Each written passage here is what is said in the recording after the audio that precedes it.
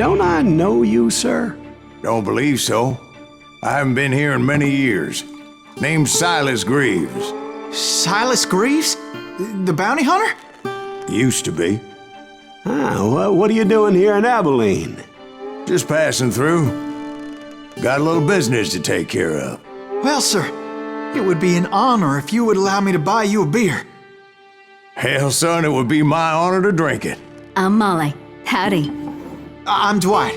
That's Jack and Steve. Ben's behind the bar. Oh, I bet you got some great stories. A couple. Any of them true? Jack, be nice. A few. What about your shootout with Henry Plummer's gang in Bannock, Montana? Is that where you started as a bounty hunter? That's what it says in this here dime novel. Don't believe everything you read in them dime novels, boy. First man I hunted was back when I was riding with Billy the Kid. You knew Billy the Kid? Damn right. That scrawny son of a bitch had no fear. Wouldn't back down for nobody. I heard he collected the 10 stars off any crooked lawman who crossed him. It was a war, boy. The Lincoln County War. And Billy promised his regulators would take the life of every bastard who helped bushwhack John Tunstall. Kid had a big chip on his shoulder and a hair-trigger temper. Made him dangerous as hell.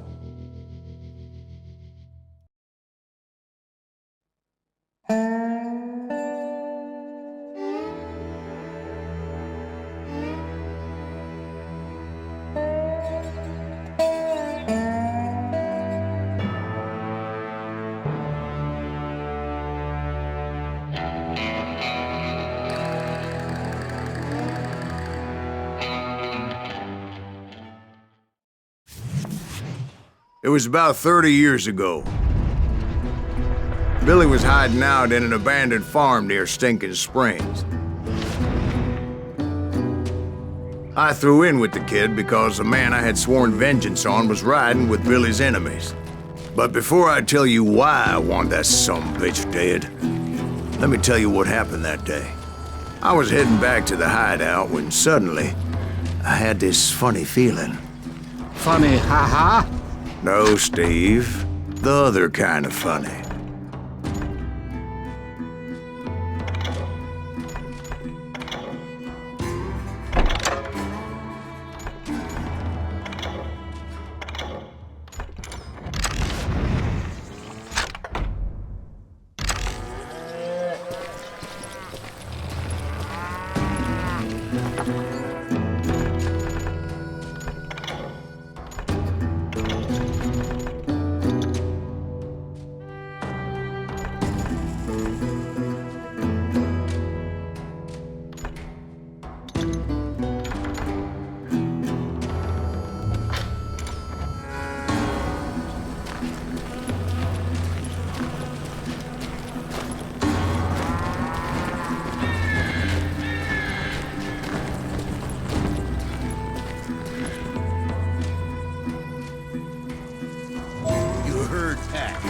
Stay here and keep an eye on the road. That's not fair. We're missing all the fun. I knew those two morons would never let me through. I had no choice. What the hell? Shoot that sumbitch!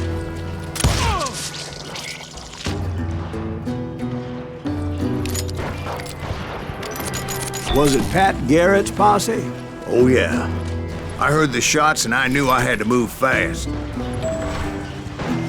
Garrett and his army of deputies had surrounded the entire homestead. Fire at will! Try it out! Hey, we have one behind us! Stay on it! Covering fire! I decided to help Billy and the boys out a bit. They're coming from the So rear! that's just what I did.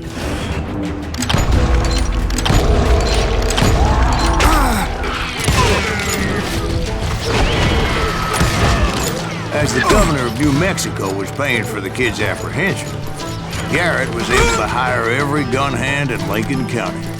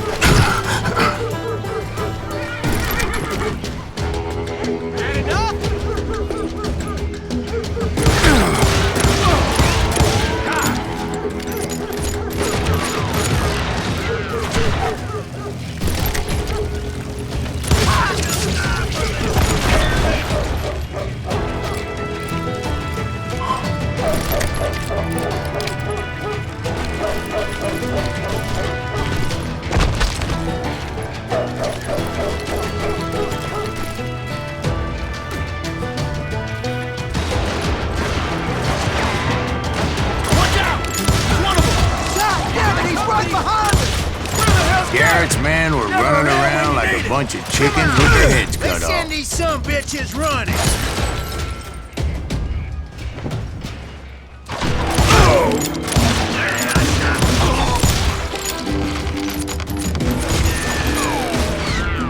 You ain't going nowhere. You can't hide forever. I'll do you myself. Leave him to me.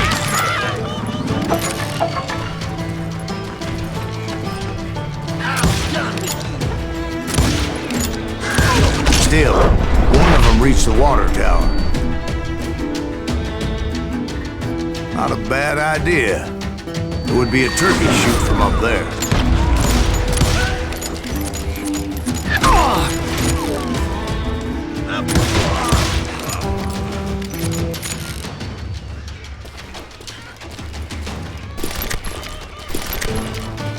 Luckily, these shooters Garrett hired weren't the sharpest tools in the shed.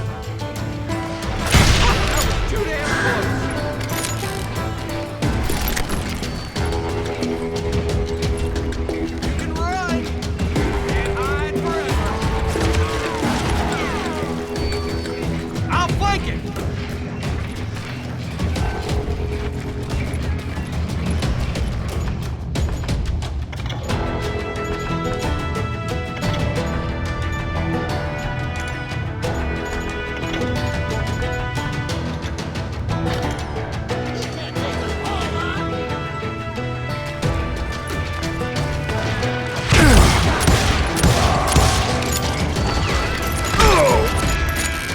Someone shoot that bastard!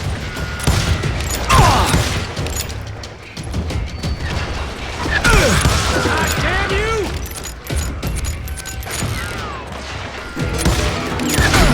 You think you can kill me too?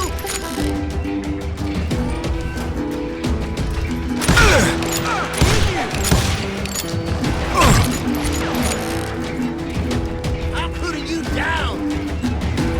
A lot of them were saddle tramps or sod busters or drunken drifters looking to make a few bucks.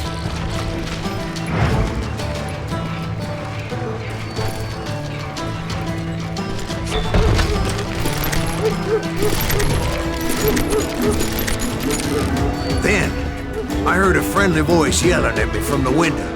Back door! We'll cover you! Try aiming, you idiots! Truth be told, things weren't much better behind the house.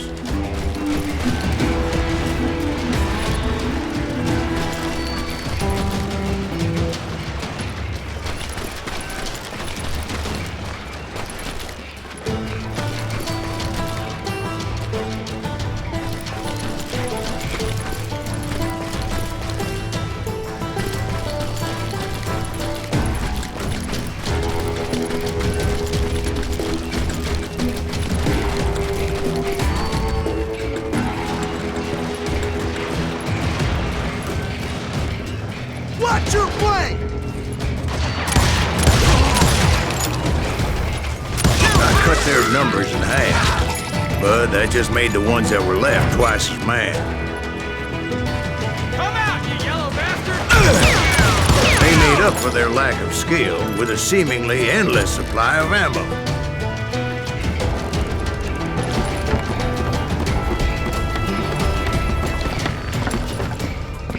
I'll do you myself!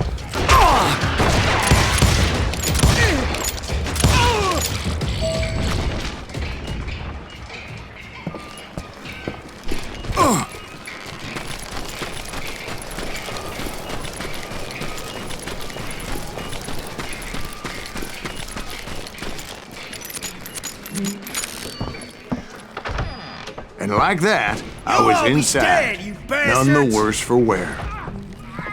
I passed Dirty Dave, Deader and than a upstairs rat I in a found trap. Billy and Charlie Beaudry. How about that? Huh?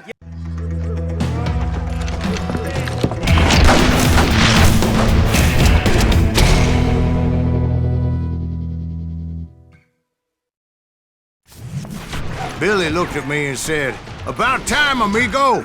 Grab a gun and get to the window. Wait, so you were friends with Billy the Kid? Yeah, sort of.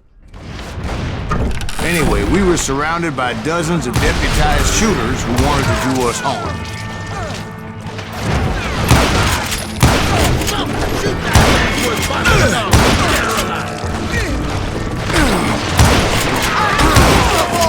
I'm telling you, Garrett's men were dropping like flies, but they just kept on coming.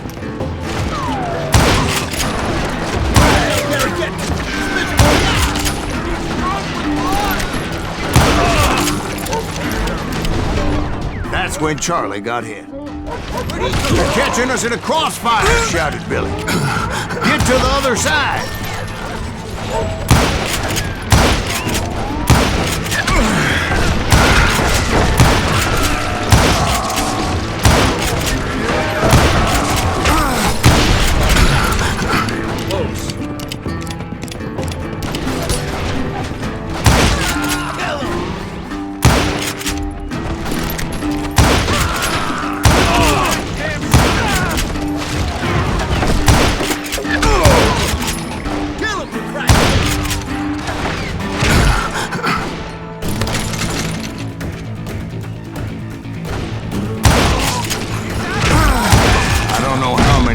Cocksuckers I personally put down, but it was pretty clear, even to Billy, that maybe discretion was the better part of valor.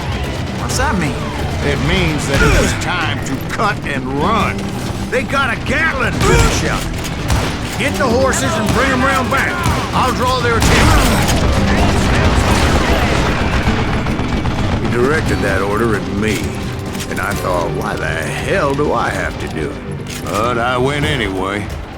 Dumbass that I was back then.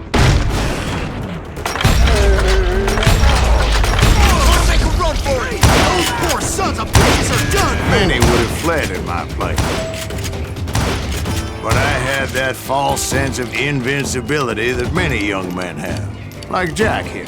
What are you saying, old man? Jack is just joshing with him. Yeah, he better be. Mr. Greaves, please continue. Please, call me Silas, man. Now, where was I? You were heading for the barn.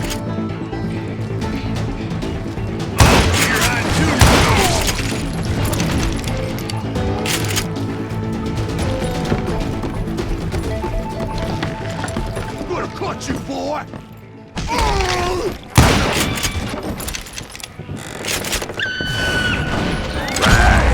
Making my way past a passel of fallen folk.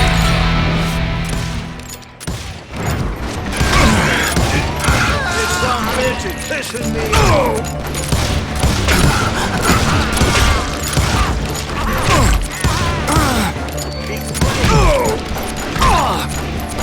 Sounds like Garrett hired a whole regiment of hired guns.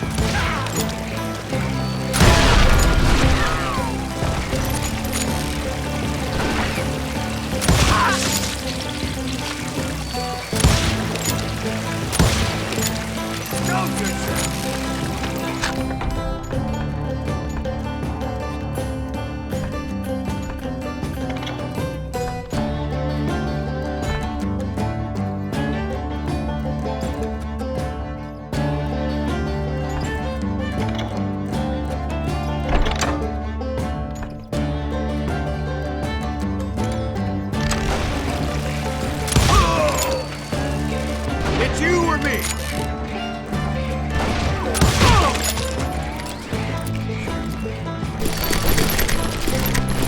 Yeah, and just when I thought I was done with them, more of these hapless bastards would pop up.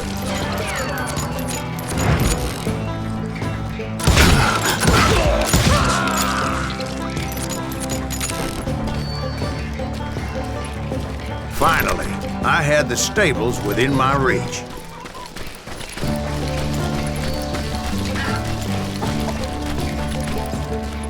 And that's when I met Sheriff Pat Garrett. I read that you went toe-to-toe with him, sir. That backstabbing bastard with that tacked-on tin star.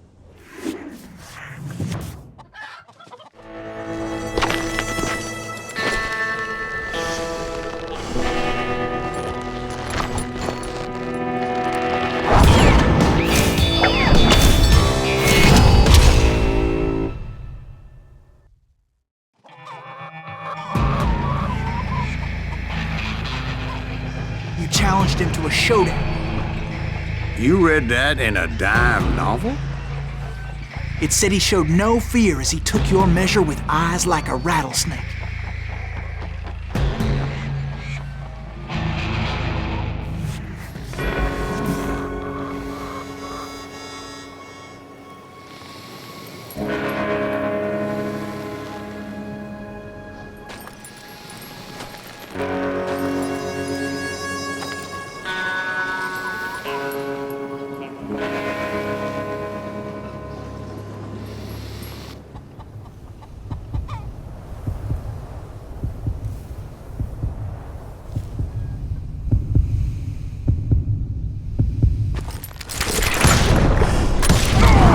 And that you killed him in a fair fight. Is that what that Penny Dreadful said? No, boy. That ain't what I meant when I said I met Pat Garrett. So let me start again. I finally reached those damn stables. And stepped inside, and... Last thing I heard was Garrett's voice. That's not Billy. And go on, how did it end? And, boy, that was just the beginning.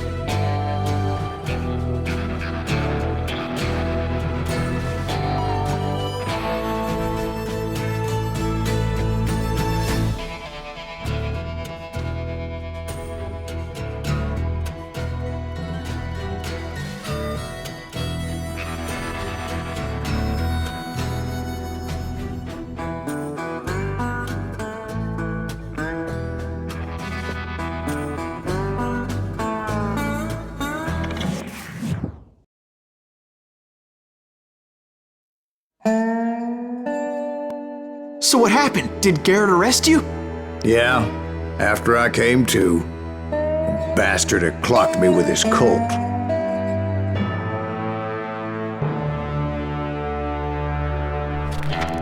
And the kid surrendered? When he realized there was no getting out of there alive. So they locked you up in Lincoln? Indeed they did. Sentenced me to hang right along with the kid.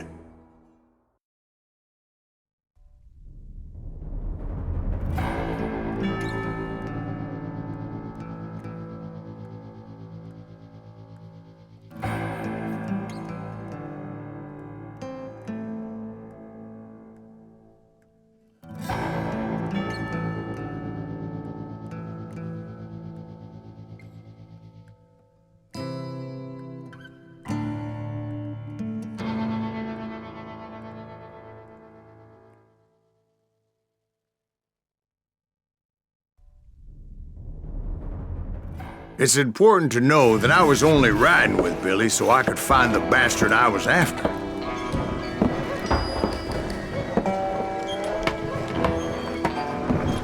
He was with John Kinney's gang, and they were sworn enemies of Billy's regulators.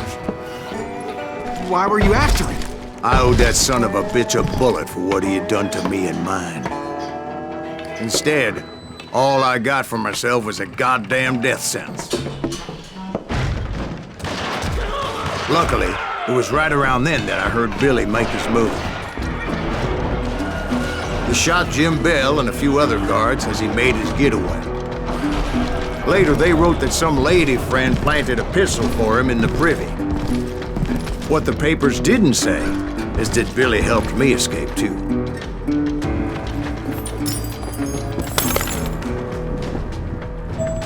My first order of business was finding a firearm.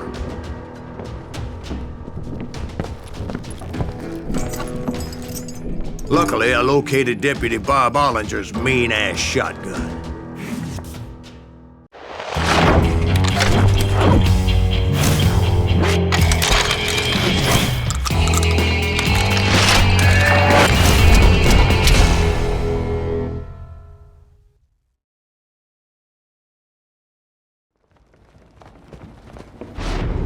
I saw Billy through the window, and he yelled that I should take to the rooftops to make my escape.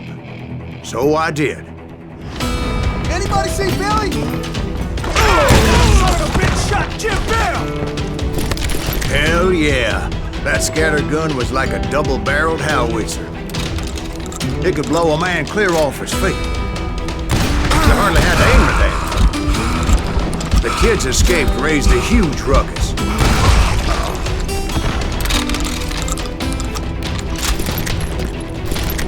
Guards were everywhere looking for it. Can't let the kid get away! Anybody see him?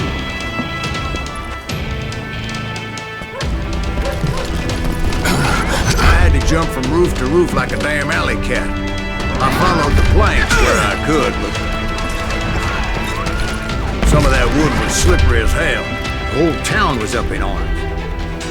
And suddenly, I was a fugitive. How the hell did the kid escape? Garrett's gonna kick our ass! Can't have gotten...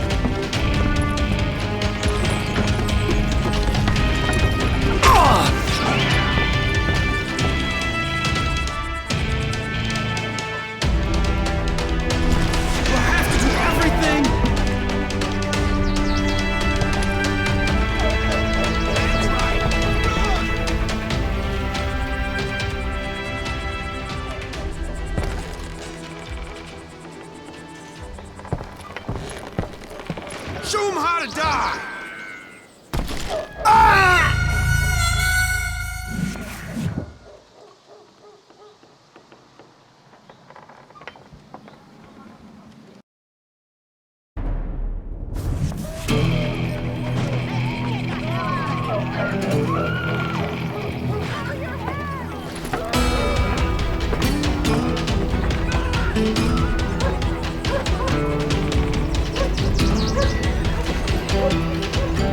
Middle-leg that sucker!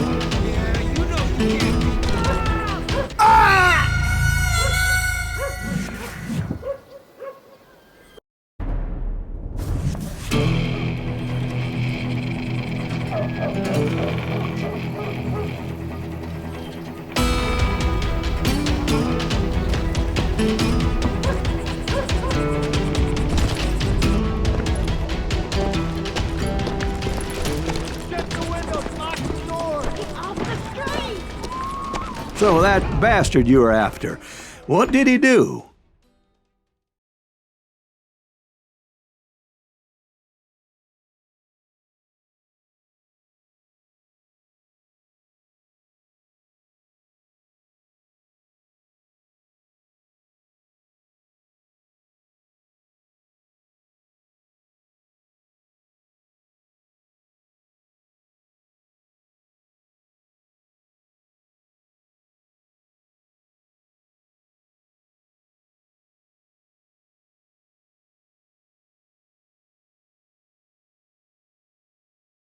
He did me and my family a grievous harm. But I knew if I was ever gonna find him, I would need to get my ever-loving ass out of there. I tried to be stealthy and sneak my way past. This town doesn't have a moment's peace.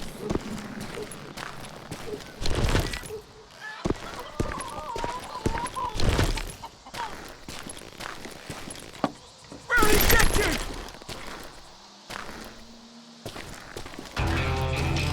You! But hell, if they weren't all waiting for me. Apparently, some of them thought I was Billy. Go to hell!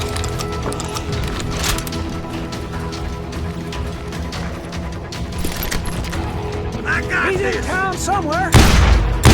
See, me and the kid shared a certain similarity in build and coloring. I was just glad I had Deputy Bob's mean-ass shotgun.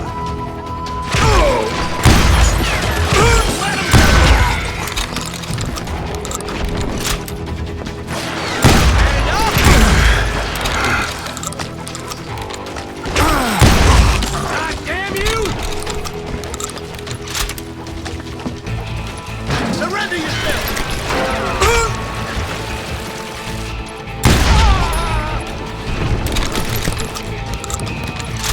They're shooting in the street! Hey! Get your hands down! There's children here.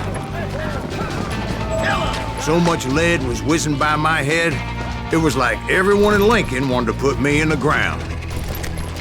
I knew I needed to find a horse. Though I never did have a great fondness for those four-legged grass eaters. Smelly, sweaty, ungrateful beasts. We prize them too high, if you ask me.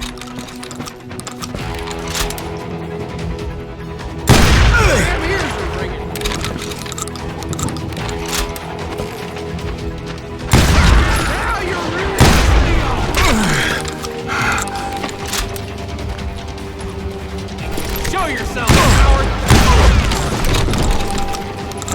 I'll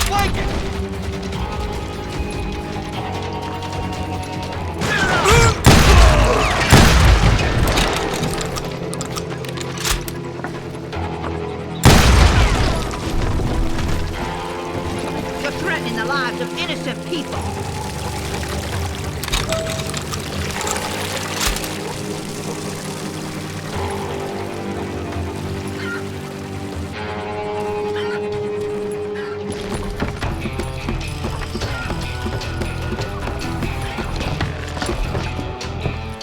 Damn town's going to hell in a handbasket.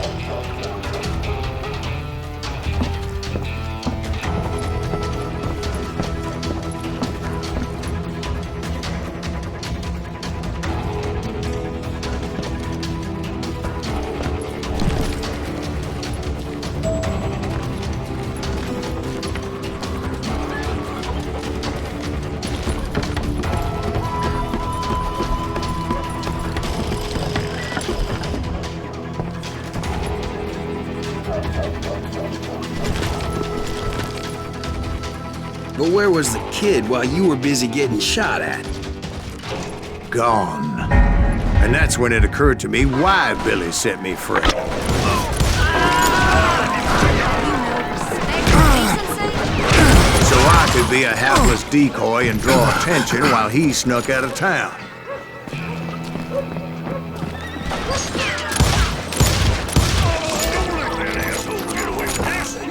I knew if I made it out of there in one piece, no one would put a price on my head. Because everybody in Lincoln would be dead?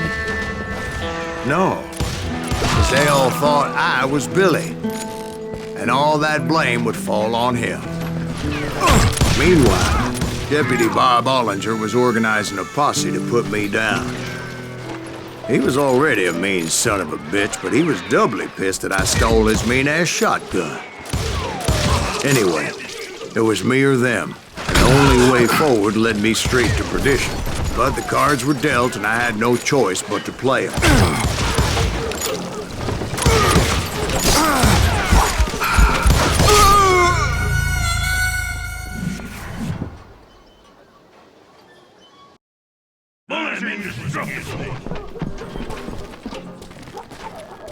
Blink him! Death is too good for him!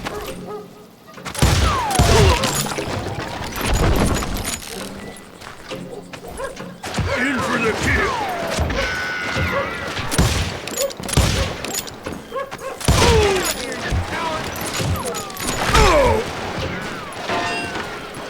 We're gonna be in deep shit when Pat gets back!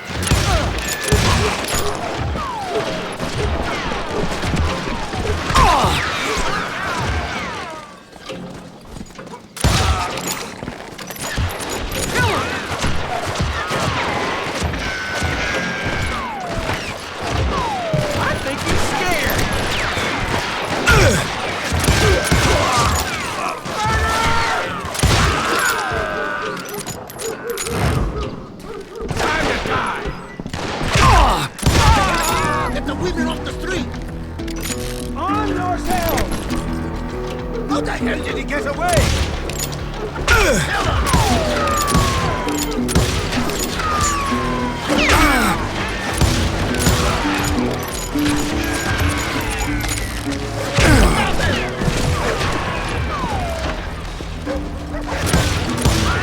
I've got this.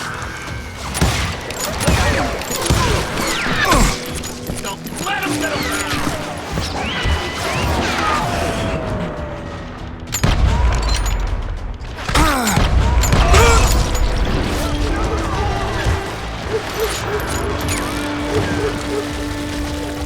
We can take it!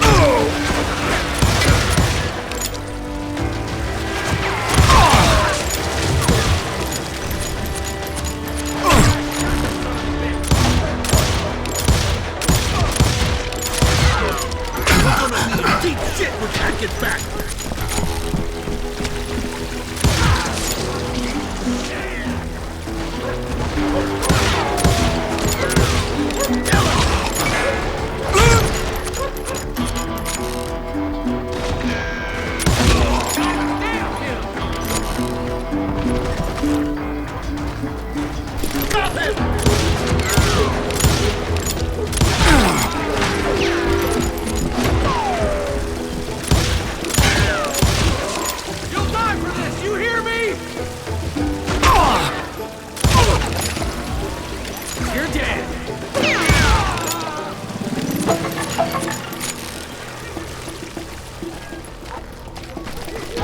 Finally, I found what I was looking for.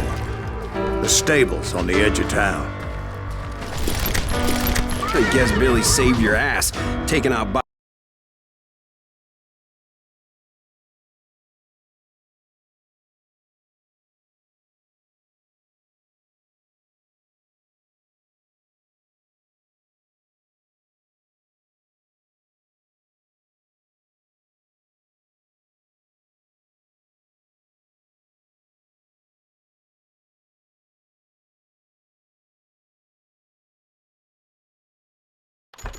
Billy didn't kill Bob. Well, sure he did. He dispatched him right after he shot Deputy Bell. No, sir. Because Bob came right up behind me, angry as hell that Billy had lit out. "Hello, Bob," I said. "I think you better let me go." And he says, "I don't think so, boy. Not with my shotgun." So we stood there in the middle of the street, eyeball to eyeball. He intended to kill me, and I knew I had no choice but to defend myself.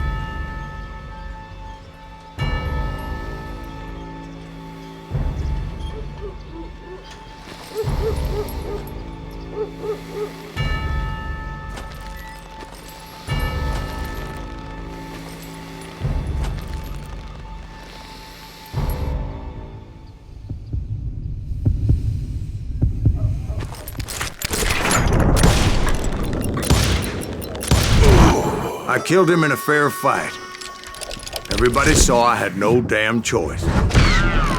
Well, Lincoln got a mite depopulated that day.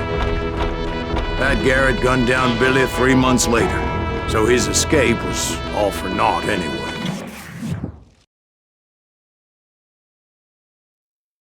So where'd you go after Lincoln? Mexico. Until I realized nobody was looking for me. I ended up taking a job at the Rurales. The Mexican Rurales?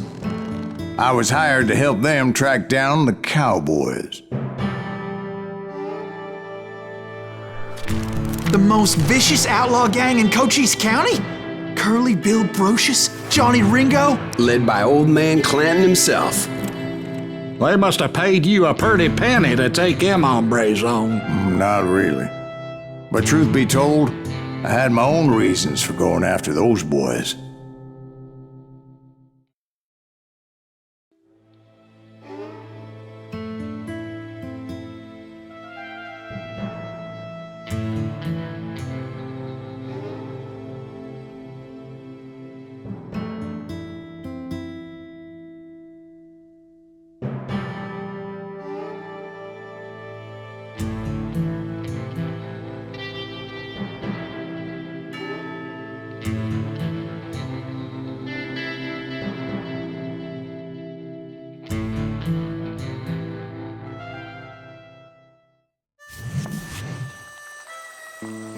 So was the bastard you were after now riding with the Cowboys? Roscoe Bob Bryant was his name. Oh. But no, this time it was a different bastard I was after. The aforementioned Mr. Ringo. I came upon them robbing a stagecoach, which wasn't surprising, being they were such murderous thieves and bastards. The bandits wore red scarves, so I knew they worked for the old man. Over there! There! I did my best to help those poor bastards.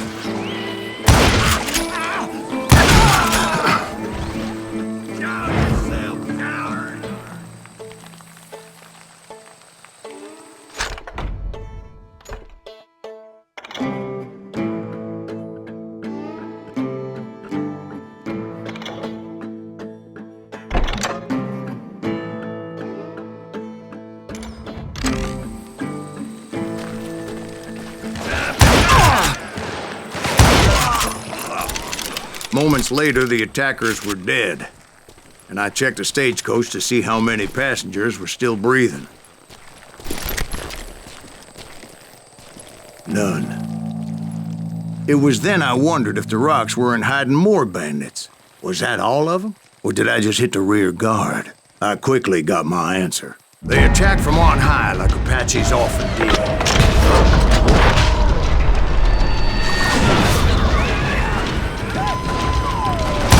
appear in great numbers from above and rain down lead on their hapless enemies' heads, making use of the high ground and whatever else they had. Yep, the Apaches always appeared out of nowhere, and there never seemed to be an end to them. Hold on. Were you attacked by Apaches? What happened to the Cowboys? Did I say they were Apaches? I said Clanton's Cowboys attacked me Apache style. I was in a pitched battle, but I was holding my own against an overwhelming enemy force. Shoot that running son of a bitch! See, at the time, I was still pretty green and would often blunder into regrettable situations. But I just kept shooting at anything I could see up in those damn rocks. I didn't see Ringo, but I knew he was with the Cowboys. He and Roscoe Bob had done me a dreadful wrong, and I was determined to have my revenge. But to get to Ringo, I knew I'd have to fight my way past these other assholes first. Unfortunately, I was running out of ammo. Another perfect example of my relative inexperience as a hunter of men. I immediately knew that a tactical retreat was called for, as my vengeful fury was much less impressive without the bullets to back it up.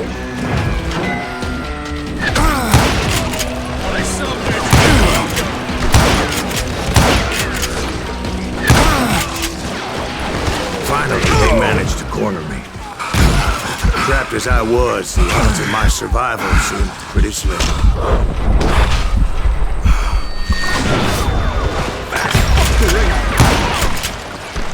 Luckily, serendipity was on my side as I suddenly spotted a way out of my predicament.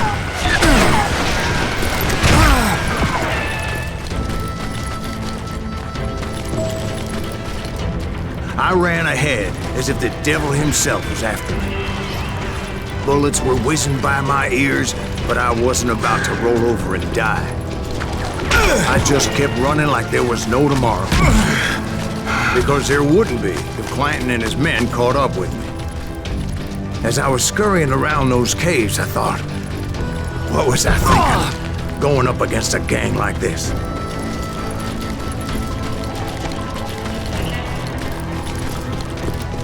You're mine!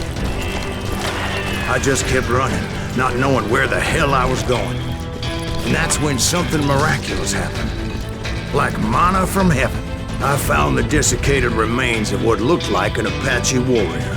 The old weapon next to him supplied me with some much-needed ammunition.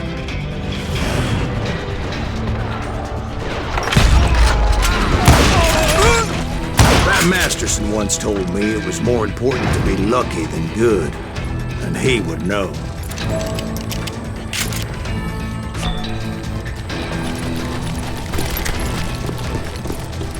And imagine my surprise when I found a fistful of dynamite to go along with that ammo. That stroke of good fortune evened the odds and bolstered my confidence. It was time to turn the tables. Time for the prey to become the predator. Time for the hunted to become the hunter. Time. All right, Jesus, we get it. They were right where you wanted them. That's right, Jack. I was done running. And the old man's boys were not expecting that. No, sir. I came at them like a wild man. My fury knew no bounds.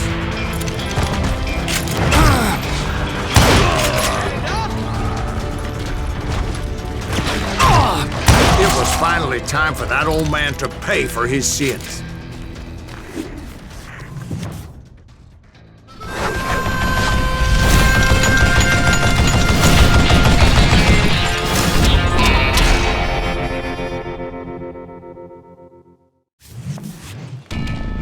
I yelled out at the top of my lungs, "Clanton, I'm coming for you!" A little stealth might have made more sense, to be perfectly honest. Because that old fool had a Gatling gun and enough bullets to last him till kingdom come. But I knew I could not let that deter me. Not if I was to find and kill Ringo. I needed to get that old man off that gun.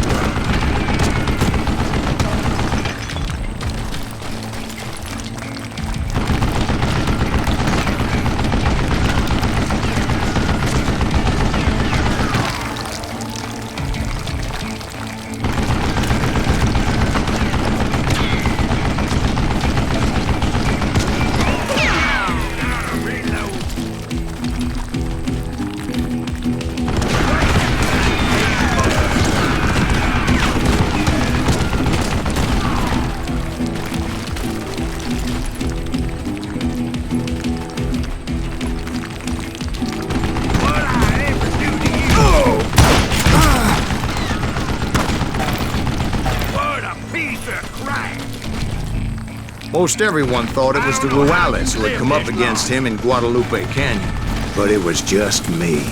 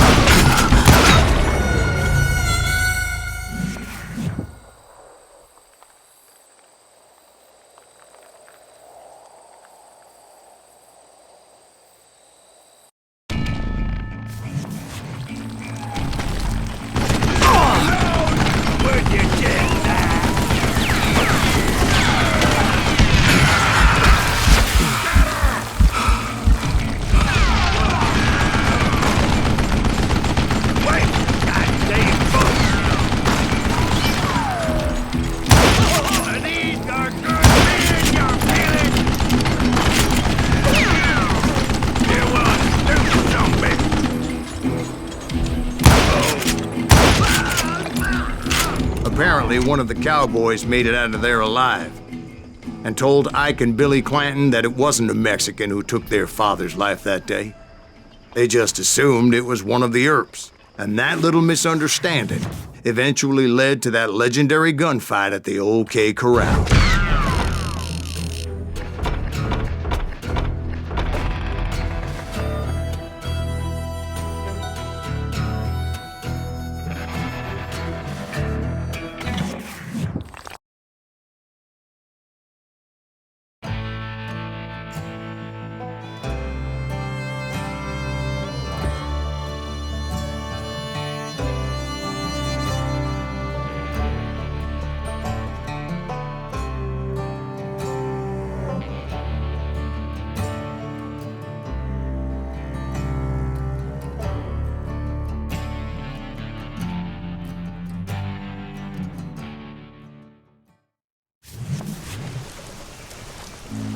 A few weeks after that dust-up at the OK Corral, I was still after Johnny Ringo. I had tracked him and the cowboys to their hideout at a sawmill, and they were loaded for bear.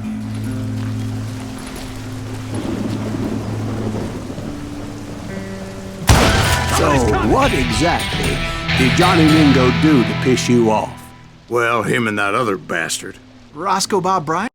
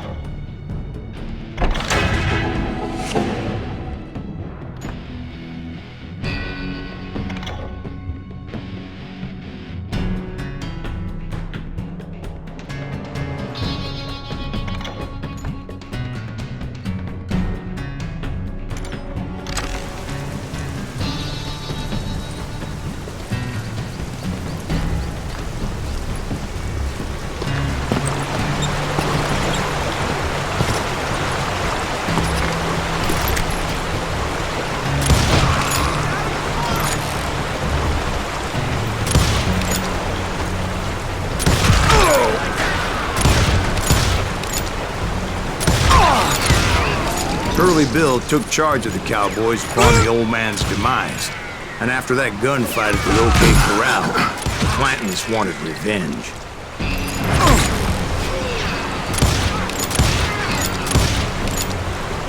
Somebody kill him! So they murdered Morgan Earp and grievously wounded his older brother, Virgil. I've had about it now.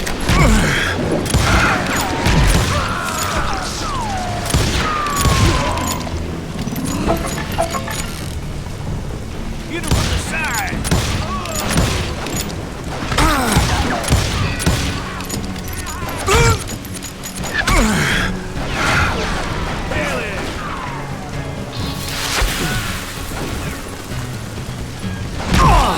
Wyatt and Doc went on what became known as the Vendetta Ride, hunting those outlaws down. So when I showed up, that's who they thought I was. I ain't Herb, is it?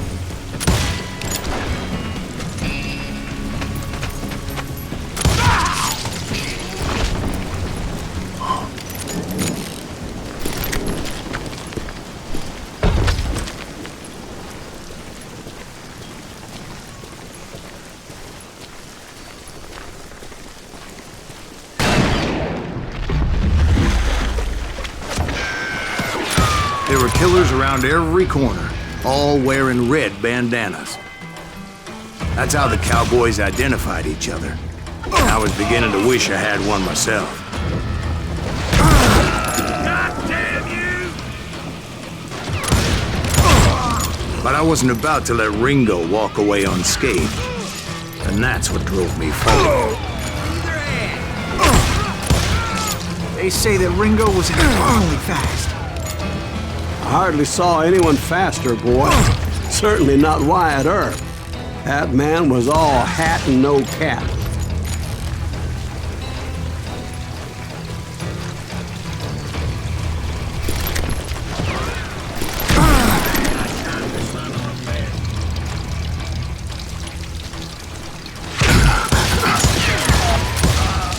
Earp wasn't much of a match for him. Doc Holliday might have taken him. That lunger should have kept his nose out of it. They never charged anyone for the murder of Morgan Earp.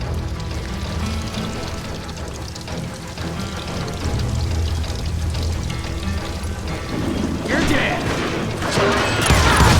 But everybody knew that Curly shot him in the back. That was common knowledge. Yeah, maybe so. But Ringo had nothing to do with it. He was just being loyal to a friend.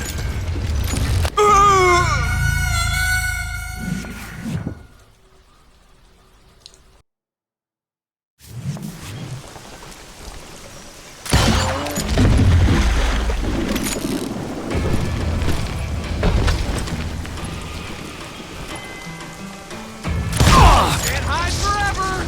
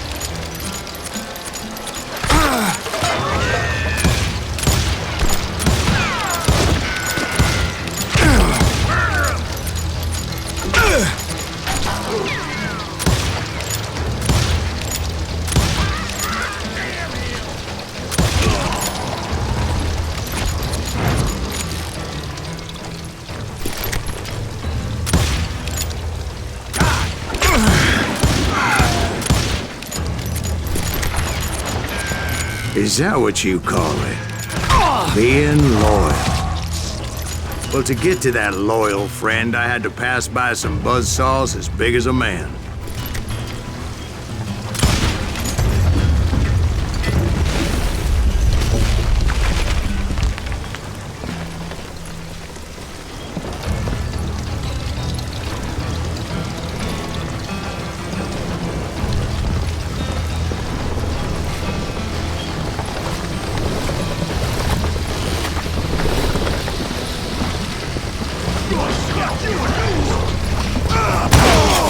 Excuse me, sir. I have a question.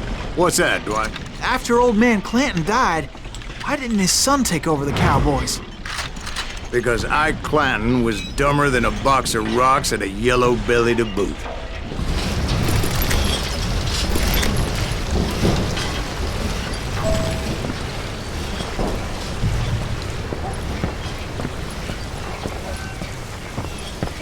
Now, where was I?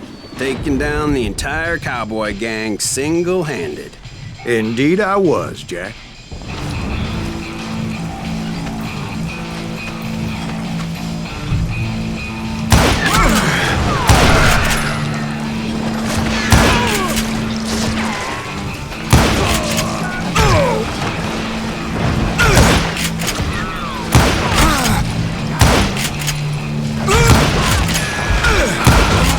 Though it wasn't easy, as those boys had good cover.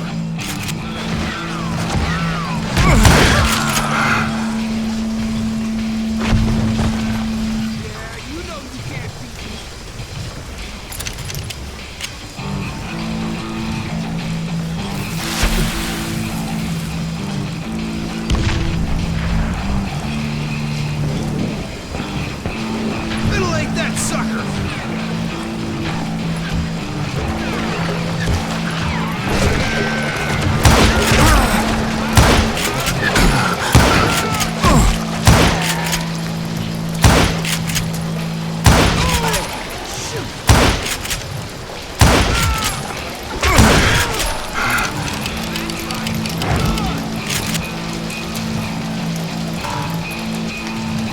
Dead man!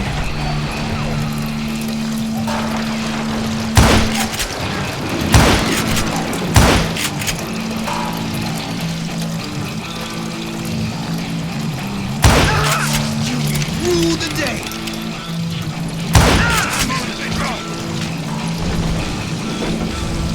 Face me, you coward! Blake! Don't let that asshole get away with this!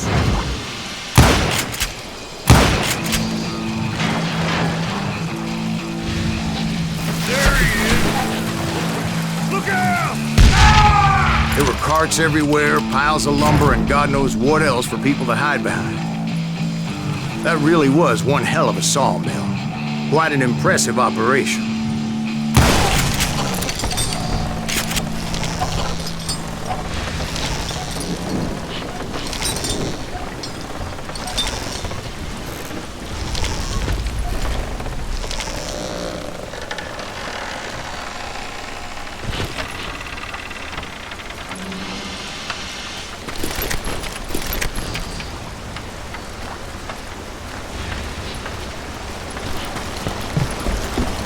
And where was Curly Bill? Did you see him? I'm about to get to that, Ben. Patience. I'm painting a picture here. There was this beautiful waterfall and a crystal clear stream that led to a verdant valley that was truly... Consider your picture painted. What happened next? Well, finally the bastards that were still alive made a last stand.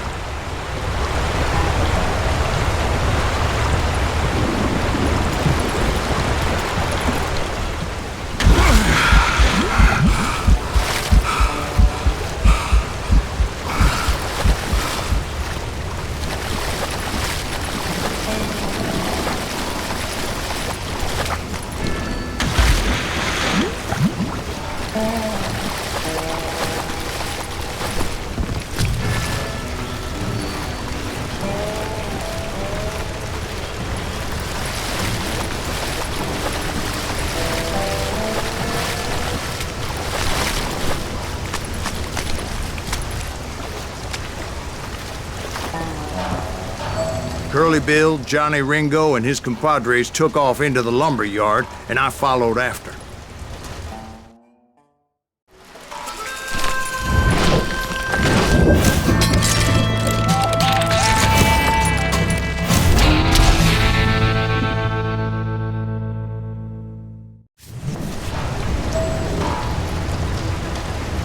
Are you saying they ran? Cowardice was not in Ringo nor Curly Bill's nature. No, sir. I never said they were running scared. They just wanted me out in the open. Time to dance with the devil! Quiet, Herb. Did that sumbitch Herb send you to kill me? You made your peace, brother.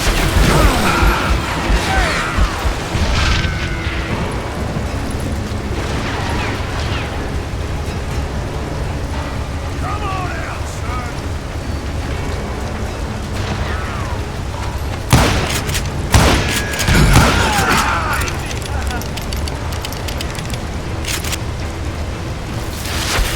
Shit!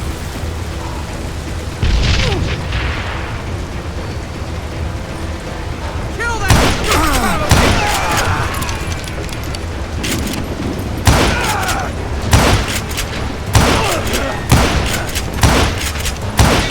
Take him down! Brocious gave me no choice but to take his life. But Ringo was nowhere to be found.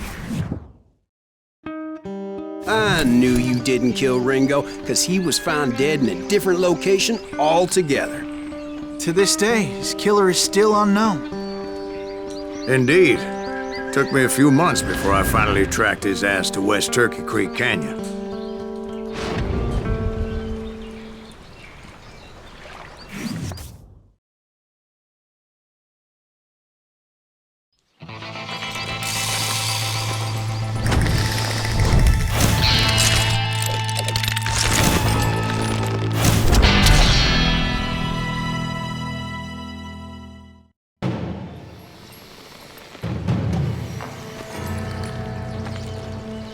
That's incredible, sir. I always thought that Doc Holliday was the one that killed him.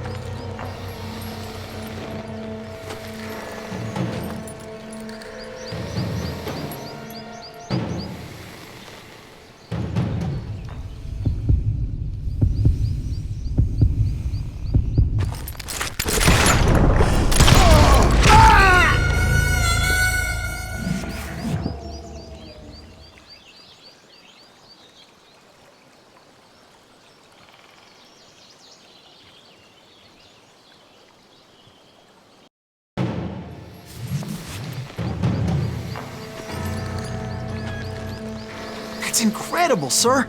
I always thought that Doc Holliday was the one that killed him.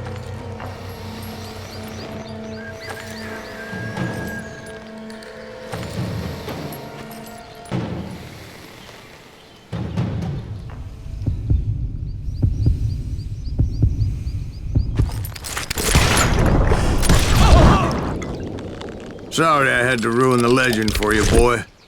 But the legend ain't always true. Doc Holliday had nothing to do with the death of Johnny Ringo.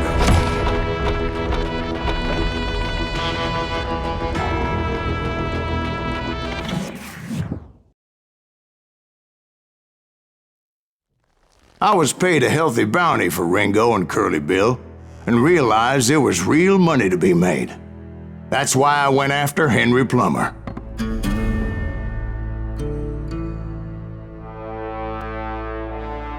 Now, wasn't he the sheriff who augmented his income by shaking down miners and robbing gold shipments? That's the one. Oh, yeah, I remember him. He ran that gang of thieving outlaws called the Innocents. So it's true that you went toe-to-toe with him? Indeed I did, son. Indeed I did.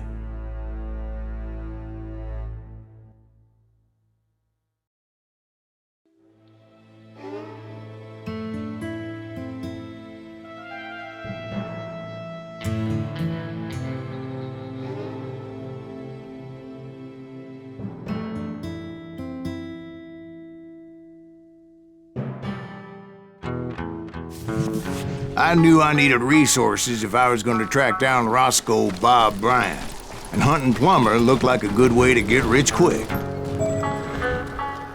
As the local vigilantes exposed him as the leader of the bandits and put a generous price on his head.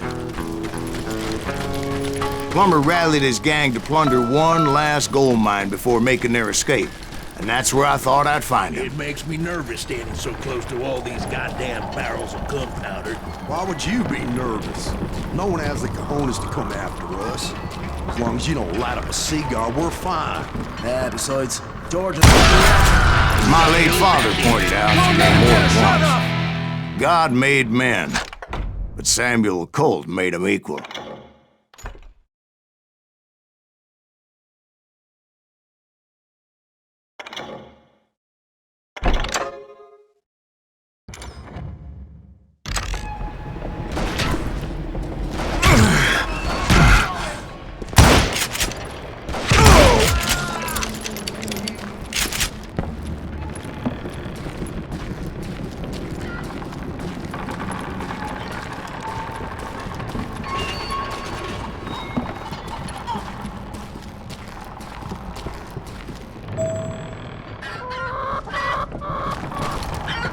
I knew that dynamite wasn't mine, so I decided the polite thing would be to return it.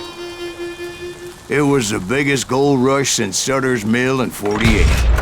Unfortunately, prospectors weren't the only ones drawn to those riches.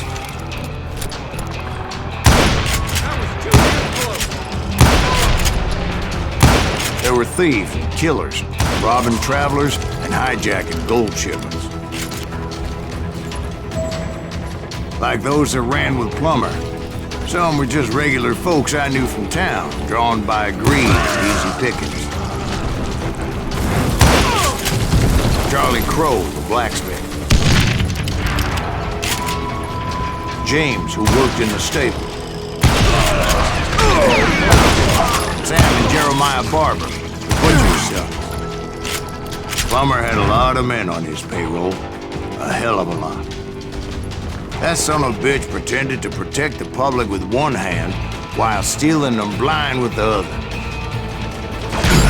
Of course, the rest were veterans of the Civil War. Stone-cold killers trained on the bloody fields of Shiloh and Antietam.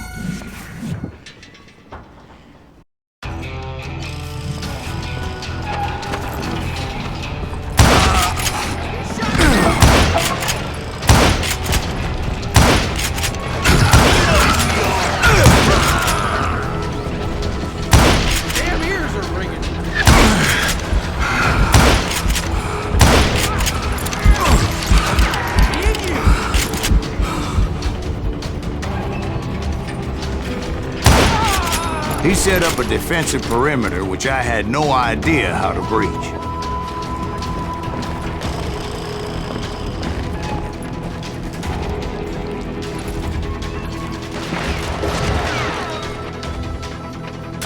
Oh, my damn ears are ringing. Plummer wants that asshole dead. What? I can't hear you.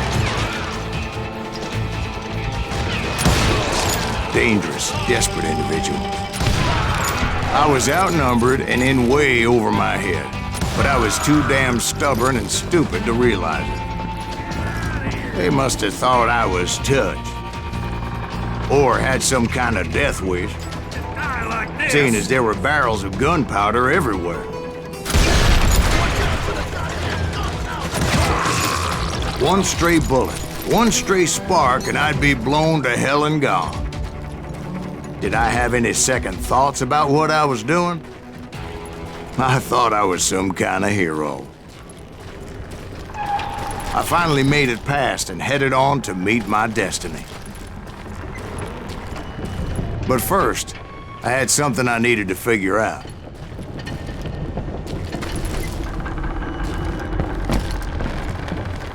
I had a few ideas on how to get into that mine. But once I made my decision, I knew there was no turning back. So my first thought was to enter the nearest mine portal. I saw an entrance.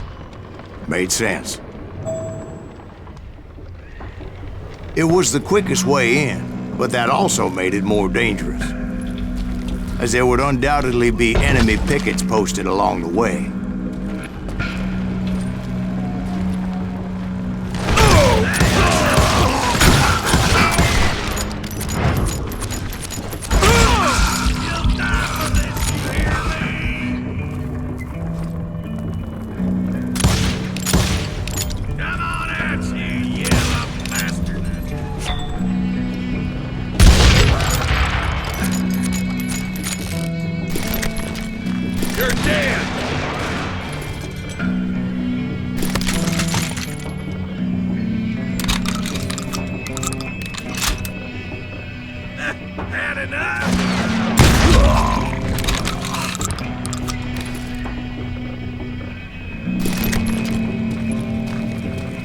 Besides, once you enter a mine like that, it's easy to get all turned around. And that confusing maze of corridors wouldn't even be the worst of it. Some of those shafts could be as deep as hell.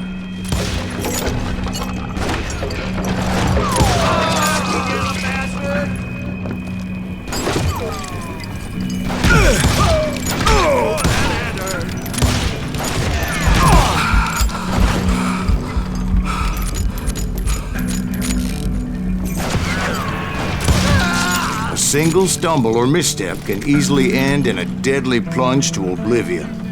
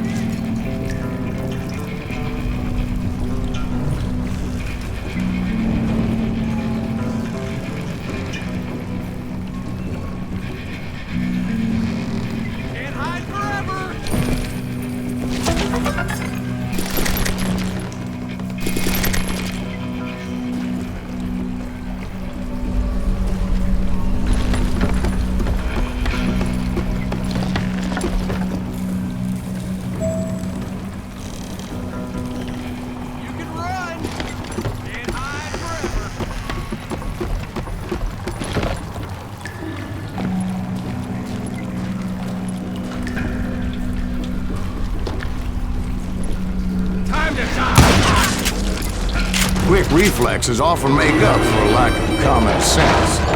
Luckily, I was never one to be easily bushwhacked.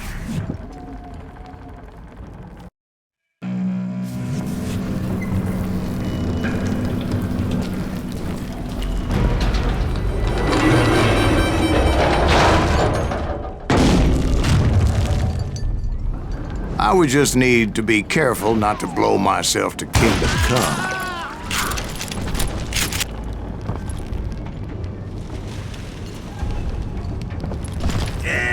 With all that gunpowder and dynamite everywhere, a body has to know what he's shooting at.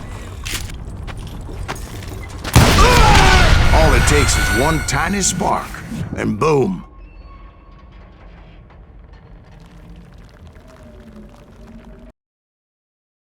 Take that asshole out! You ain't beefing me. As a boy, I always loved the 4th of July.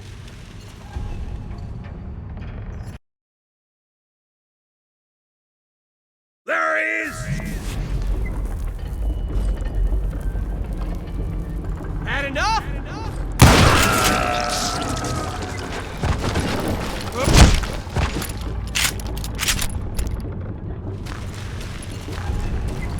One wrong bullet could have turned that mine into a dad-blasted tube.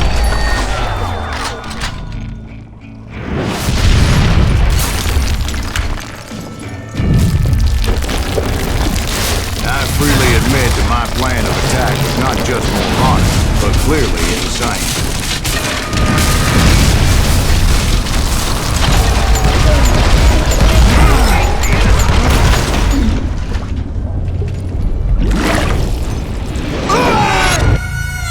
It's a good thing that I abandoned that ridiculous plan before I even tried it.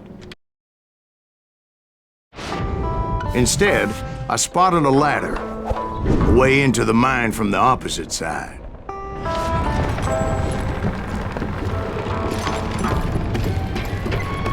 was a long way around, but that approach seemed more sensible at the time. Of course, being I had a problem with heights, that scaffolding scared the bejesus out of me. Climbing down that ladder required some caution, because even though I had a younger man's reflexes, no man can dodge a damn bullet while climbing down a rickety ladder. I needed to make a leap of faith, which ain't easy when you're suspended between heaven and hell. I was determined not to give up, however. As Sheriff Plummer seemed quite the despicable character. When the vigilantes discovered what the sheriff was up to, people were outraged. That 10,000 they put on his head would go a long way to helping me find old Bob.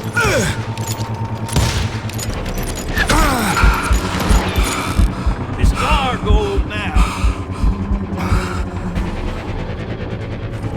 God damn you! And I had made it my mission to settle that score come hell or high water.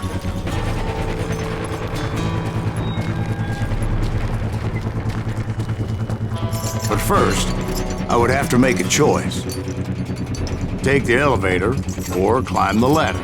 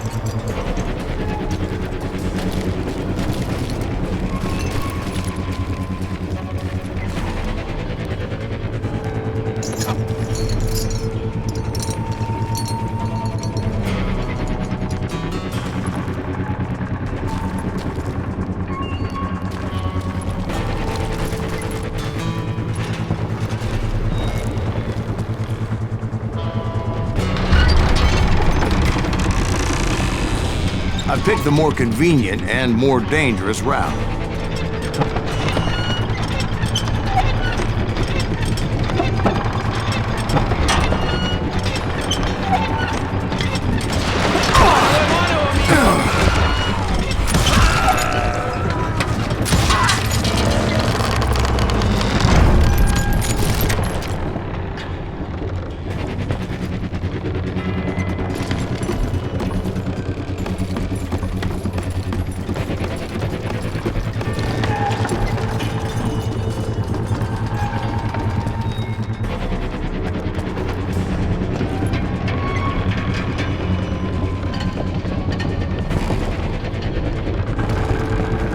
Plummer was a mad dog killer, and the people of Nevada City deserved better.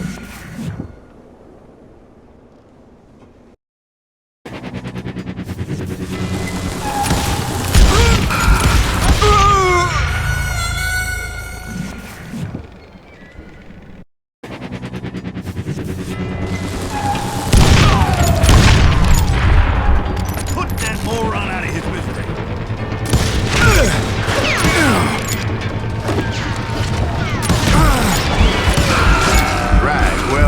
He was the sheriff of both places at one time or another, but that's neither here nor there.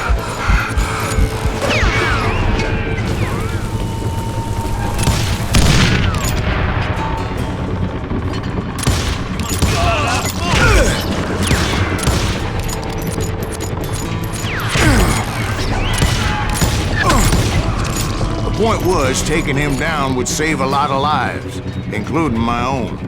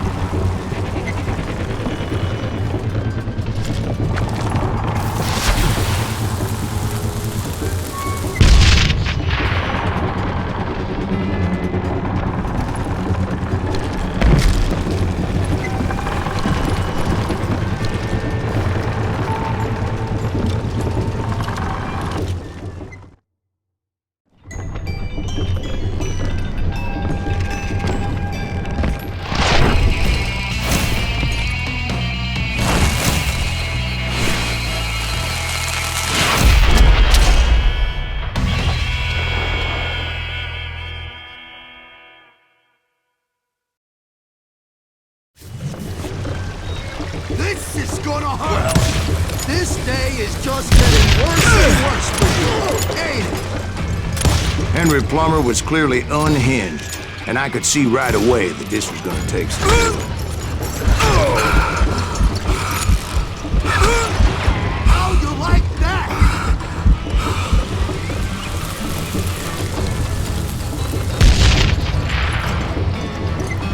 I'm going all medieval on your ass.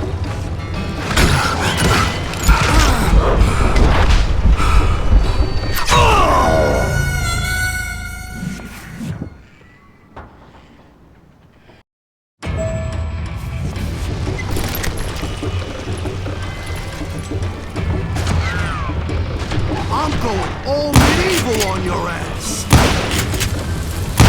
You are really chapping my ass. You can shoot, but can you aim?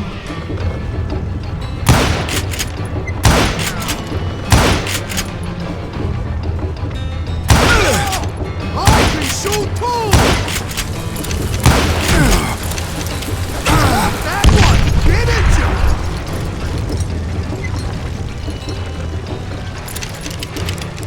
You ain't taking me! Gonna blow you into next week, boy!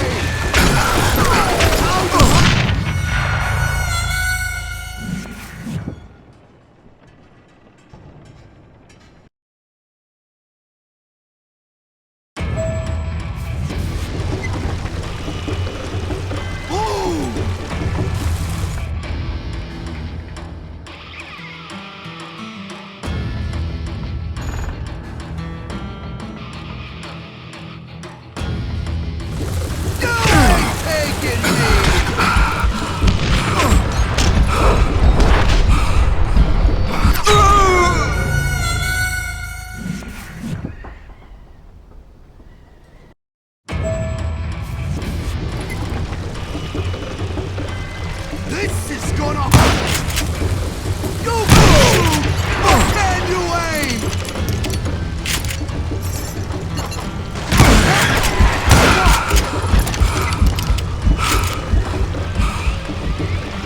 Get out here!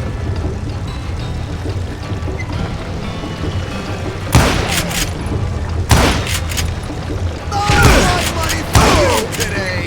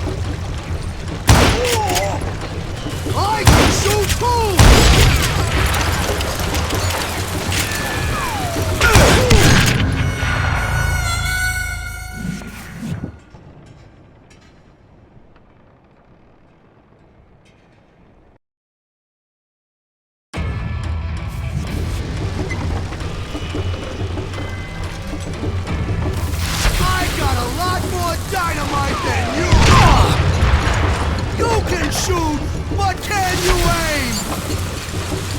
What do you think you're doing? Why don't you just give up and die? You ain't taking me!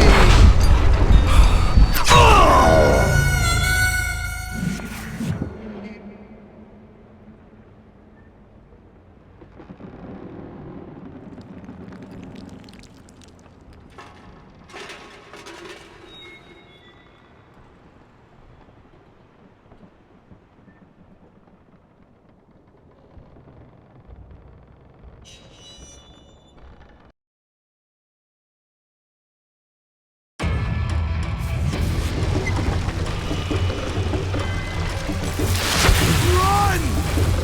They're gonna bury you in a million pieces!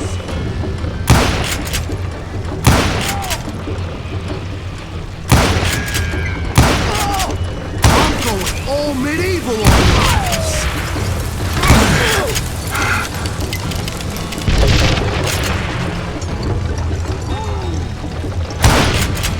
I can shoot too!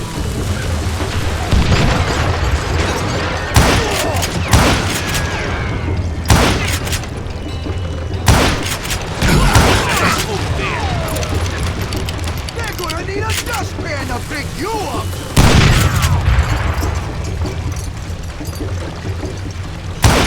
You know who we are!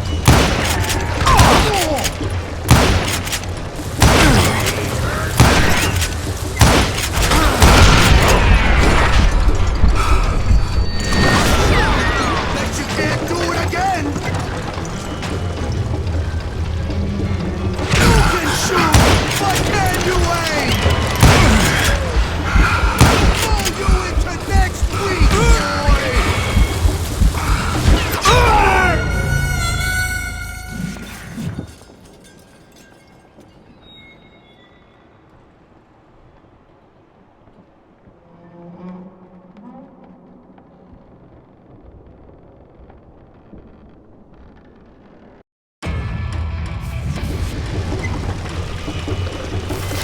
Who said you could throw dynamite? Lucky shot!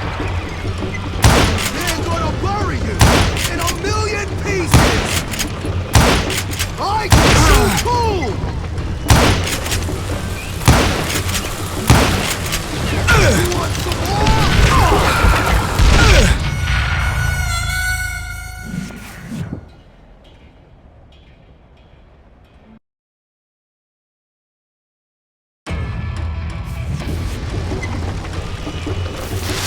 This cocksucker is smarter than he looks! This is gonna hurt! You can shoot, but can you aim?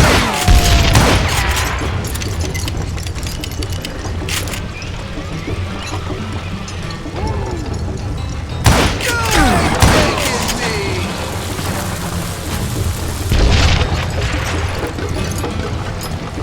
What on?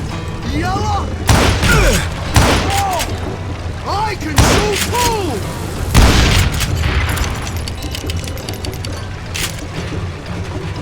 Catch this, you son of a bitch!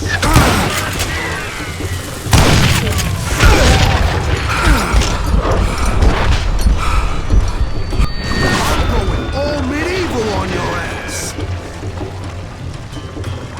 They're gonna need a dustpan to pick you up!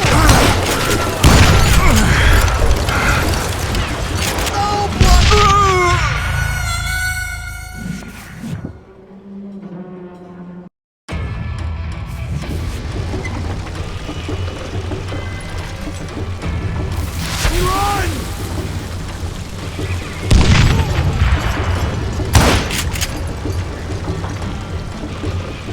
I can shoot too!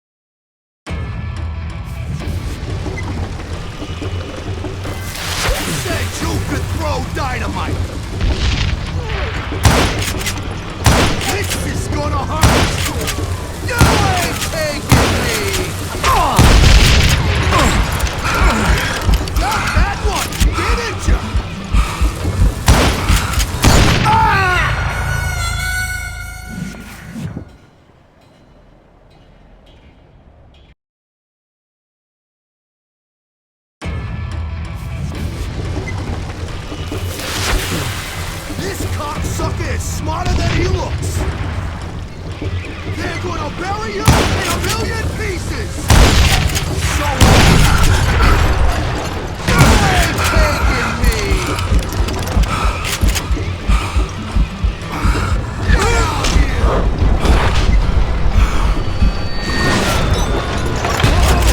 I'll blow you into next week, boy. I shot that you can't do it again.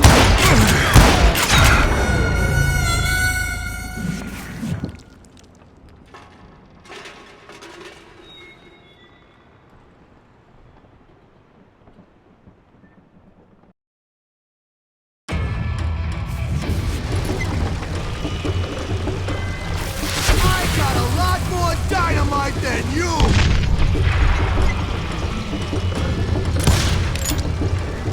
You can shoot, but can you aim? You are really chapping my ass! I can shoot too! He's pissing me off! See what he gets! I will drop you down a mine shaft. I'm gonna bury you in a million pieces!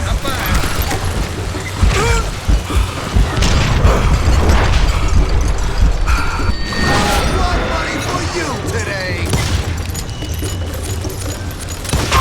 I shot you! Bet you can't do it again! Do you know who we are? Innocent man! This is gonna hurt!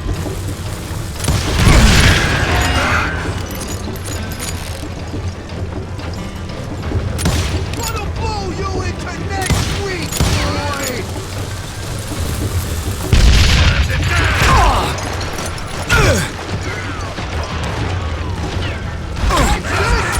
Son of a bitch!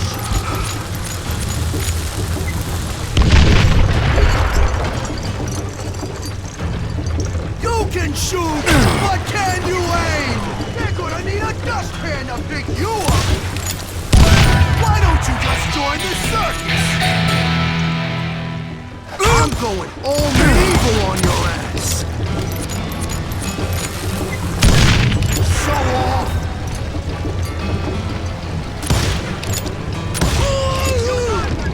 So that's how Henry Plummer died. Him and his crew were worth their weight in gold. And now, I was officially a bounty hunter.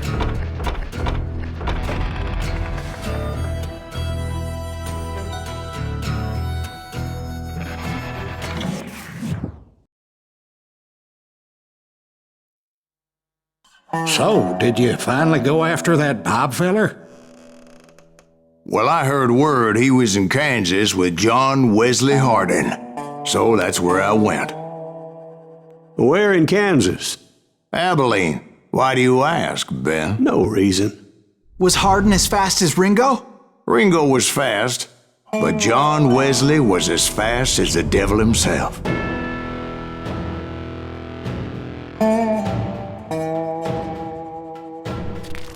Hell, he killed his first man at 15.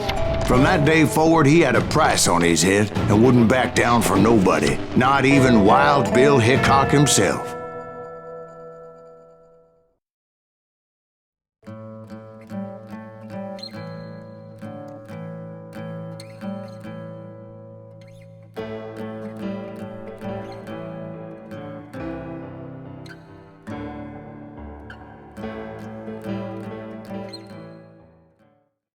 I dodged death many a time, and that night in Abilene was no different.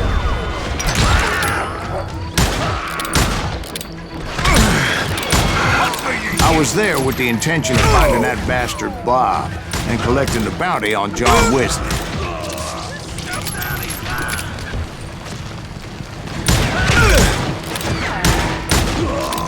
Kill that stupid son of a bitch!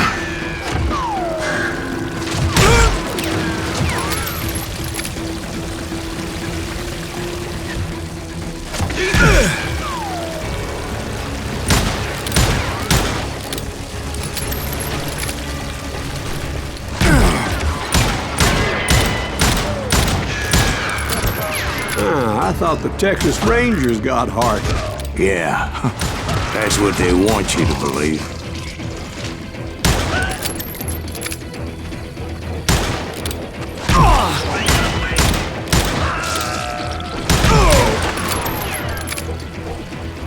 Time to stop!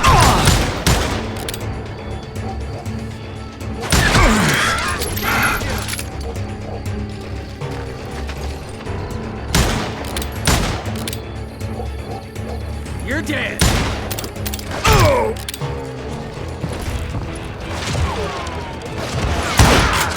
It was cold in a witch's tit and a brass bra that night as I fought my way past his loyal compadres.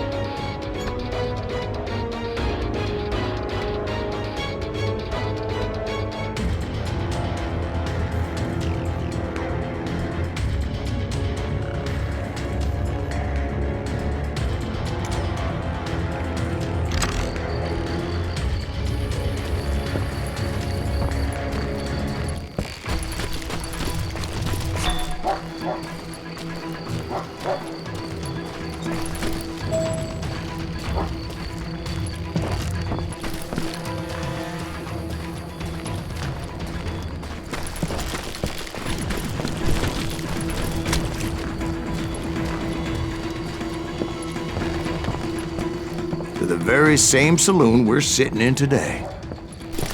Look around and imagine this place painted in blood. Hardin was waiting for me, and...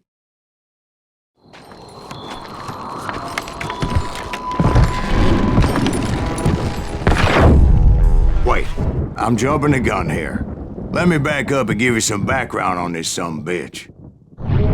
He deserves that much. Don't you think so, Ben?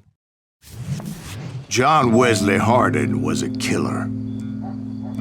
By the end, he confessed to taking the lives of 42 men. Fathers and husbands, brothers and sons, men with families who cared about them. He was a bona fide folk hero by then, and had amassed a gang of armed miscreants and other assorted thugs. He and his men set up camp outside of town, and I was hoping Bob was among them. God damn it! Shoot that son of a bitch! They didn't ask why I was there. They knew. Most of them were wanted as well. I figured Hardin was here somewhere, but to get to him, I'd have to get past his gun hands. And that was easier said than done, as most of them were as foolish and full of bravado as I was. Shoot him! Shoot him!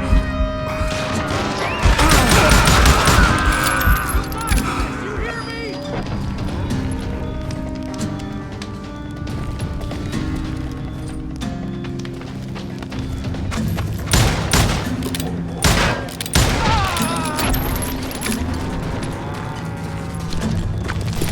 Die already!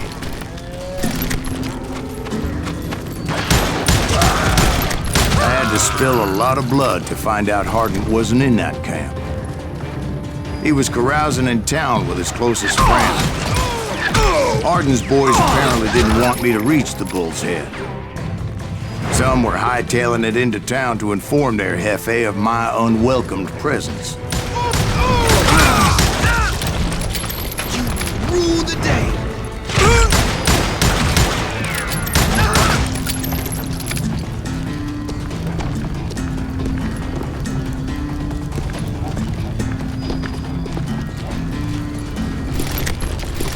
Tell Hardin someone's coming for him! Stop that sumbitch! Let the boys know we got another law dog.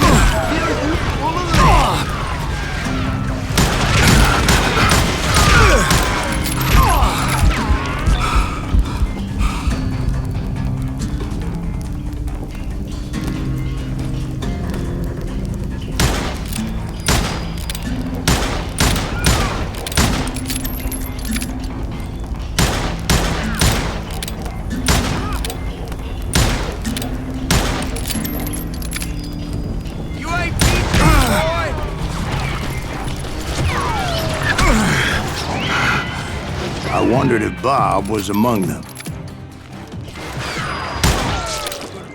One sorry son of a bitch! Hide, you little...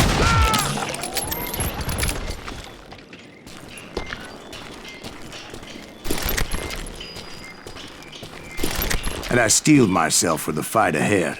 For as good as I was, deep down I wondered if John Wesley wasn't just a little bit better.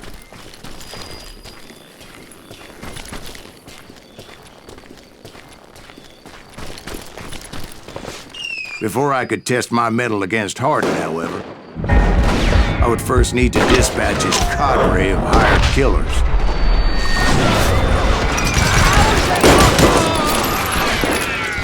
Most of these degenerates were beyond redemption, but John Wesley might have been a different story.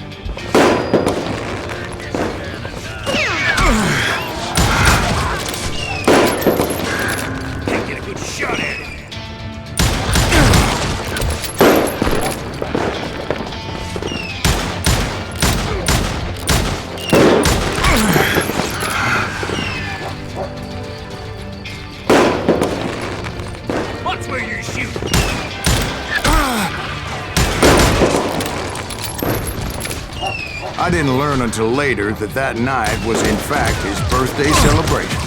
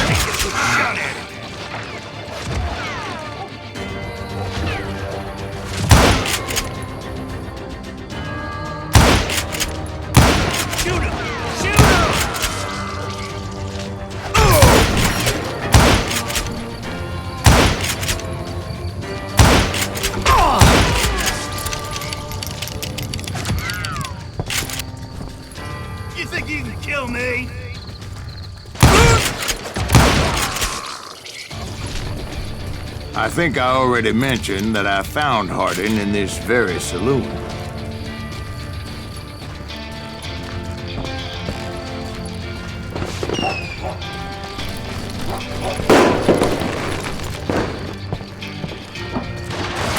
Suffice it to say, no one there was happy to see me.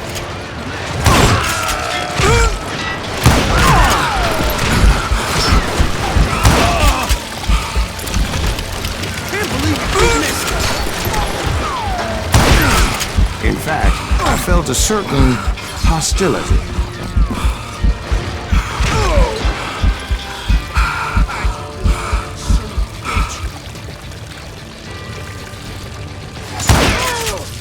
It's crazier than a shithouse rat.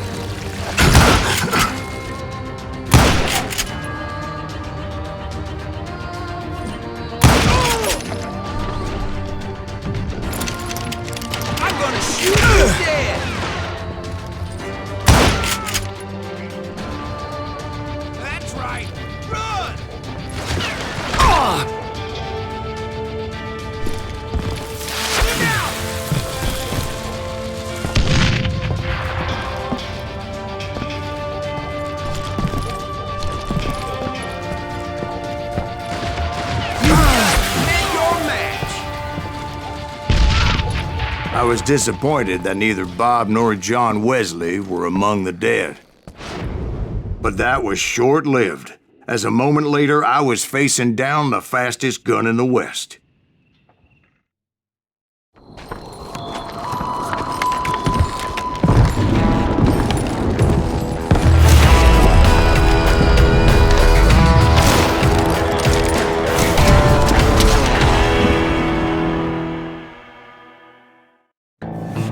I felt a bolt of adrenaline, or maybe that was fear. He was well known for his tricks, and I knew I'd need my own if I was ever to defeat him.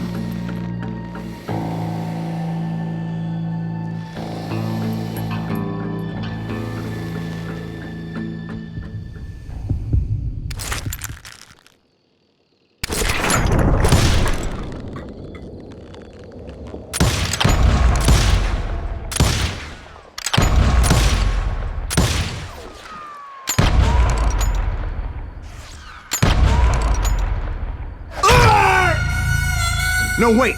You didn't hit me then. I'm sure of it.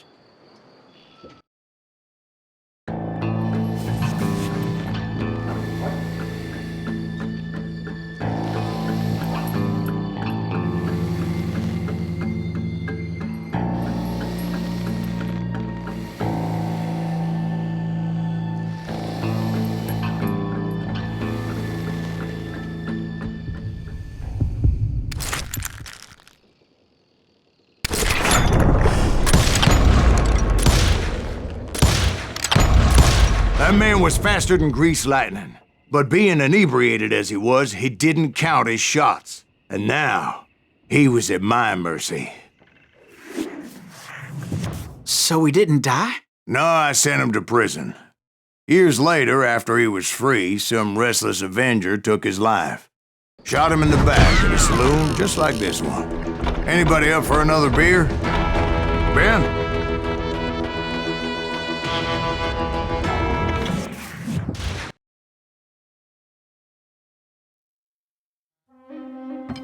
Thank you, darling. Yeah, some say revenge is a dish best served cold. So whatever happened to that Bob guy you were after? Personally, I'd like to hear some of your other adventures. Like, I don't know, did you ever go toe-to-toe with a red man?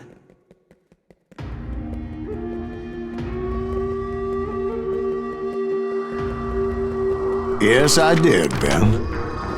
I remember once I was after this renegade Apache, Grey Wolf. Strangely enough, revenge was also his primary motivation.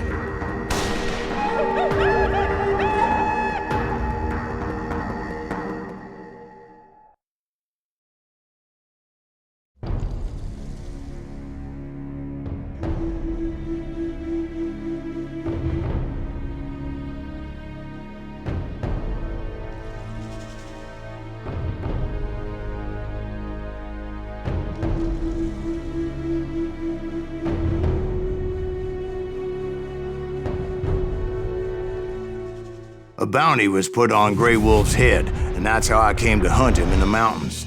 Mountains so high they tickled the nether regions of heaven.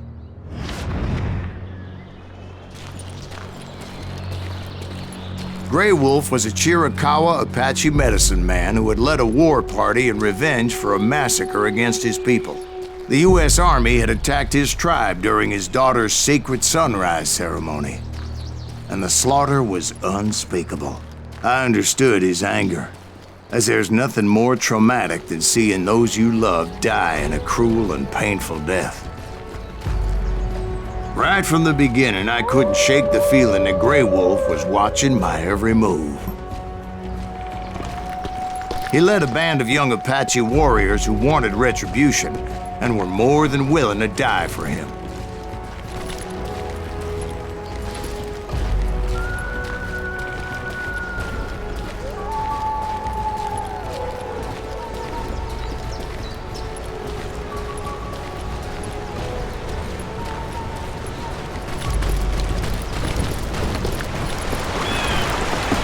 They saw me before I saw them.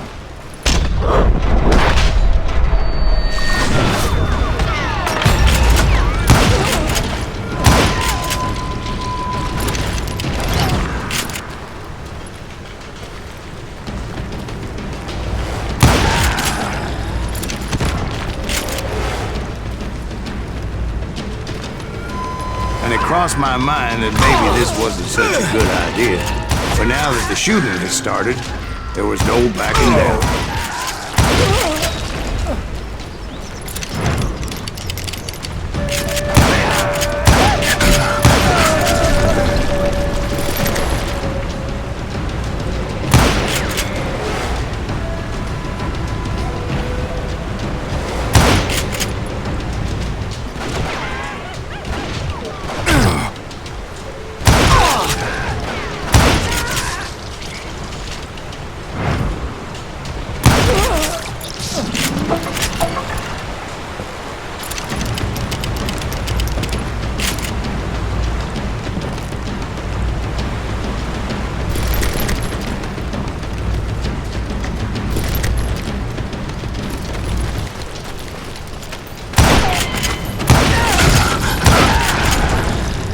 It was rugged country, the winter home of the Chiricahuas, and that's why they had retreated there.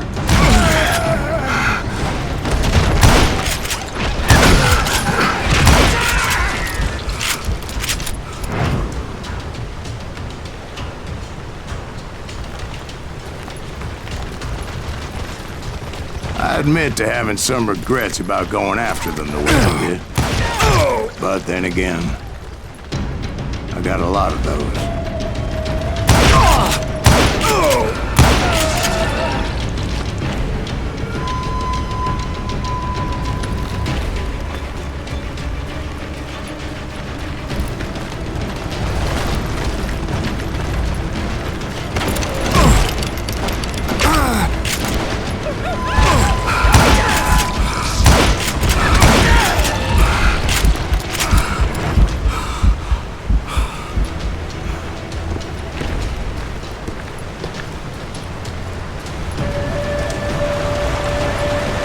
Did you find Grey Wolf? Not at that moment, but I did find the entrance to their hideout.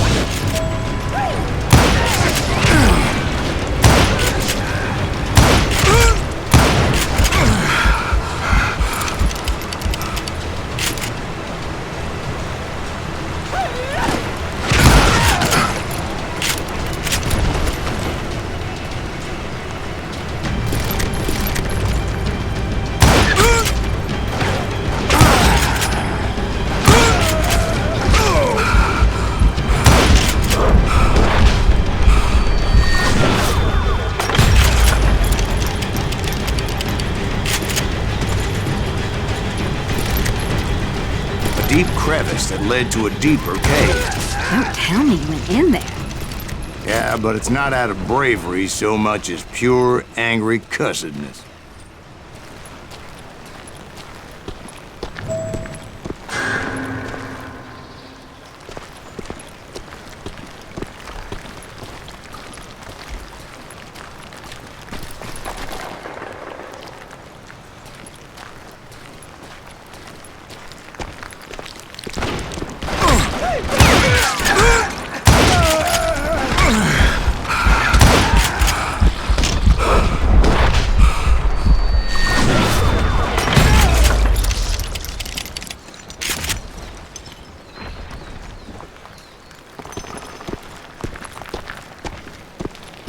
See, back then, I had a stubborn streak a mile wide, and I wasn't about to back down.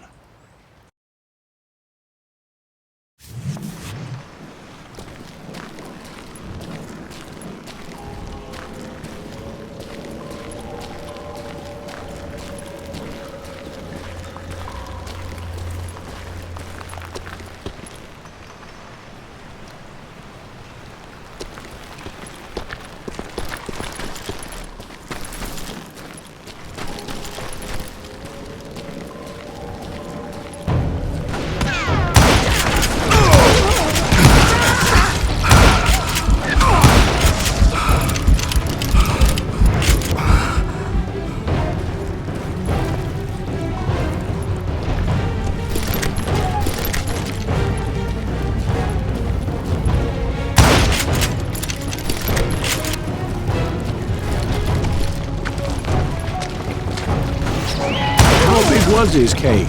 Big as hell, Ben. Chiricahua had hid out there during the Indian Wars.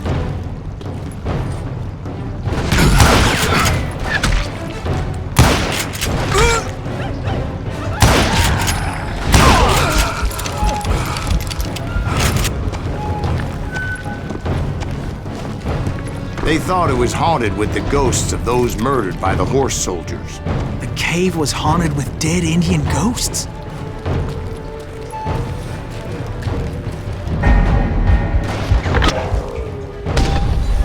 To be honest, I was more concerned with the live ones than the dead ones.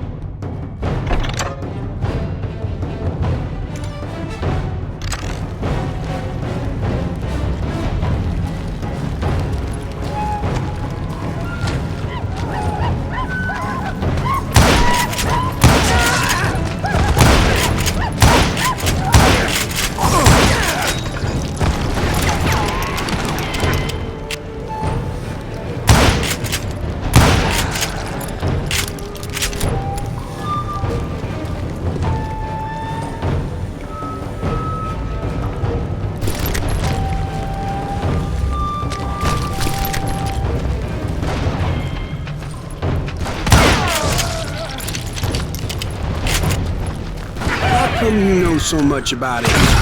A few years back, I was married to 2 Mescalero women. At the same time? Yeah, they were sisters. Polygyny is traditional among the Mescalero. So what happened? Oh, I had to get out of there. Those girls never shut up. Both of them nagging at me all the time. Drove me half crazy. Haven't seen them since. No, I mean, what happened with Grey Wolf? Oh, well, I pursued him into the Cave of Death. I came upon this flooded grotto, and that's when I saw him. He came to me unarmed and unafraid. His voice echoed in the shadows, and I sensed he meant me no harm. You carry great darkness in your heart, and if you do not release it, it will claim your soul. The sound of his voice put some kind of ancient Indian spell on me.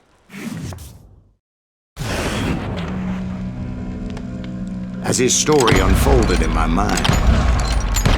You will come to this place again and kill many more men, and the darkness will grow until it consumes everything that you are. The soul would have no rainbow if I had no tears.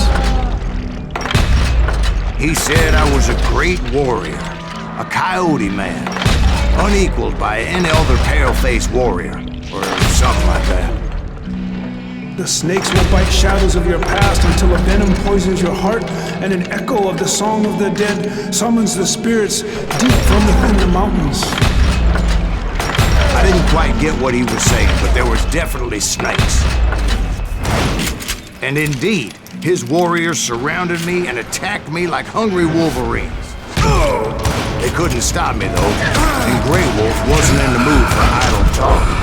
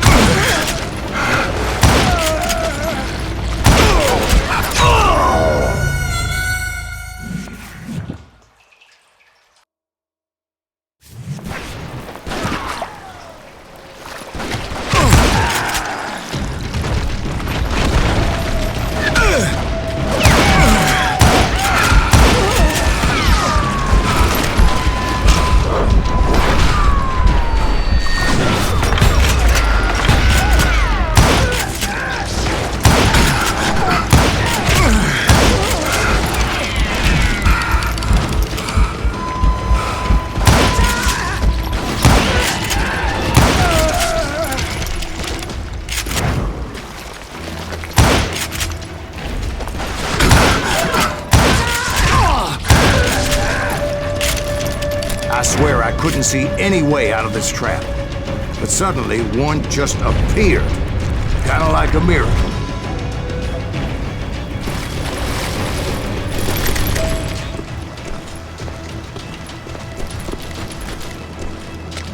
I felt like I would be lost in that damn cave forever.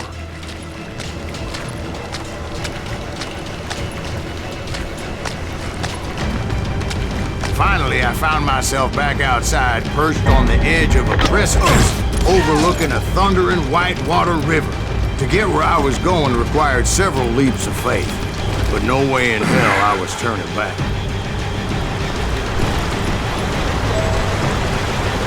I chased after him, determined to make him explain the meaning of all that mumbo-jumbo. Mumbo-jumbo is right. Are you making this all up as you go? A few details may be fuzzy, brother, but I am relating exactly what happened to me.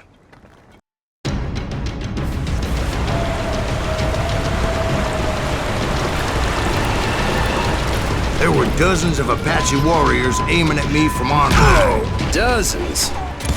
Well, maybe not dozens, but there was a lot of them.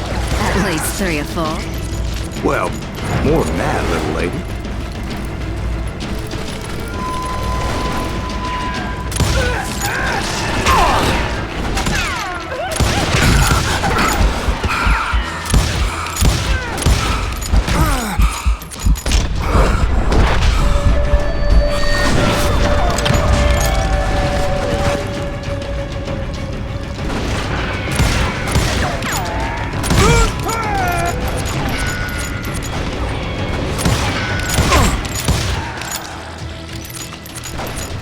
I had a steep climb up creek ahead of me and scrambled up those rocks like a mountain goat. I was determined to locate Grey Wolf and find out exactly what the hell he was trying to tell me.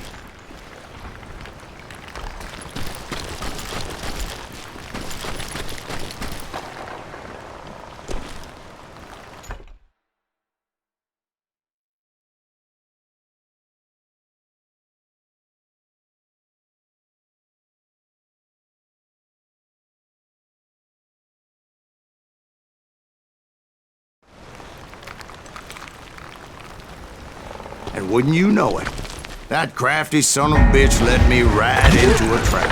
What kind of trap? Well, son, there had to be at least 100 Apaches surrounding me. 100? God be my witness. Oh, come on. Who are you kidding?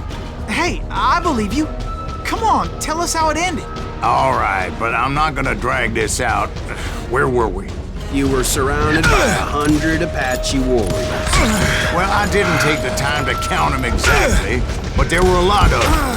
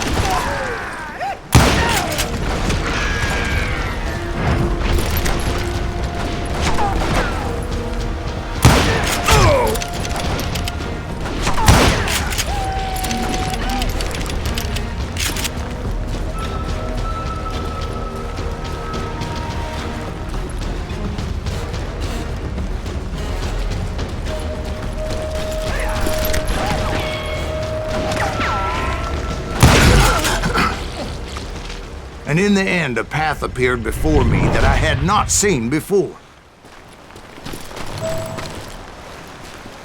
I followed it as I desperately needed to find out what Grey Wolf was trying to tell me. But it was like that son of a bitch disappeared into thin air.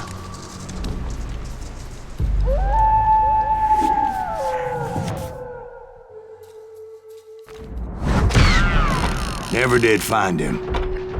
And never did collect my goddamn bounty.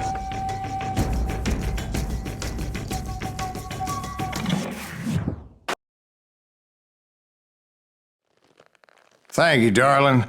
It's interesting how the truth can sometimes seem might malleable, depending upon your point of view.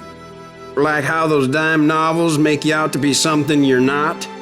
Jack, don't be starting trouble. No, he's right. They do tend to exaggerate. Did they exaggerate your part in taking down the Daltons? Well, I was there in the flesh, boy, so I saw what happened firsthand.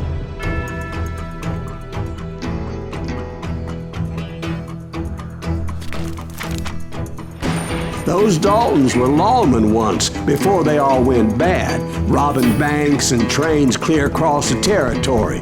Until Coffeeville, of course. I was one of the citizens who took up arms that day. Fighting on the side of the riot? I did my best, sir. We all did.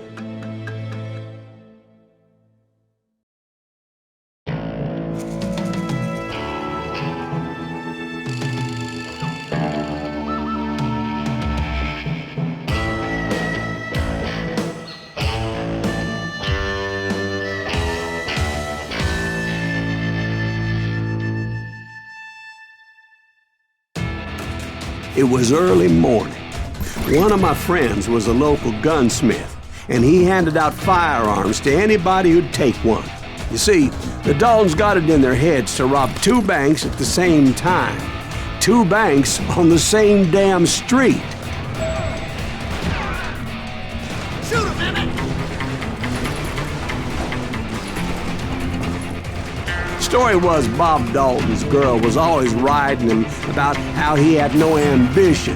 Oh, you're nobody next to Jesse James, she'd say.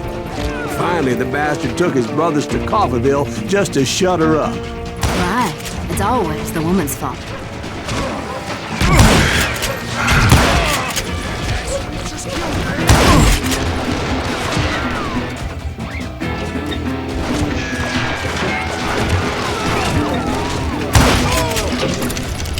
Well, the locals recognized the Daltons right off. Before they could get away, half the town took up arms to defend their property. Their first mistake was pulling a job in their own damn hometown.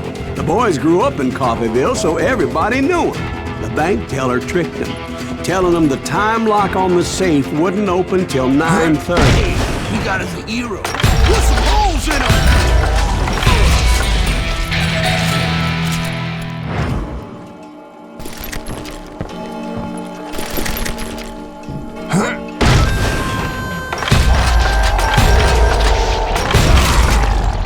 The brothers paid dearly for their stupidity, but everybody knows they had it coming. There's more to it than that. I read all about that day, so I know for a fact that it went down very differently. First of all, it was high noon. A posse of U.S. deputy marshals were on the rooftop across the street. Get ready, boys. They're gonna make a move.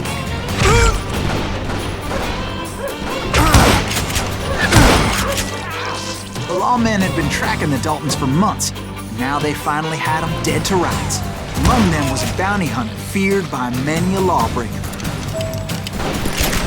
This man had no intention of letting the Daltons slip away. They met an adversary that day who had no fear and offered them no quarter. The marshals tried to get the Daltons to surrender. They'll give up eventually. You just gotta wait till some bitches out. This bounty hunter knew that the brothers were far too proud to ever lay down their guns.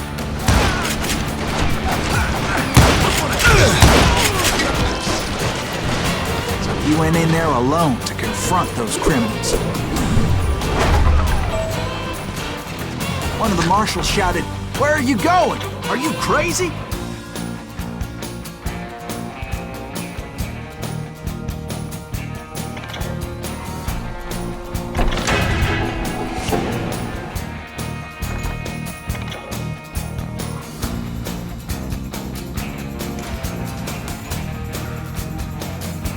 Hey, where do you think you're going, dumbass?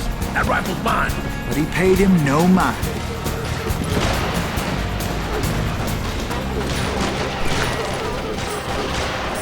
He saw a way to get around to the back of the bank. Then he figured out how to hit the Daltons from a direction they weren't expecting.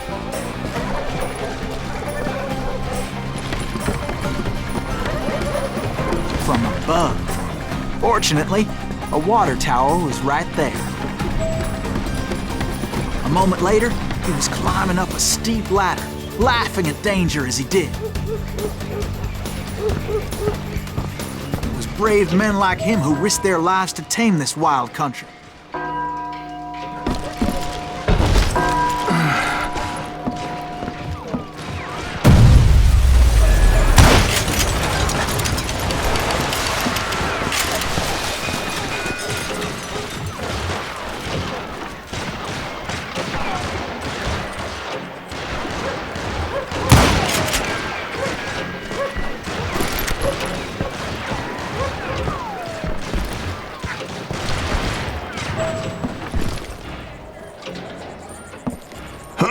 We've got company.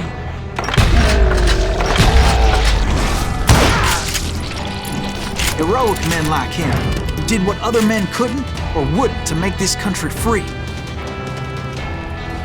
Like Jim Bowie and Davy Crockett, who died defending the Alamo.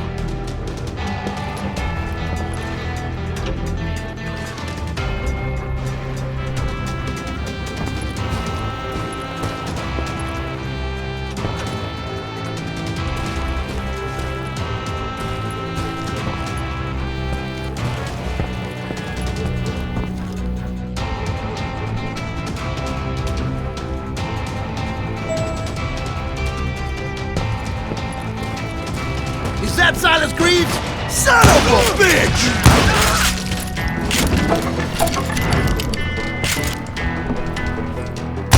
Come out, you yellow bastard!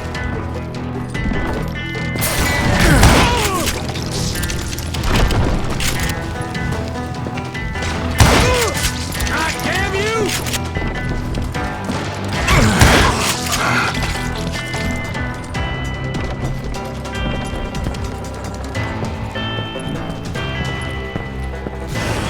Over there!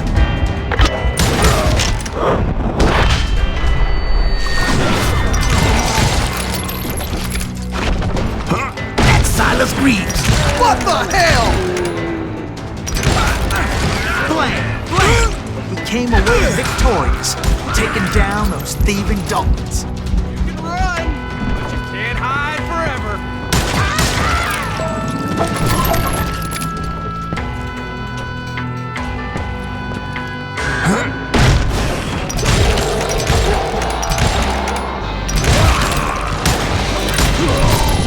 His name was Silas Greaves, and when the dust finally settled, he was the last man standing. Sorry, kid, but that just wasn't the way it happened.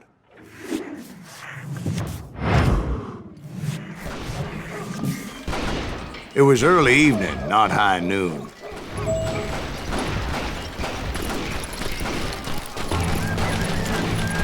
I was late to the party and Coffeyville was already up in arms. The Daltons blew up a safe and were all set to hightail it out of there. Those pathetic deputies surrounding the bank were dropping like flies.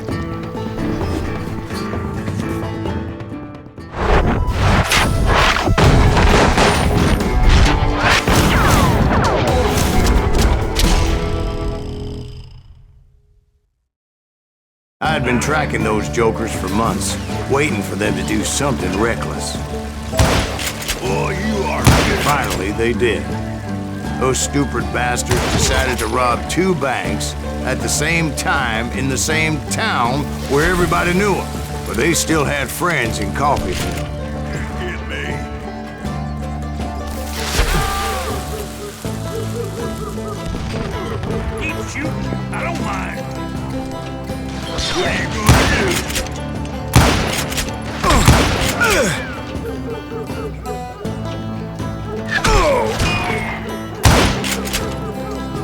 Waste your bullets. Go ahead.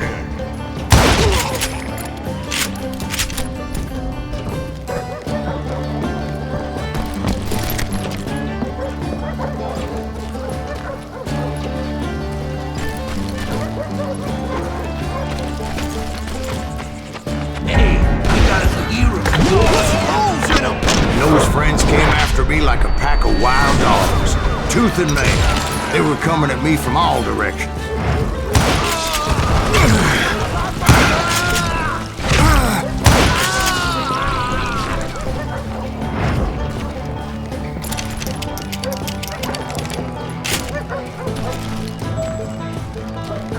I caught sight of the Daltons running with the money and didn't want to lose them. Problem was, they knew the town better than I did. And to top it off, I found myself in the middle of another shootout entirely. Did the Daltons hole up in somebody's house? No, it was the Smiths, I believe.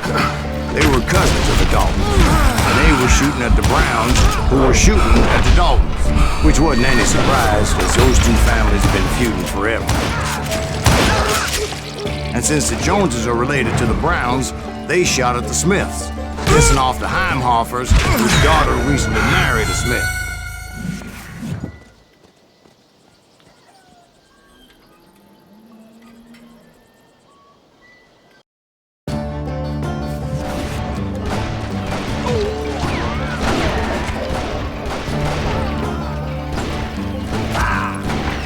Get those boys. Shoot them down. They ain't getting away with this. Come on. We gotta get out of here. I think they know who we are. How stupid idea was this?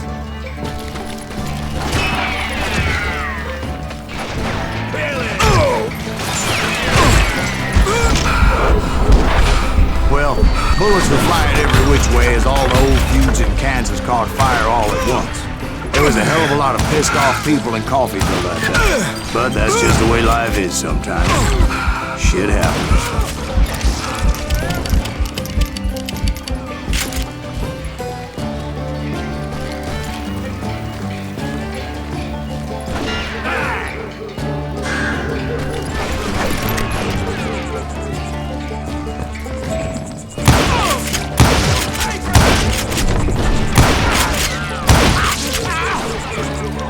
That's it for you.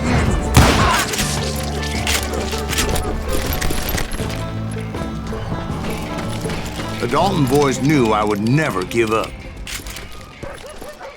Those Daltons weren't the sharpest knives in the drawer, but they always stood together. They set a trap to slow me down and allow at least two of them to escape. The third brother stayed behind to plant me, just in case that trap of theirs didn't work.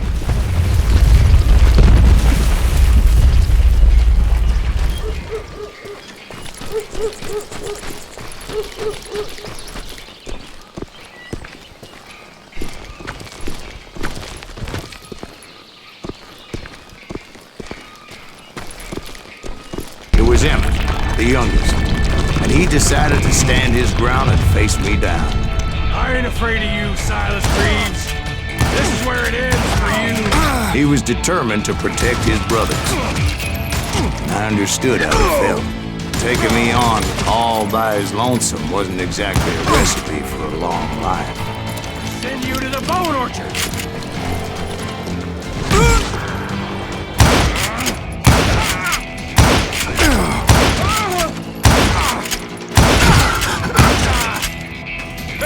I'm gonna cut you in half.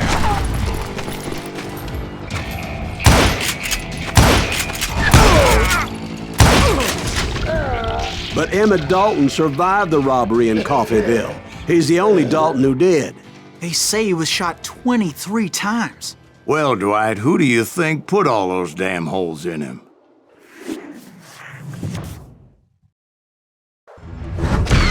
But I have to admit, that boy had grit.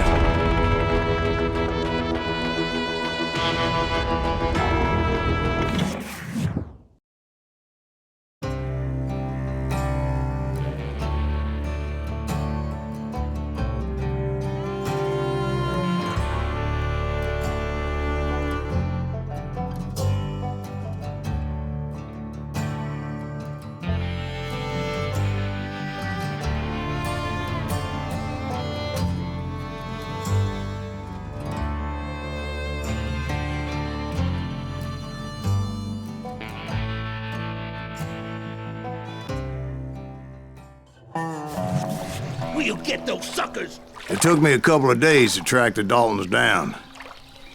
They can't get away with this! And in that time, a whole posse of local vigilantes offered to lend a hand. We'll track him to the ends of the earth. They seemed as determined as me to find those outlaws. But as we headed into those swamps, it was like I had my own private army. There was no way those boys were getting away this time.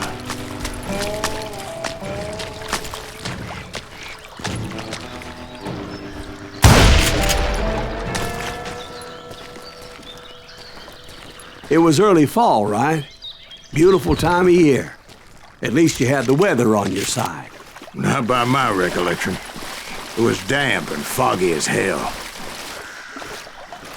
It was tough to stay on a true course, so we kept an eye out for landmarks.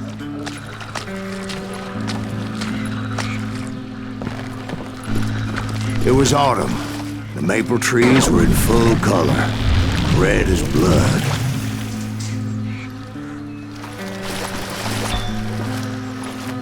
The rains that year were torrential, so the whole area was flooded. The vigilantes had spread out wide, and pretty soon I couldn't see anybody.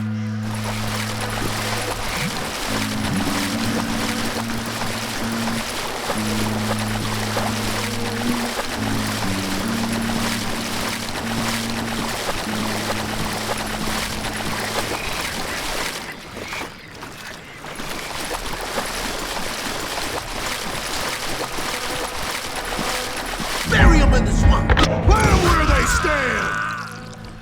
Except for some bitches ahead of me wanted to do me harm, so I had to face them alone. I wondered why my compatriots didn't come running when they heard the shots. It's you!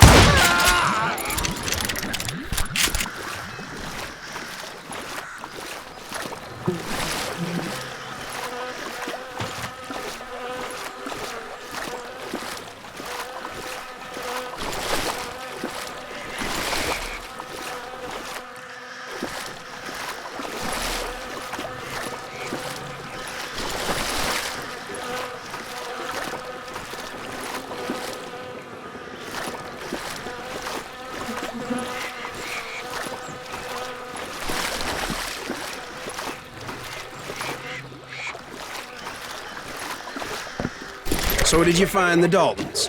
Not yet, but I did have the questionable pleasure of meeting a few of their friends. The boys had established quite a reputation by that time, so they attracted all manner of riffraff to their cause.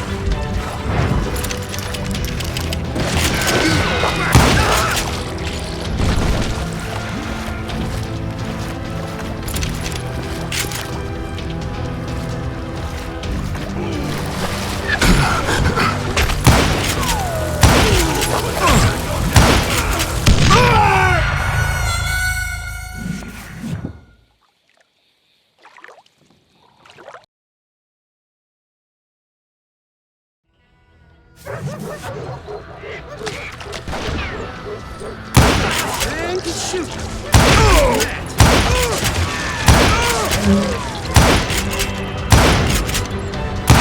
I'm just getting started!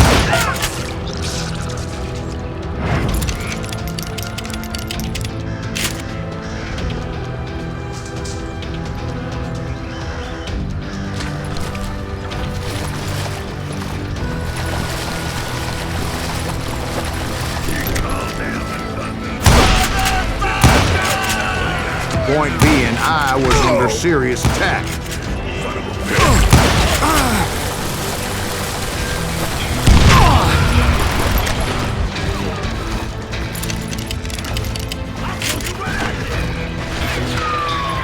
gonna blow your damn head off!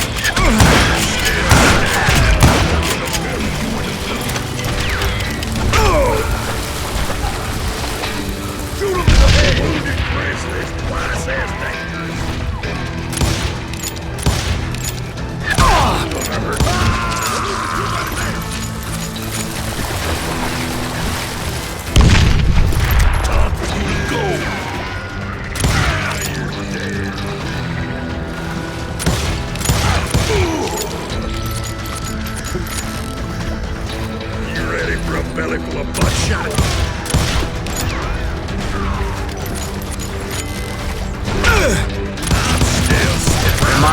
reinforcements was nowhere to be seen. Kill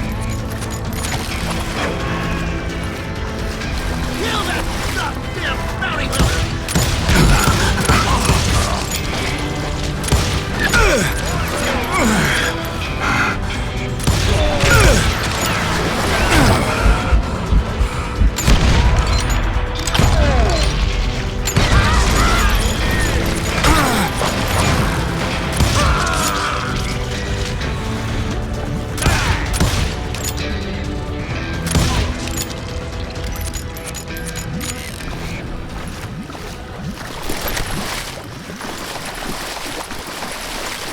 But luckily, a barn materialized as if right before my eyes. I scrambled up top to get a better view,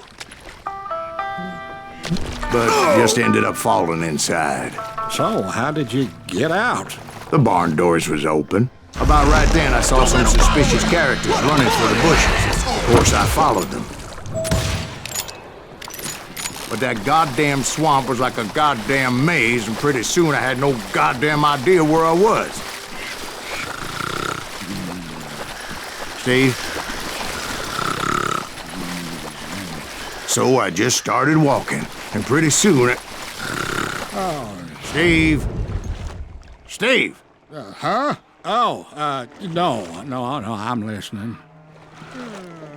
Indians surrounded me from all sides.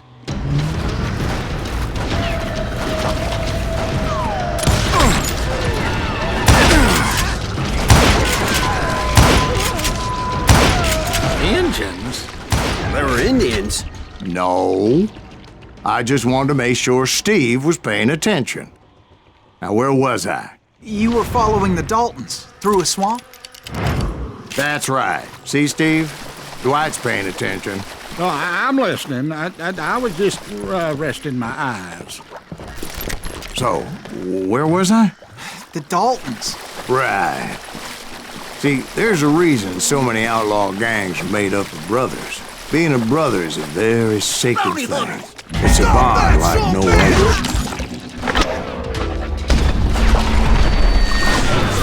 So did you ever find the damn Daltons? Not yet. But I did find a few of their cousins. From Kansas, breed like rabbits.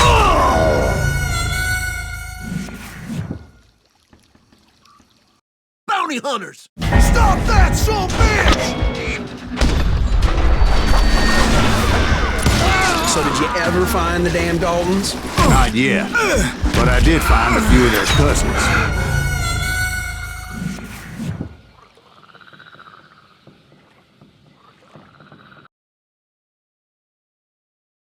Bounty hunters! Stop that, son of a bitch! So did you ever find the damn Daltons? Not yet. But I did find a few of their cousins.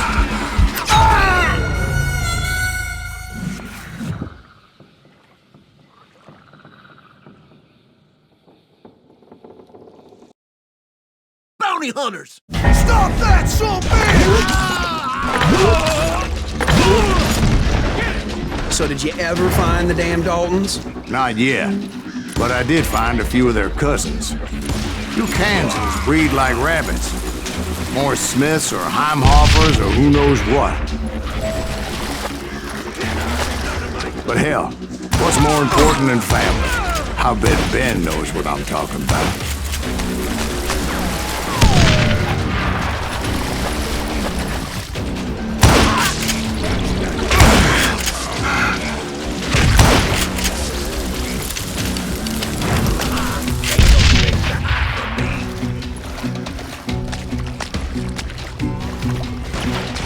Ready to buy bomb!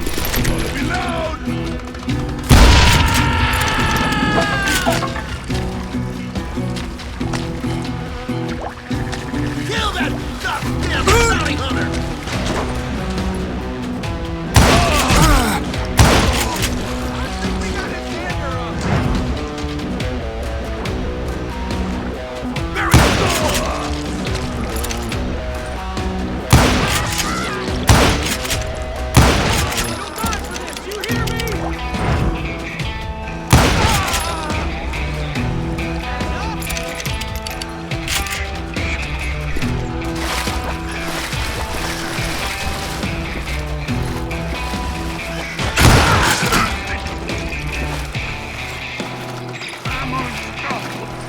Go ahead!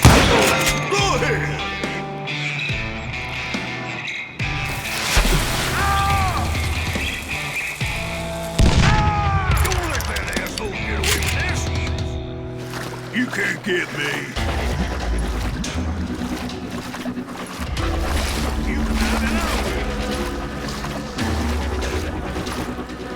Shoot, I dare you!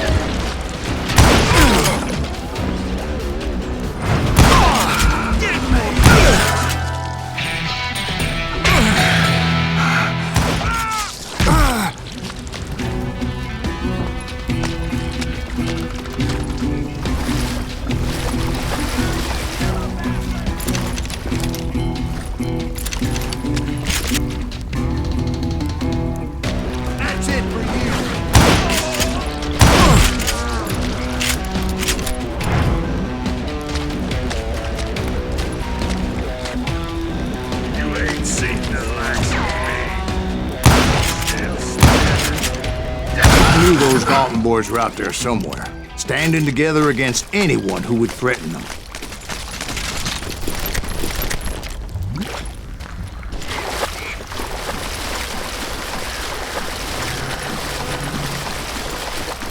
And that's when I saw it. A goddamn steamboat. A steamboat in a swamp? Yeah, Steve, but this wasn't much more than a wreck, really. But how'd a damn steamboat end up in the swamps? Yes, it floated off during the flood of '89. Now, was it a stern wheeler or a side wheeler? What? Does that really make a difference, Steve? It was a steamboat with a goddamn army on board. It was in that a fusillade of bullets come raining down from on high, and those vigilantes who accompanied me weren't anywhere to be found. But among those men that were shooting at me, I thought I saw some familiar faces.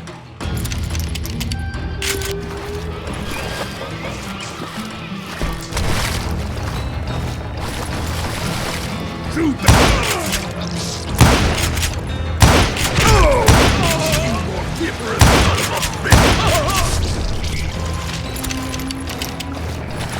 That's it for you! Somewhere up there, the Daltons were waiting on me.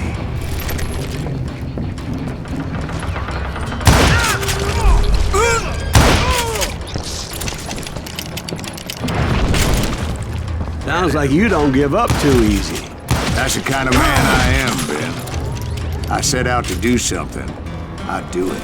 Surrender just ain't in my nature. Plus, I'm stubborn as hell.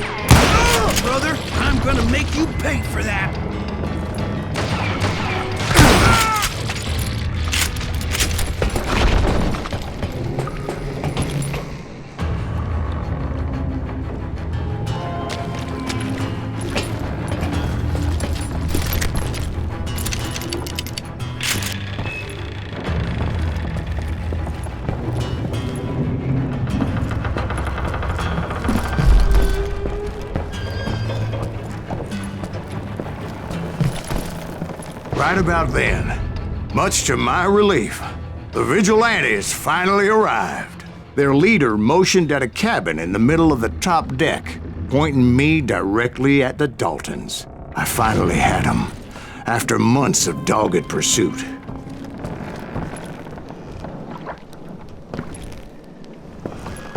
But it turned out that they had me. Take him out! I'm sending you to hell!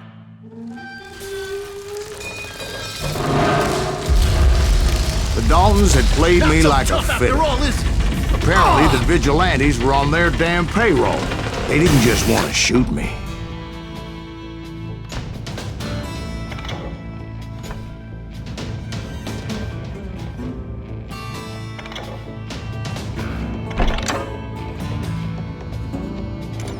They wanted to burn me alive, but finding my way out of a burning labyrinth proved to be quite a challenge. It was a riverboat, right? I mean, it's not like it was a goddamn ocean liner. Well, yeah, but I was in a Did you hear about that ship that's gonna launch next year? Largest one in the world. You're talking about the Titanic. If you ask me, it's too blessed big. I don't think it'll even float. So anyway... Don't be stupid, Steve. They know what they're doing. They say that the Titanic is unsafe. Oh, God. But getting back to that steamboat, how'd you get off it, Mr. Greaves? I took in a lot of smoke that day, so I admit my recollection might be a bit hazy. But somehow I managed to finally disembark. I was coughing up smoke and pretty damn pissed. I was done playing games with those boys.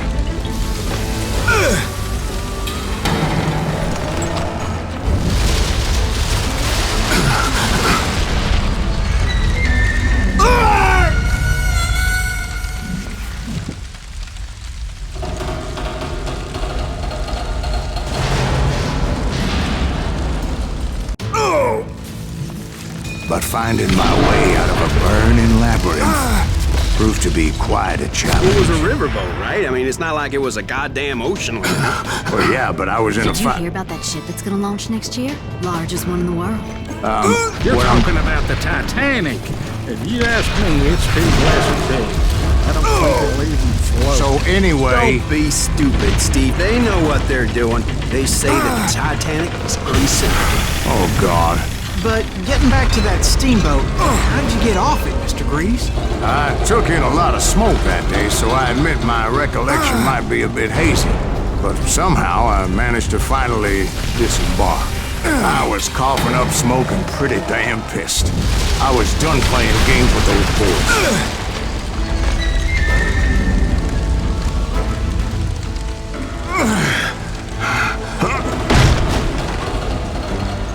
It was time to settle this once and for all.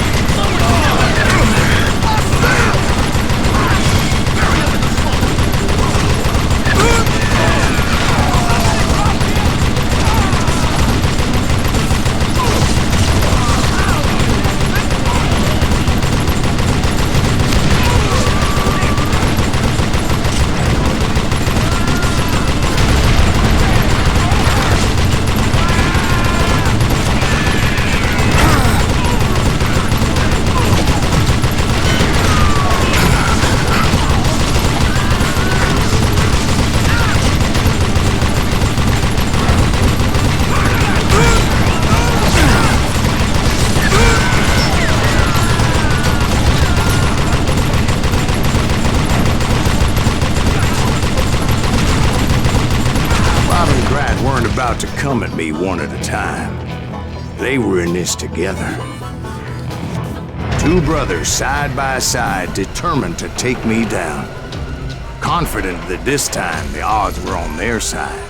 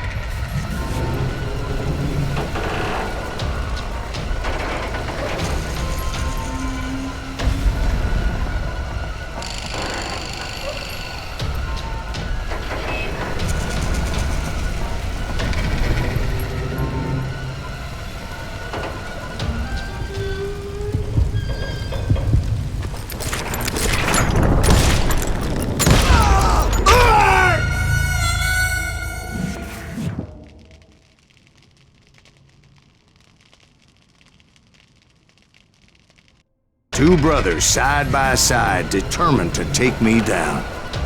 Confident that this time the odds were on their side.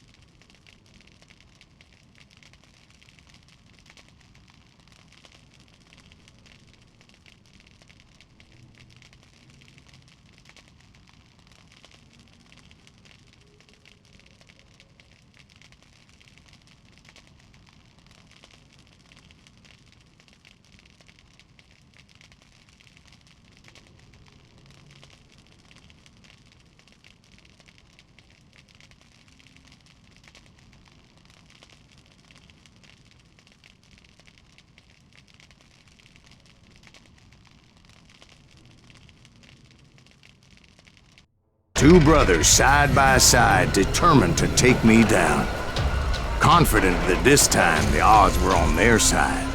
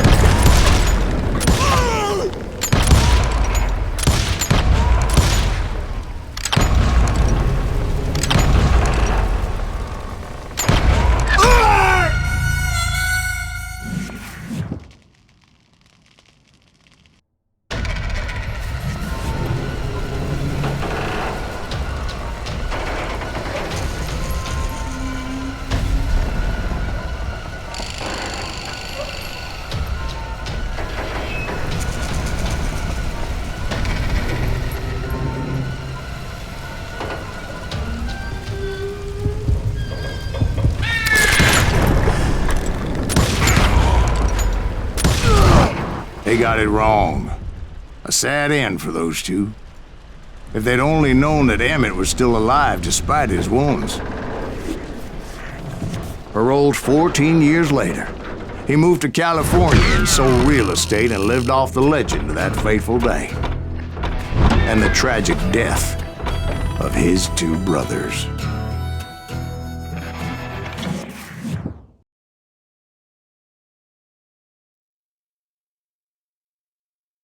My own brothers died tragically as well, truth be told.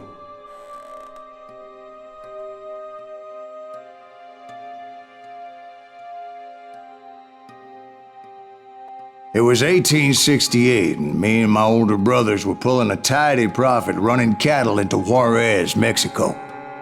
One night after my brothers retired for the evening, I found a little poker game in a cantina with a couple of cowboys. And I just couldn't lose. I even won an old Spanish coin that had to be 100 years old. Well, I was mighty pleased with myself the next morning as my brothers and I rode for Texas. But before we crossed the border, those cowboys caught up with us. It was Johnny Ringo, Roscoe Bob Bryant, and another asshole named Jim. They wanted their money back and everything else we had, including our lives, as those boys didn't want us coming for them later. Bob put that old Spanish coin in my mouth and said, "I won't have it said that I left you with nothing, boy." Well, those horses bolted, and there we hung as those bastards rode away. The branch finally snapped under the weight of the three of us, but being my older brothers were bigger and heavier, they were already dead. And right then I swore to myself that I would avenge them. Ringo you know about. But Bob eluded me, until I heard he was riding with the Wild Bunch.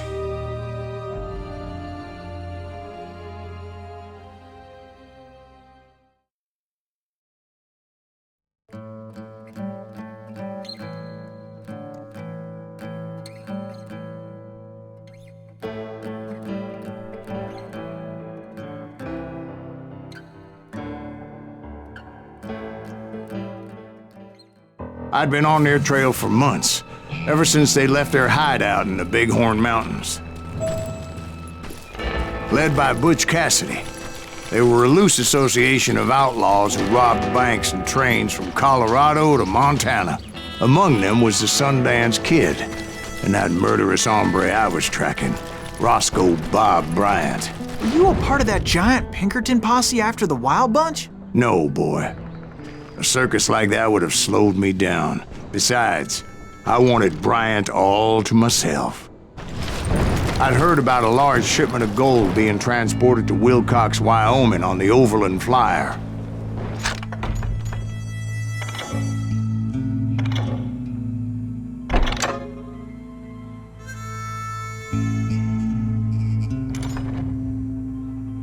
They blew the bridge with the intention of forcing the train to stop. Well, I assumed the Wild Bunch was likely in the still intact part of the train high above, so I had no choice but to make my way up through the passenger cars dangling down. I was determined to make that sumbitch Bob pay for what he did to my brothers.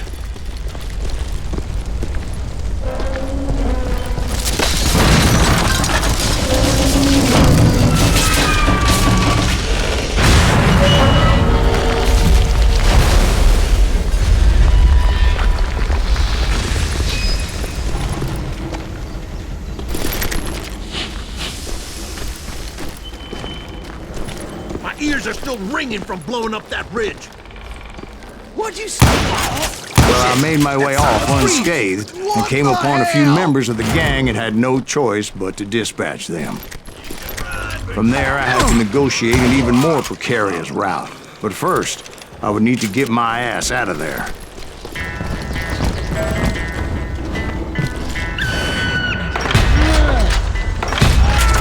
I jumped from the frying pan into the fire as the train was clearly fixing to fall. I found the gang, but in order to find old Bob, I needed to fight my way forward past a whole passel of desperados. Outside, inside, any way I could, I made my way towards my prey. Well, what about the passengers? It was mostly a freight train, as I recall. There were no passengers aboard that day.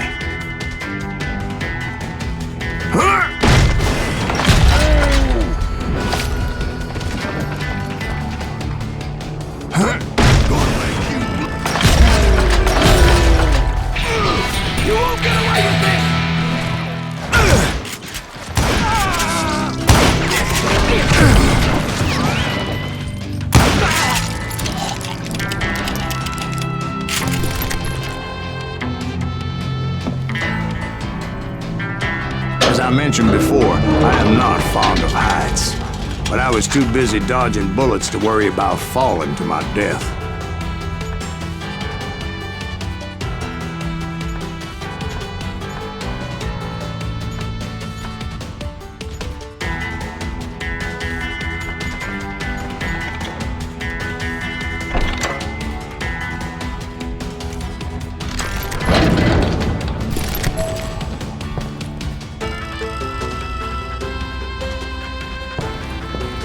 Odds were I was likely to die that day anyway.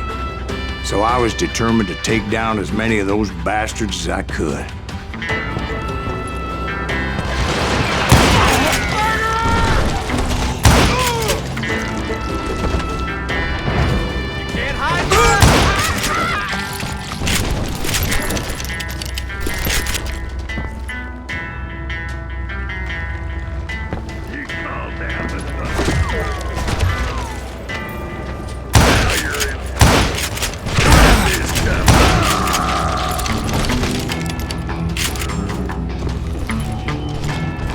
Times it was like shooting ducks in a shooting gallery.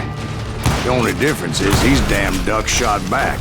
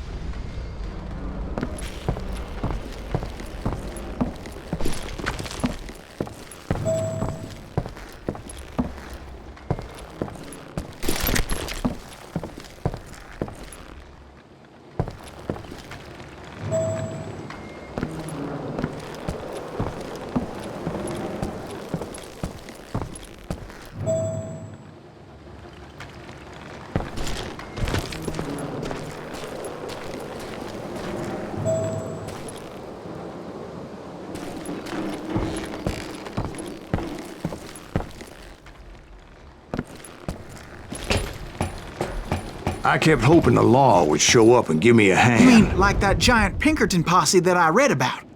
Did they come riding in, guns a-blazing to help?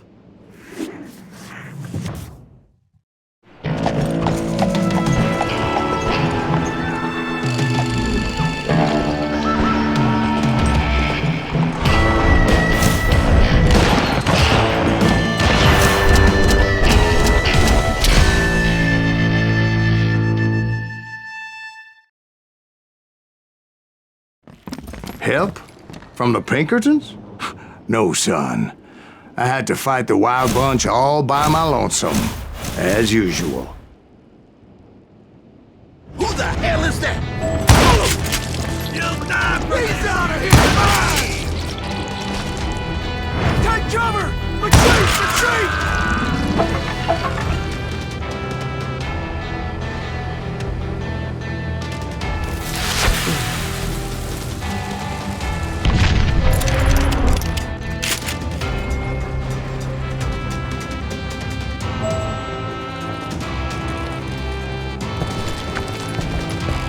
He's killing everybody! You ain't seen the likes of He'll kill us all!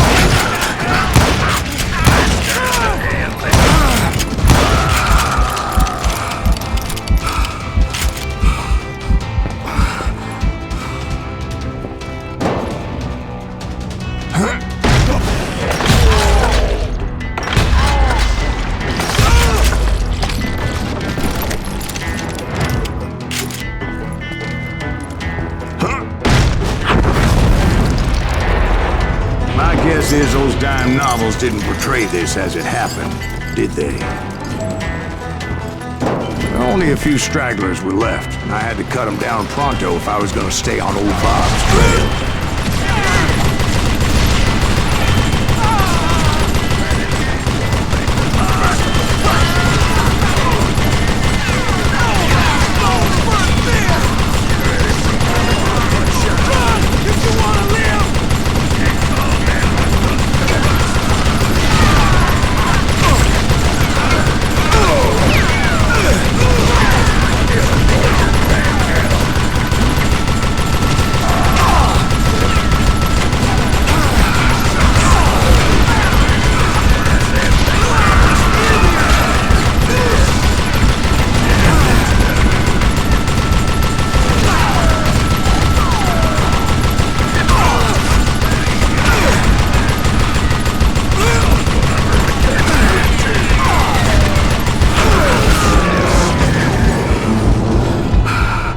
Once I silenced all those guns, I went searching for my nemesis, determined to finally have my justice. But the only survivor who welcomed me was George Flat-Nose Curry. Who was he? The fastest gun in the gang. Right after Sundance, I mean. And Kid Curry, and maybe Elsie Lay. Though some folks might dispute that.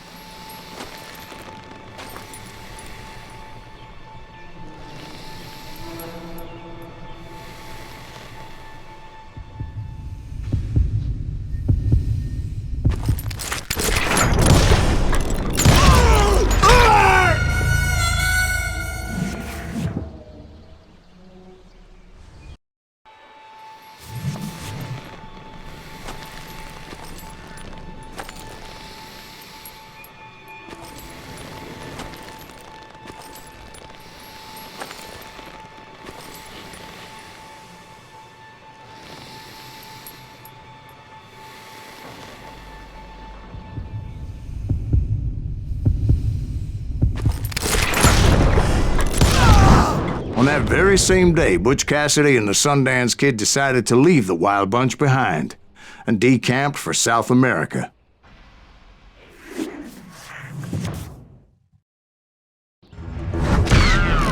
They ended up living down there for many years, but I'm sure you already know all about that.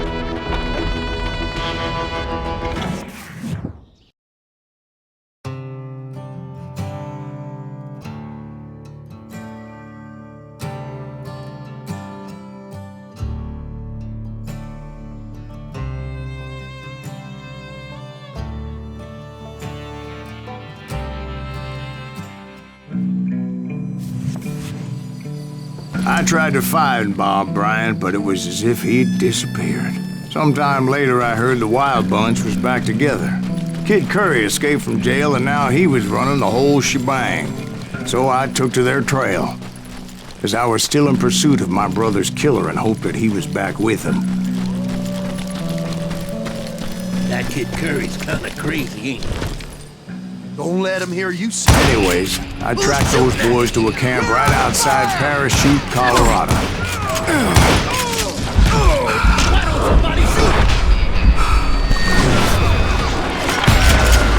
Being outnumbered, I didn't bother with a warning shot. I just started taking those bastards down.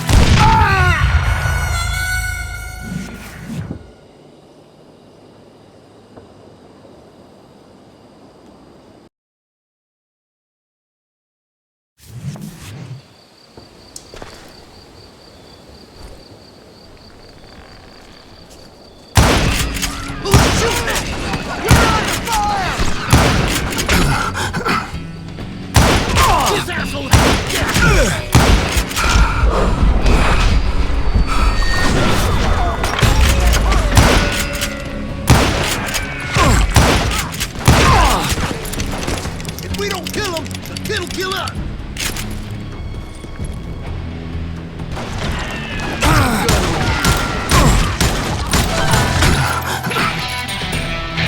He's crazier than a cat in a room full of rocking chairs.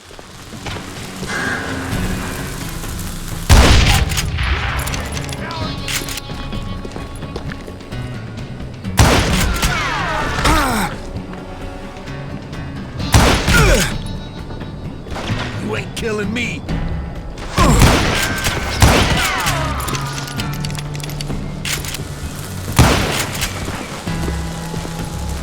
Are you some kind of maniac?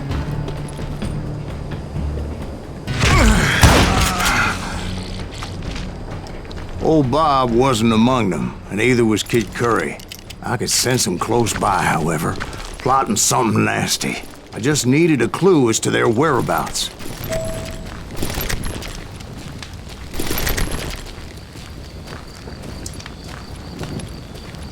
And I found one. A map with their bold plan clearly marked. This time they were fixing to blow up a train trestle. Property of the Union Pacific.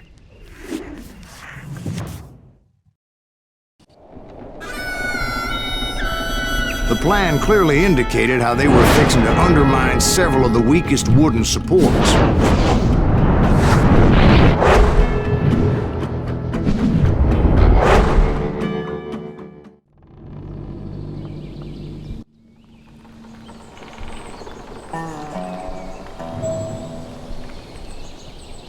Kid Curry was considered the wildest of the Wild Bunch. It was said that he fathered 85 bastard children, though some say it was only 5.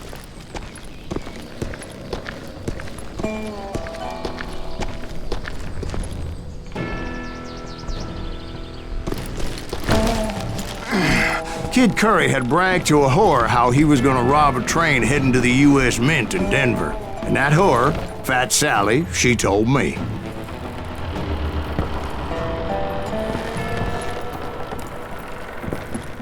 The bridge was rigged with dynamite, so I decided I'd best be careful confronting those bastards.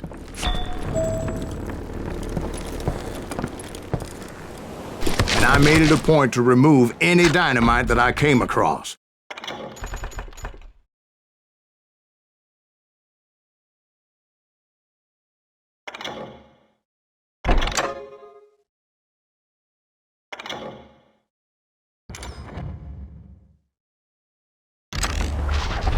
A moment later, I saw a ladder that somehow had escaped my attention.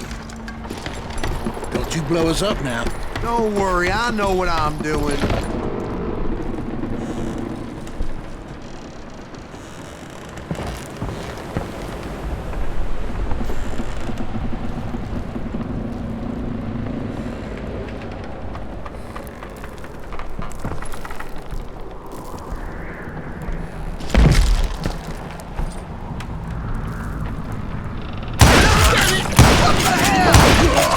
But the Wild Bunch did not take kindly to my presence and attempted to blow my head off. It appeared the kid had found a number of new recruits to bolster their ranks. Guess there's always desperate men willing to trade their lives for stolen treasure. Now you're really pissing me off! What happened next? Well, having removed the first bundle of dynamite, I decided I might as well remove the other one.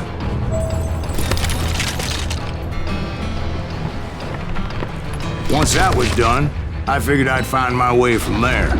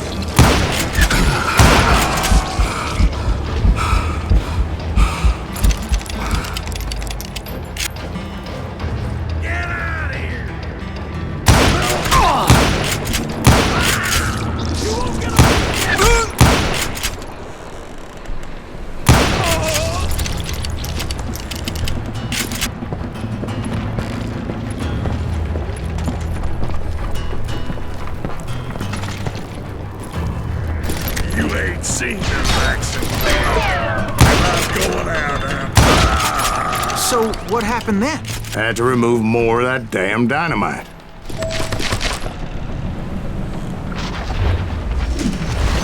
It must have been terrifying trying to make your way across. I was sweating it a bit, but then I noticed a footbridge tied up on high, so I shot the rope.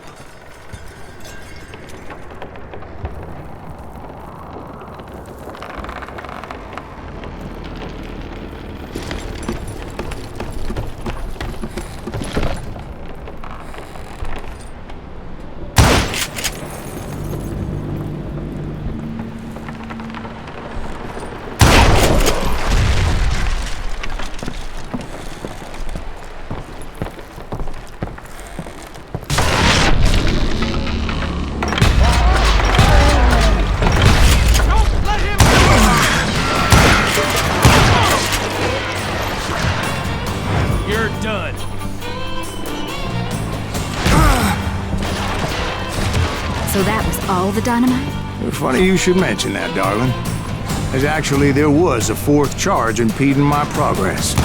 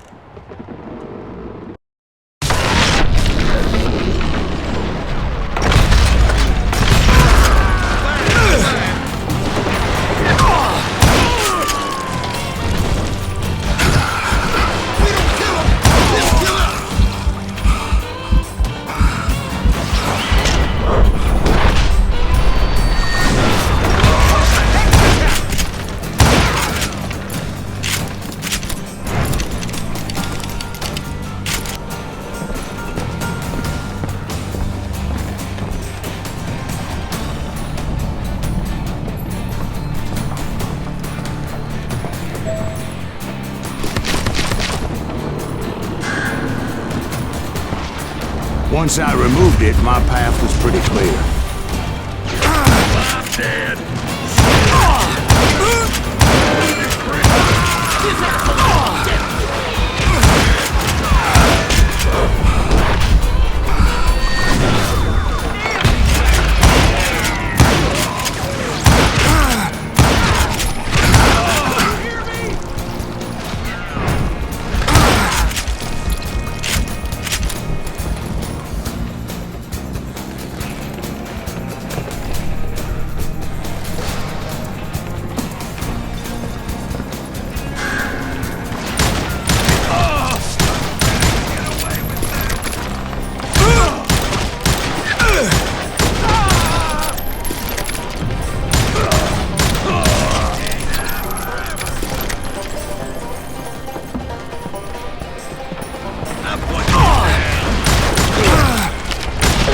proceeded onward and realized that that way just wasn't gonna work. I needed an alternate path forward.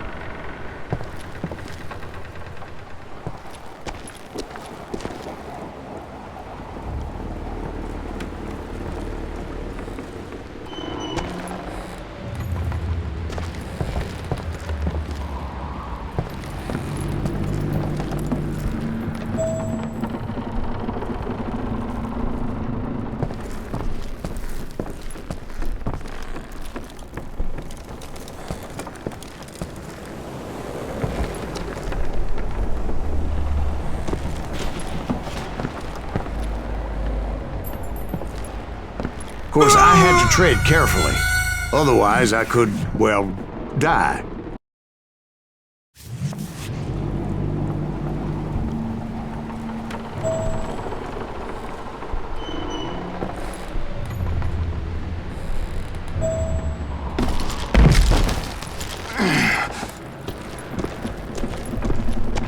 Luckily, I found a cave, and as I made my way back to the bridge, I saw something that concerned me. It was a long burning fuse, and it was moving fast as hell. I had to catch it.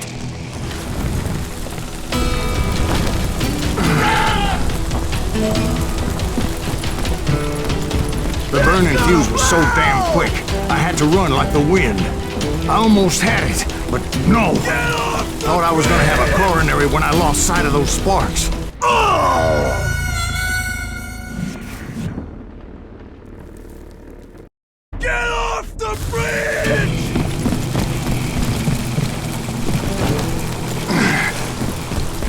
I knew that failure meant boom. Then, finally, at the last moment. Whew. Of course, I was successful, or clearly I wouldn't be talking to you folks here today. Naturally, I removed the last dynamite charge. Well, it was a touching reunion.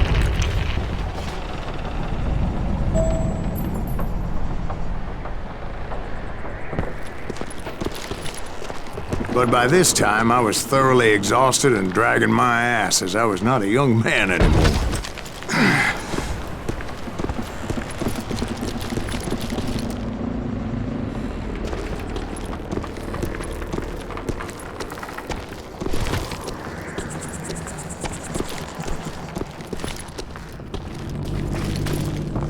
Kill that SOB! Make him bleed! Send him to perdition! Finally, I found those boys. Or more precisely, they found me. He's crazy! Kid Curry, ask me! Nuttier than a damn fruitcake! Cut him down!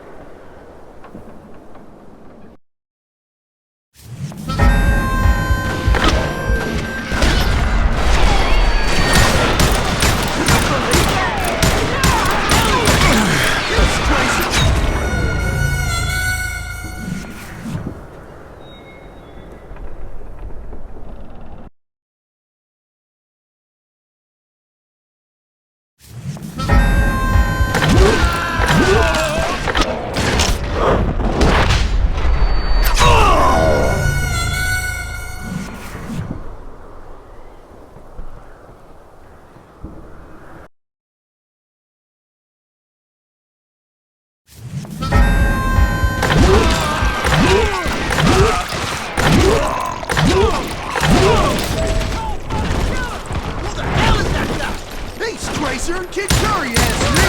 Nuttier than a damn fruitcake! You're over the head!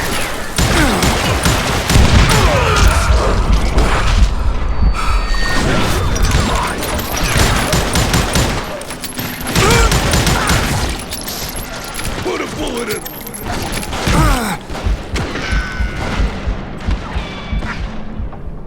Gonna blow you into midweek!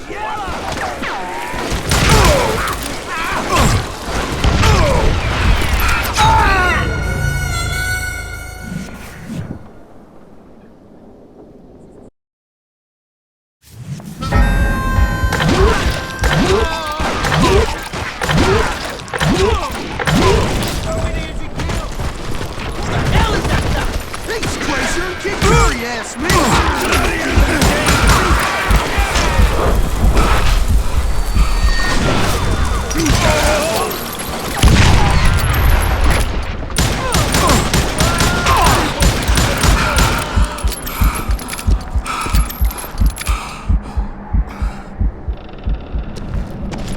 He's nothing but a coward!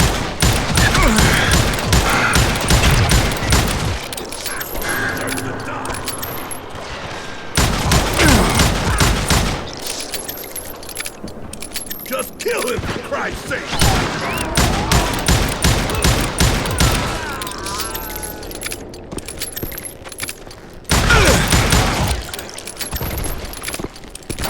Just when I thought things couldn't get worse, Kid Curry opened up on me with a goddamn Gatling gun. It was hidden in this tunnel and pretty well shielded.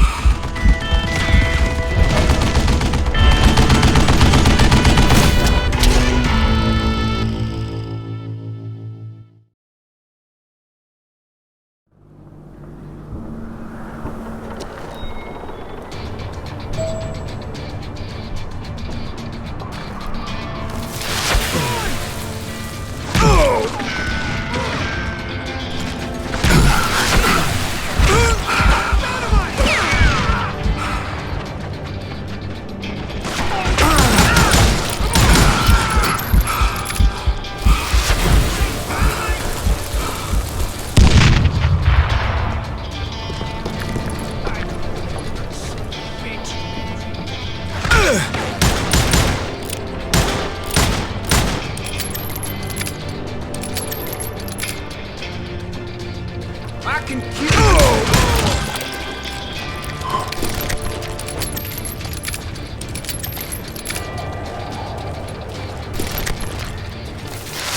Are you kidding me?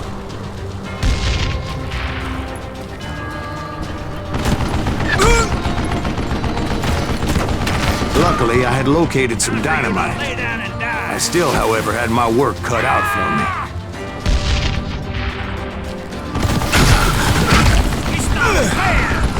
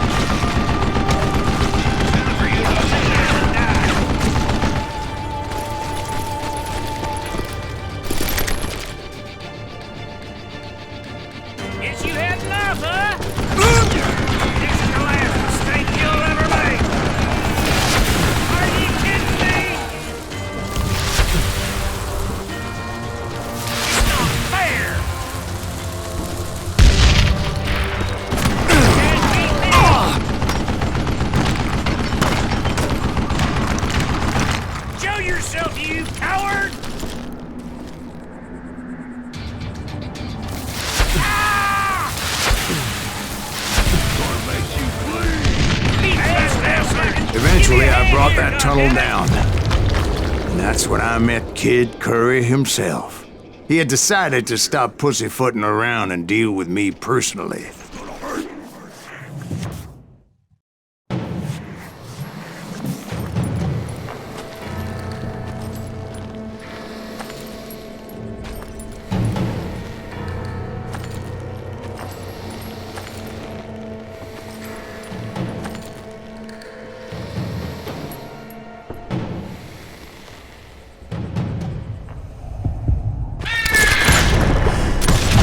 Fast as he was, I was just a bit faster. And as he lay wounded, I demanded to know the whereabouts of Roscoe Bob Bryant. He shouted at me, "Is that what this is about? Bob went with Butch's Sundance to South America. You ain't never finding him."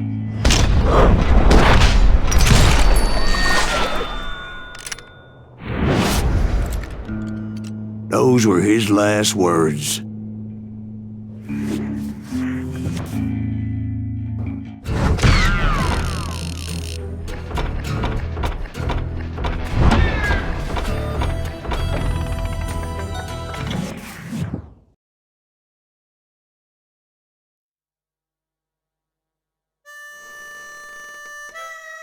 So, Bob Bryant got away?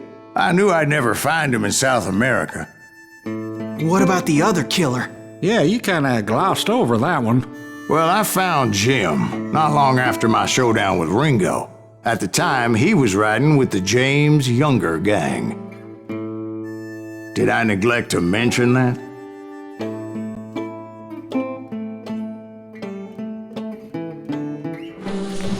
Jesse James? The greatest outlaw who ever lived?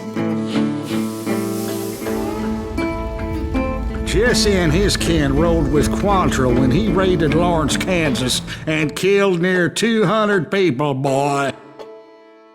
Nothing great about that. And from there, him and his brother went on to rob banks and trains from Kansas to Missouri. Which is why there was such a rich bounty on their heads. 40 grand for both of them, dead or alive. That's one hell of a payday.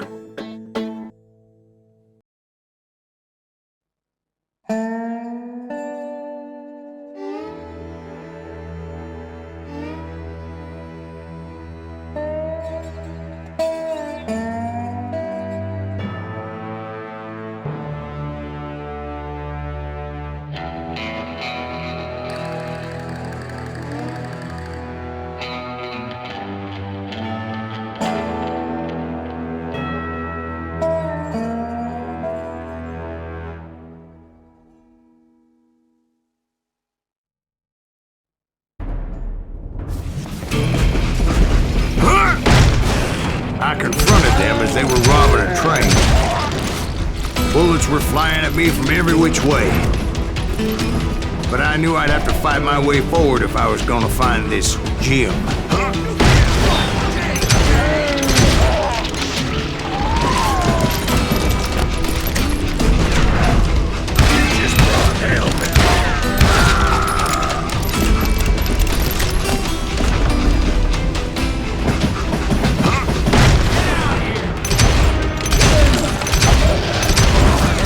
Now wait a second. Now, how'd they stop this train in the first place? Well, the James boys were experts at this.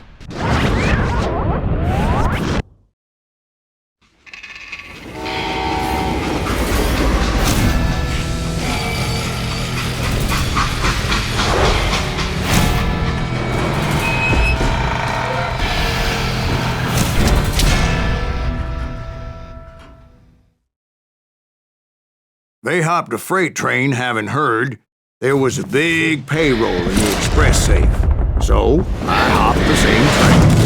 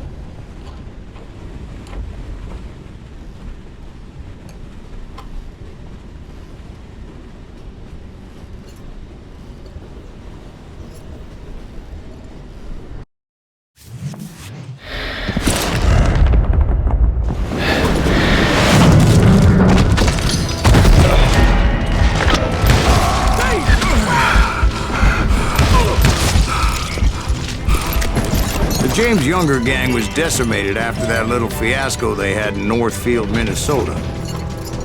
So Jesse needed more men and took on the killer I was after, along with a host of others. I was hoping to find my man and put a bullet in his head. Climbing around that train, I must have swallowed 100 damn bugs before I reached that... James' younger gang pulled the first train robbery west of the Mississippi. Sounds like you hold them in high regard. Everyone knows they were the most famous outlaw gang ever. And you took them all on by your lonesome. Again. I'm finding this all a little hard to swallow, friend. Well, maybe you need to wash it down with some whiskey. By the way, did I mention that that train was flying down those tracks like a bat out of hell?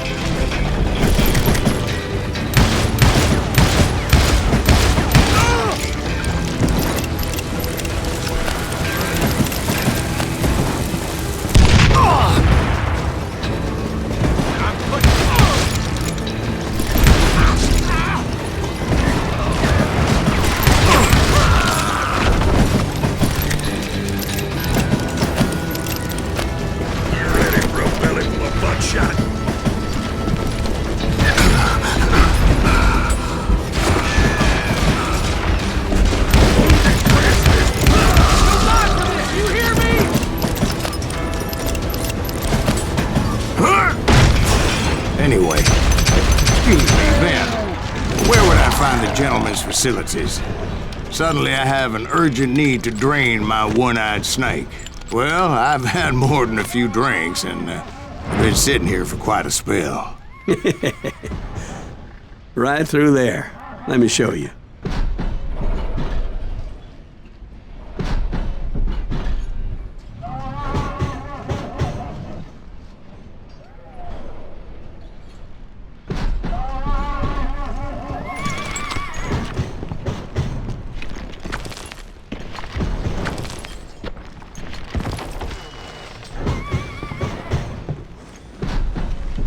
I never heard so much malarkey in my life.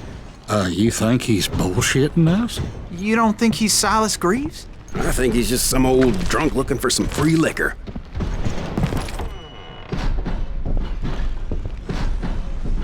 I don't know, Jack. I think I believe him. You don't think he met Jesse James? Oh, you gotta be kidding me. That story makes no sense at all. Jack. I mean, you gotta be 2 bricks short of a load to believe that cock and bull story. I don't agree. Jack, lay off the But you phone. seriously think that tired old man went toe-to-toe with Jesse James? Well, that's better. Did I mention that this Jim was married to the infamous Belle Starr? Of course, I didn't learn that until late. Anyway, I made my way forward the best I could. Around the sides, over the roof. At some point, some sumbitch saw me and shouted out, "It's the damn Pinkertons!"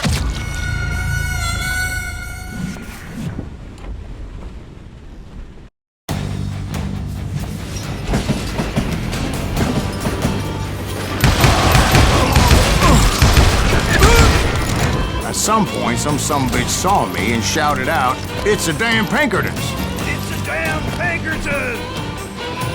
Now, I never worked for that limey cocksucker, but I guess they assumed I was one of his assassins. Those evil bastards firebombed Jesse's mother's house and killed his stepbrother. So it's no wonder each and every asshole on that train wanted me dead. Everybody's always mistaking you for somebody else, aren't they? Why is that, I wonder?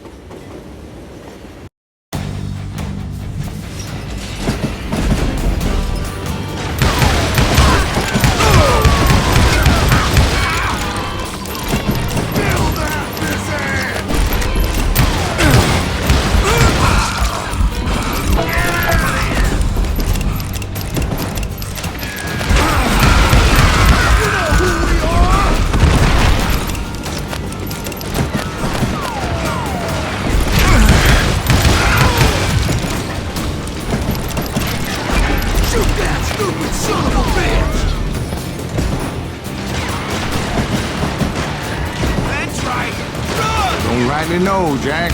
I'm just telling you how I remember. I bet you are.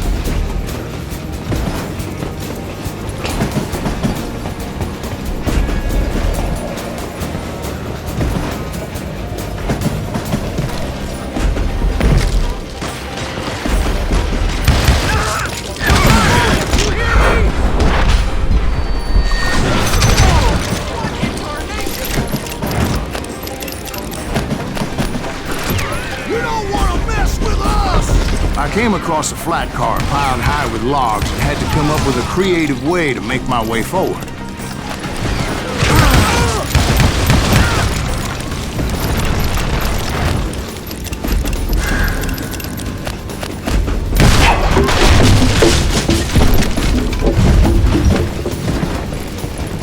I wondered if I was ever gonna find the front of that train, or the bastard I was after. Right about then, I was attacked by some asshole on a Gatling gun. Well, seems like you run into a lot of them.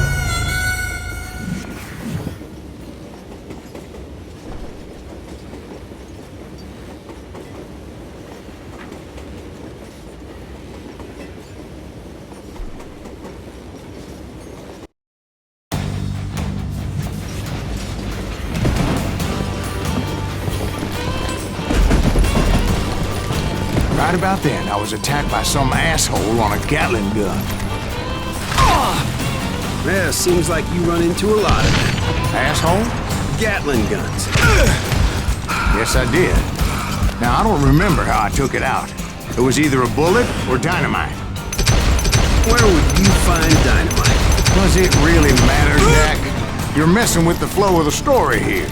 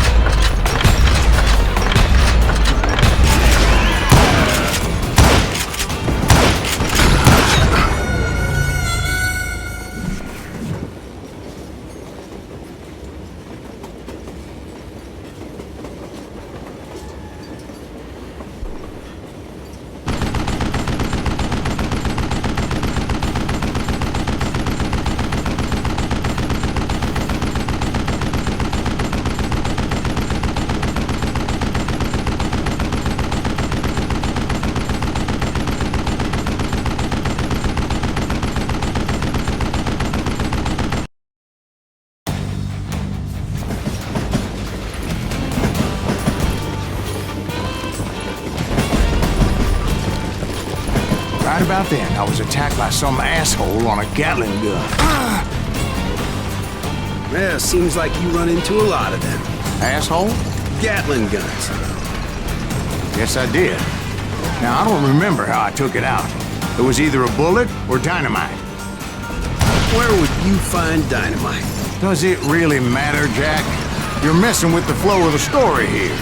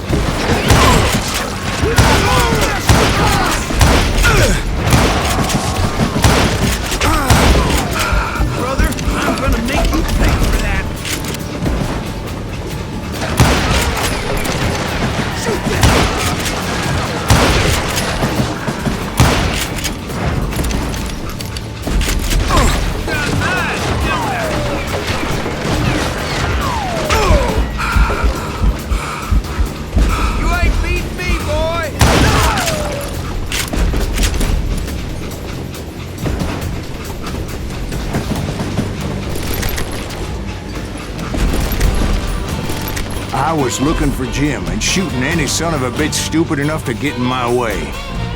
And that included Jesse James himself.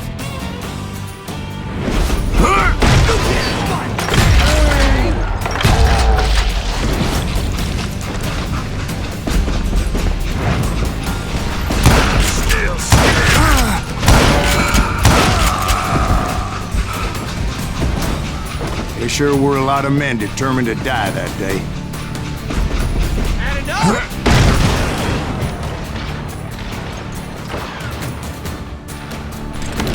You know who we are!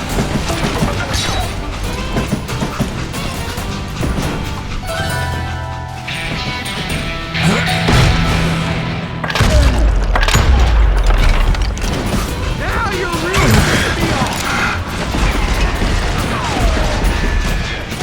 Die, you bastard! Yeah, you know you can't beat me.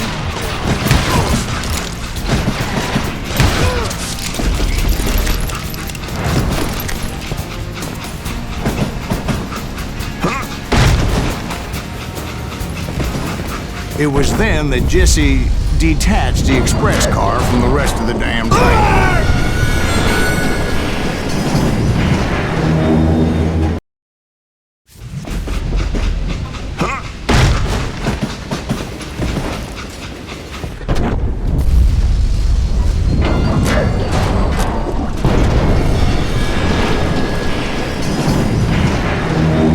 I could see Jesse waiting for me, fixing to kill me so he could get away with all that money.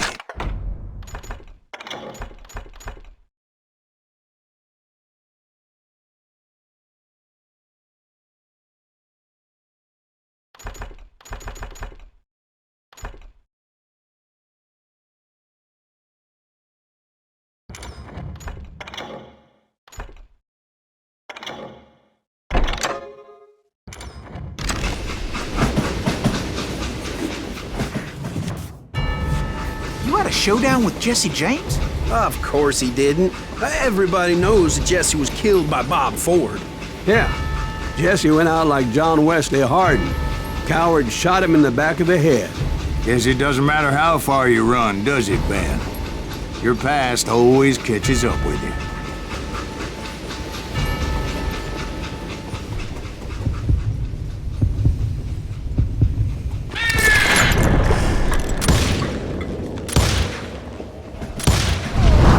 Yeah, I didn't kill Jesse James. Just wounded him bad enough to convince him to hang up his guns. What about that Jim fella? What happened to him? I figure he was up front with a gun to the engineer's head. That bastard slipped away again. I'll tell you how I got him. But first I need to wet my whistle.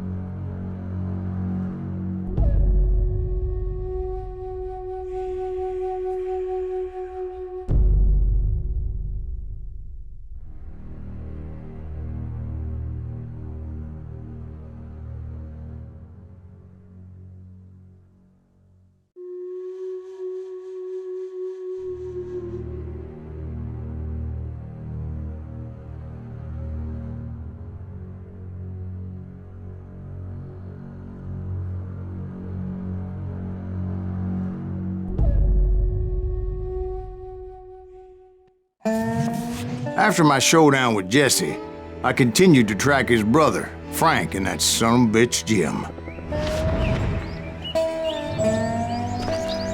I followed those bastards into the high mountains as they were going to ground. What mountains would that be? Somewhere in the Ozarks, I believe. A perfect place to hide out from the authorities. In fact, before I could find them, some Indians who fled the Reds and were hiding out from the military found me first. They probably thought I was a cavalry scout and didn't want me telling the military where they were. Indians? Yeah, they could have been Cheyenne, but there was all sorts of renegades roaming the landscape back then.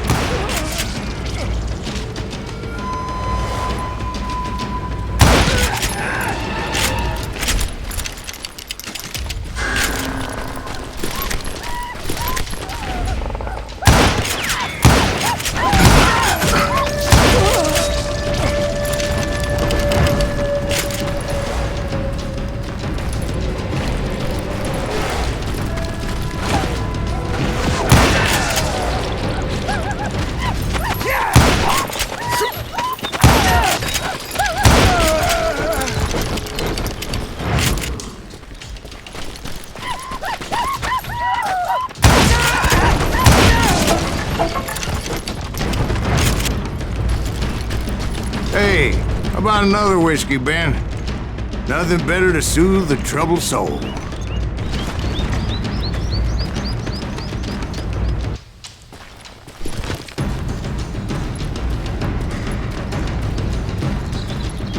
Now, where was I? Indians, right. I had more than my share of run-ins with the red man. Like that time, did I tell you about Grey Wolf? Yes, sir. You did. Ah, of course I did. In fact, I can still remember that old medicine man's words to me. Jesus Christ, we're back to that again. You carry great darkness in your heart. It will claim your soul. You will come to this place again and kill many more men.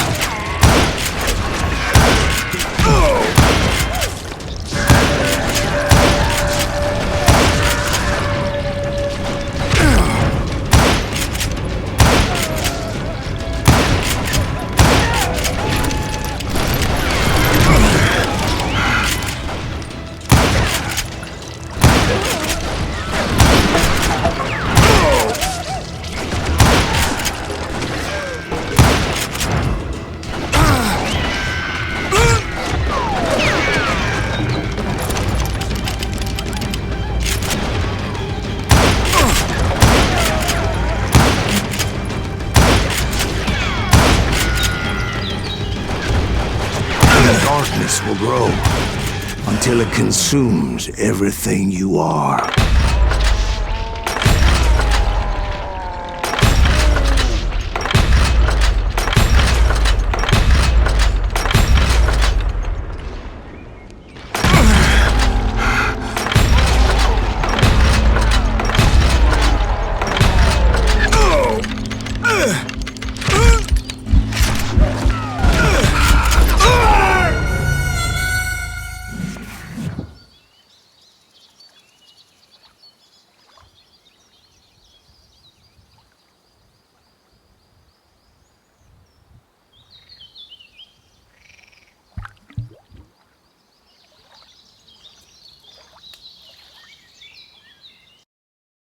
Like that time, did I tell you about Grey Wolf?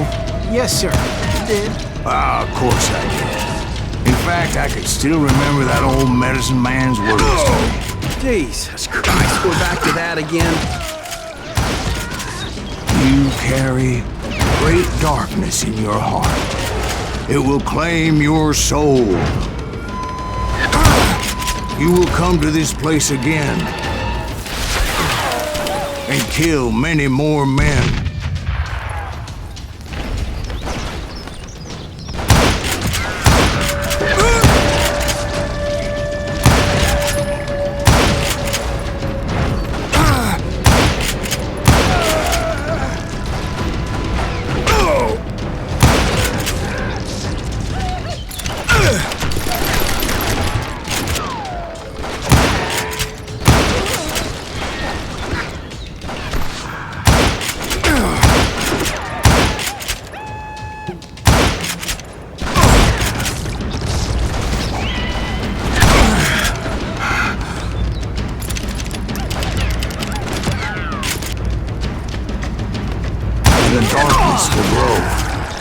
until it consumes everything you are.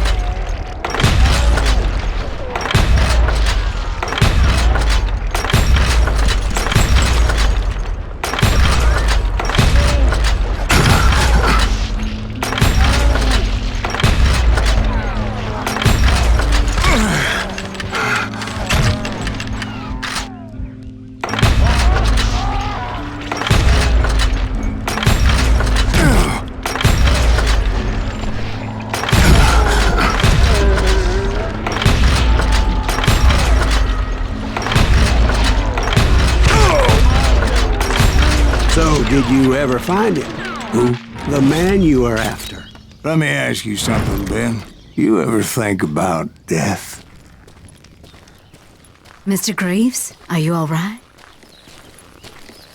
Ooh, death. Oh, death. Won't you spare me over till another year? What is this that I can't see, with ice cold hands taking hold of me? Well, I am death, none can excel. I'll open the door to heaven or hell. Oh, death, won't you spare me over till another year? So, are you gonna answer the question? What question is that? Jim Reed. Did you ever find him? Reed was indeed that son-bitch's surname. That's right, Ben. A despicable character. I remember him laughing like a hyena that cold morning they lynched me and my brothers. He was intent on avoiding my vengeance, but nothing was gonna stop me. Nothing.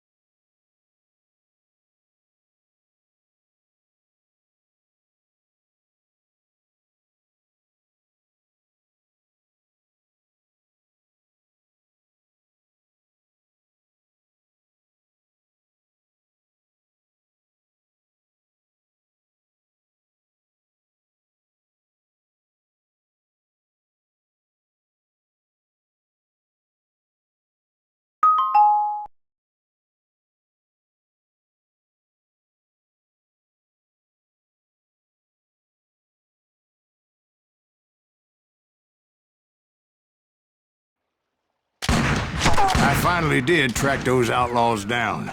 They had long rifles with scopes and were well positioned to pick off any poor soul who came anywhere close.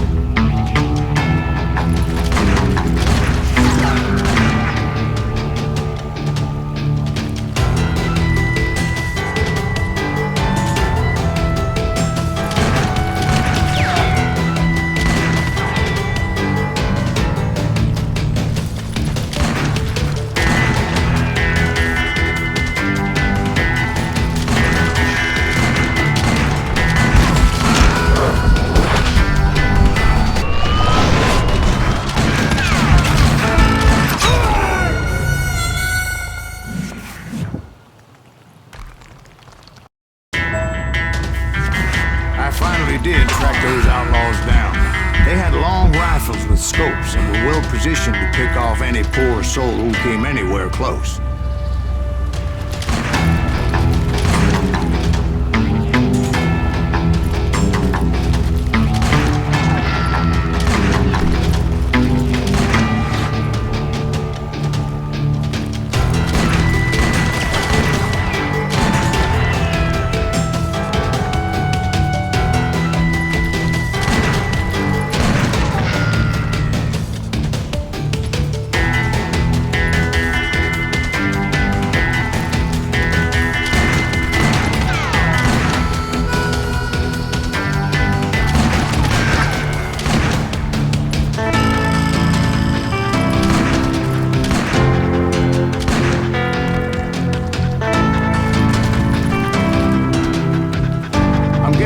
James believed I was responsible for the demise of his brother Jesse. I couldn't really disagree with the man, as I thought Jesse was dead then as well.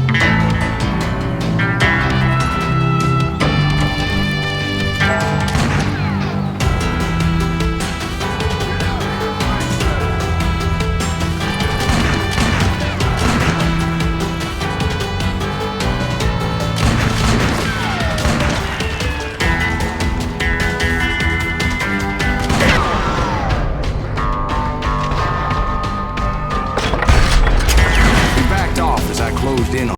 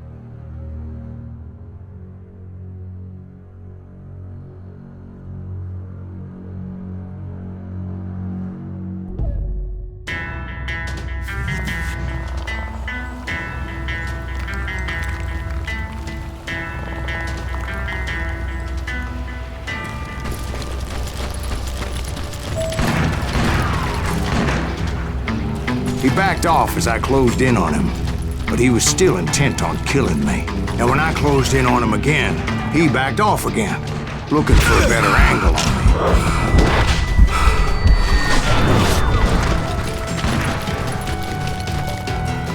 Hell, I can't fault Frank for wanting his revenge, as I was there for the same damn reason myself. At this point, I'm guessing you think Silas Greaves is a worse murderer than Jim Reed ever was. No, sir. A man who spent half his life killing somebody's brothers, fathers, sons. I think you were just looking for justice, sir. Is that what I was looking for, Dwight? Is that what it was? Justice?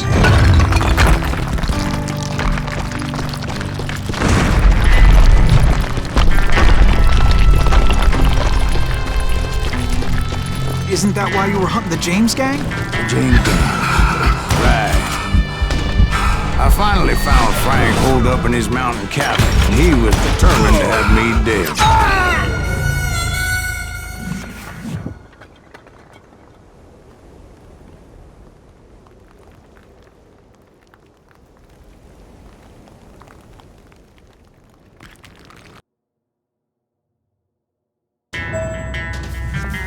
It was a pitched battle that could have gone either way. Luckily, I had some dynamite in my possession. Dynamite. On your person.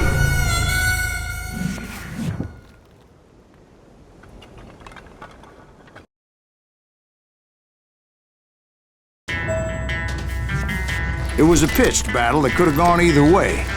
Luckily, I had some dynamite in my possession. Dynamite. On your person. A few sticks, just in case. It's always good to be prepared. Right. I'm just laying out the facts as I remember them, Jack.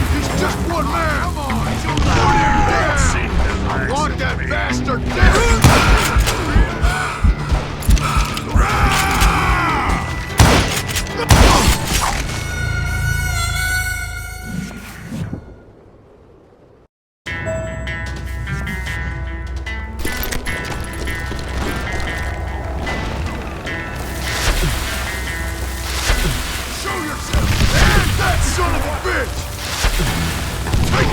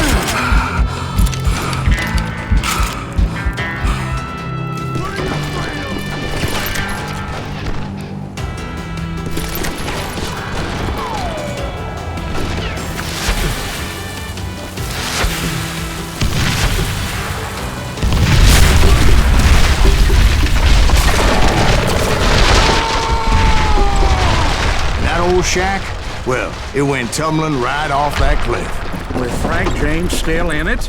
Yes, sir. But Frank James is still alive, living in Missouri, showing folks around the family farm for 25 cents a tour. I didn't say he died in the fall, now did I?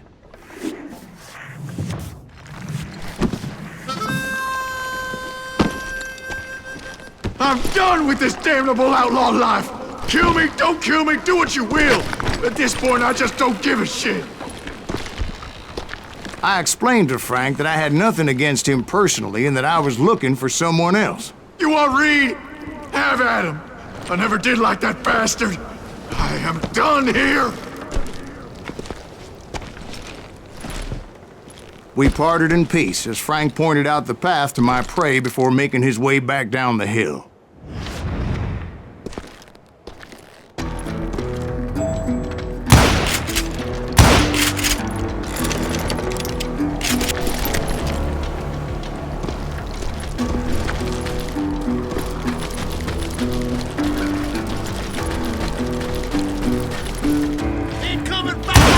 So, what happened with Reed? Well, I finally found the last of the gang hiding in a nearby cave. First, I had to dispatch the lookouts. But I was determined not to let that murderer escape my revenge again.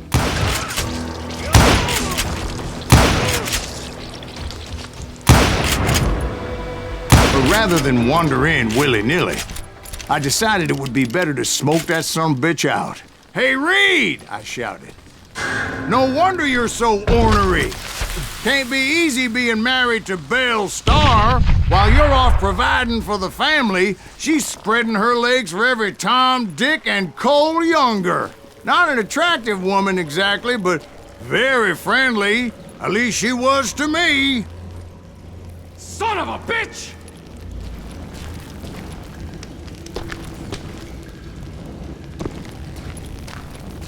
It was then that the last bunch of bandits jumped out of hiding. Why won't this asshole give up? Would someone please kill him?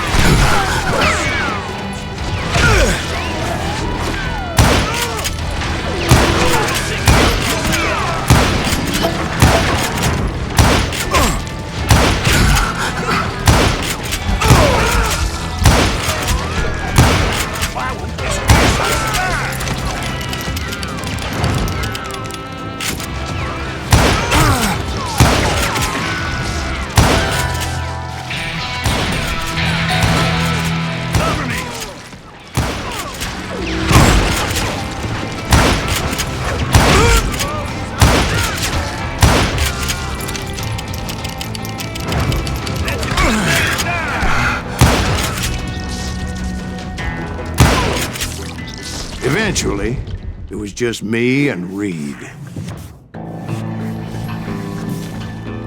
I had waited a long time to face him down, so I could repay him for what he did to my brothers.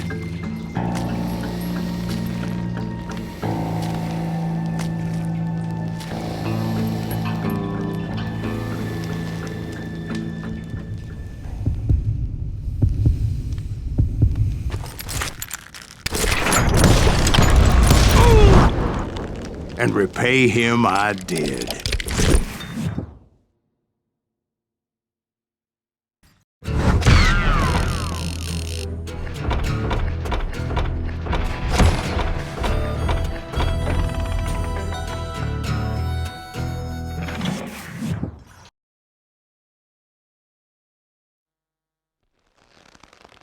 Well, I don't know about you boys, but I'm pretty beat. Well, it's too damn bad you never found that Bob character. Seems a shame he never had to pay. Well, funny thing about that, I did have one more chance at him.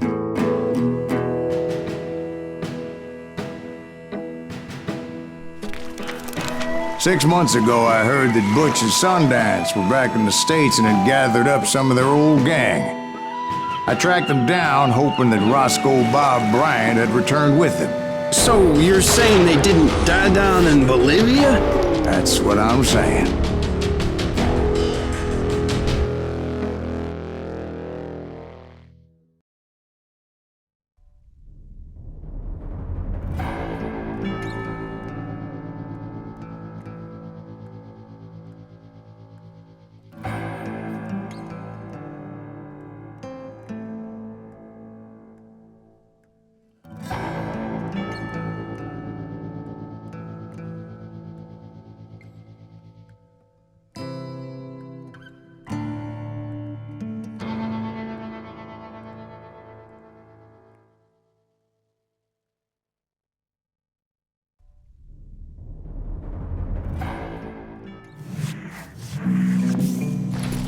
40 years I had waited to get my hands on the last of my brother's killers. Not even an army of demons could have stopped me now.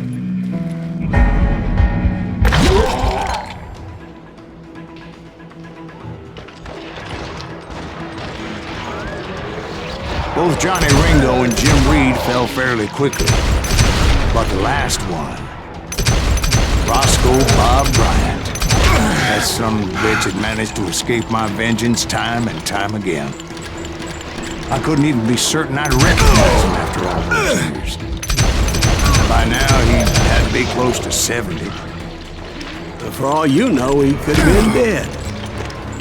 That thought had indeed crossed me, as did others.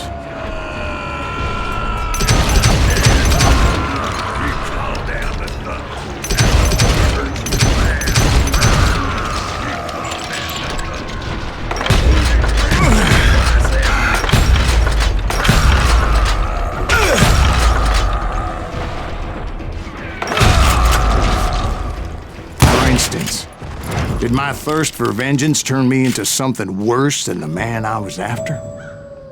By this point in my storied career, I had killed more men than Bob Bryant ever had.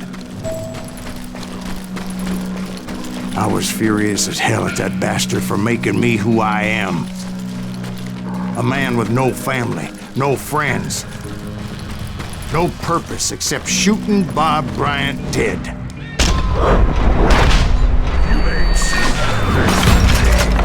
Nothing could stop me from taking his life. I'd been after that killer forever, from the time I rode with Billy the Kid. But that chapter of my story you already know. Chapter of that fairy tale, you mean?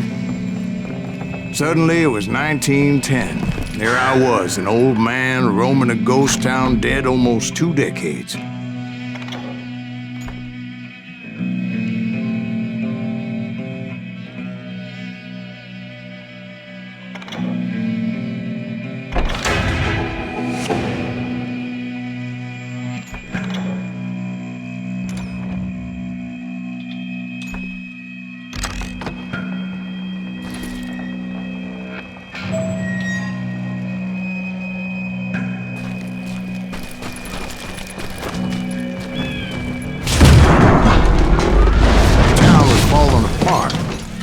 Just like me.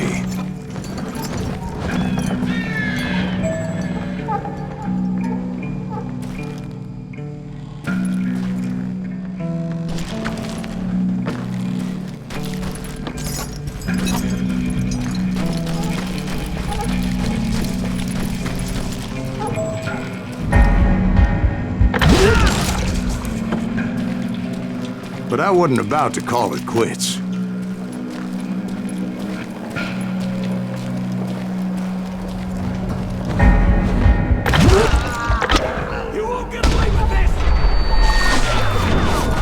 Even though the ghosts of my dead brothers were begging me to end what I started so long ago. Mr. Graves, are you all right? Would you like some water? The Wild Bunch knew I was there. They were after a treasure they had hidden before they fled, buried in the grave of a dead amigo. Some folks think the town is haunted, so they figured there wouldn't be many people poking around.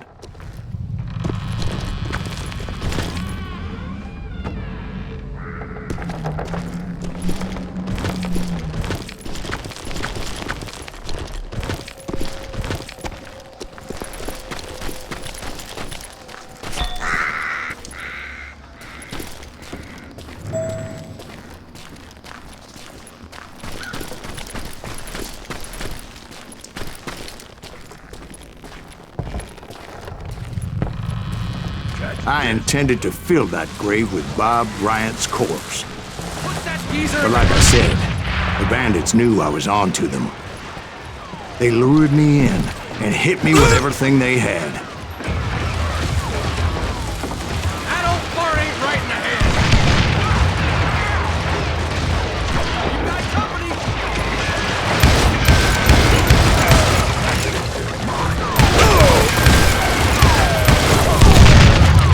Who the hell is that old man?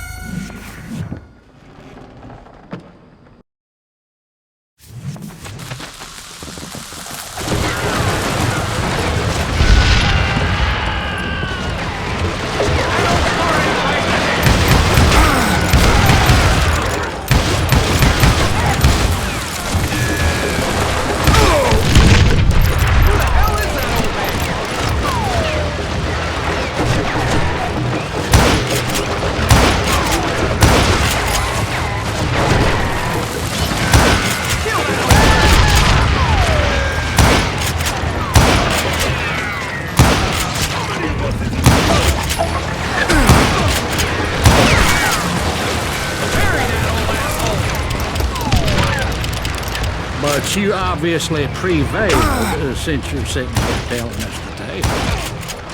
Actually, in that moment, I did not prevail. So I suppose we're talking to a ghost. Funny you should put it like that, Jack.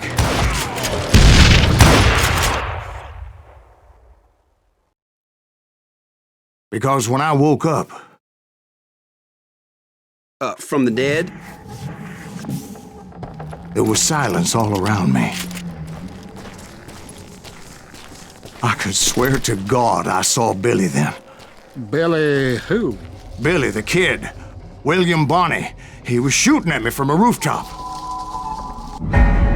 Here, and there, even over there.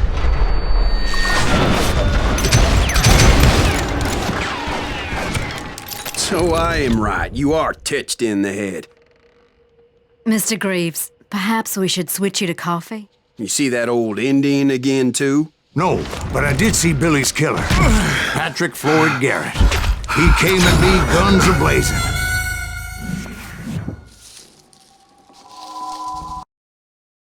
But I knew that old war horse had died 2 years before.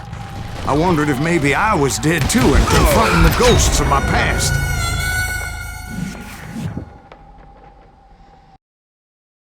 But I knew that old war horse had died 2 years before. I wondered if maybe I was dead too and confronting the ghosts of my past. Perhaps all my sins were coming back to haunt me and drag me down to perdition.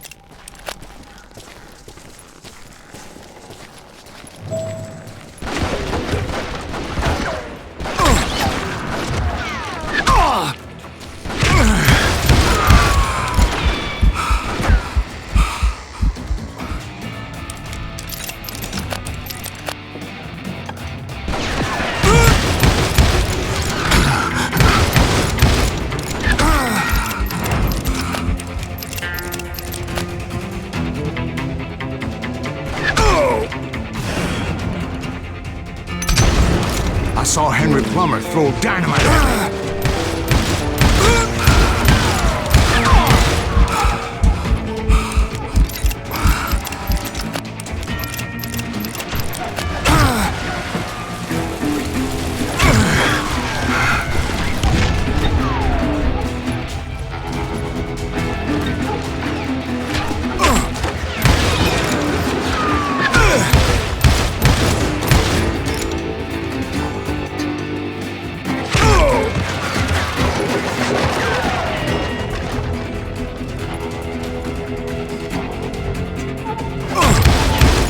In the gates of the cemetery, I saw John Wesley Hardin, just like I remembered him.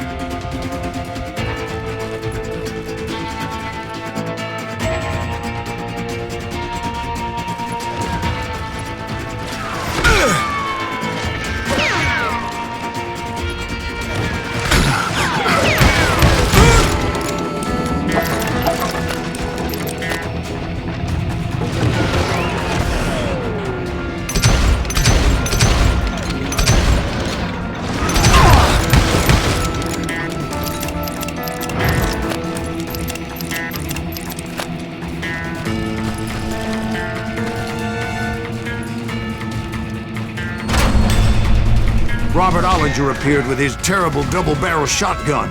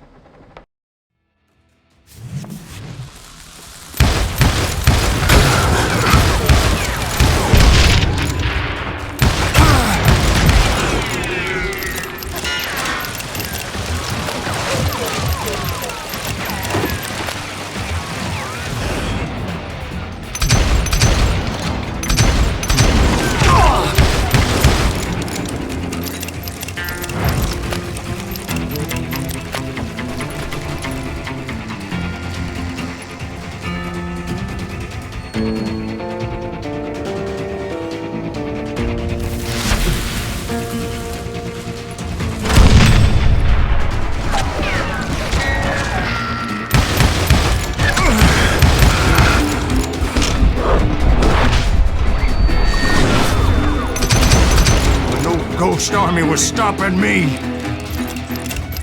My father-in-law got hit with a fallen branch. He spent the rest of his life talking to dogs.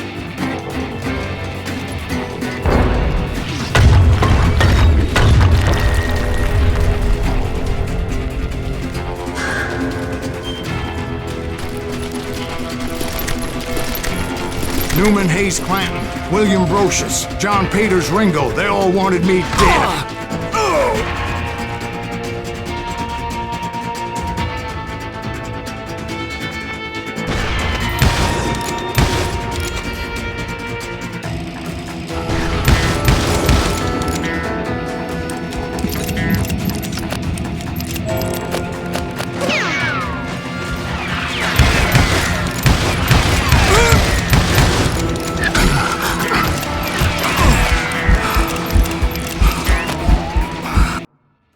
Newman Hayes Clanton, William Brocious, John Peters Ringo, they all wanted me dead.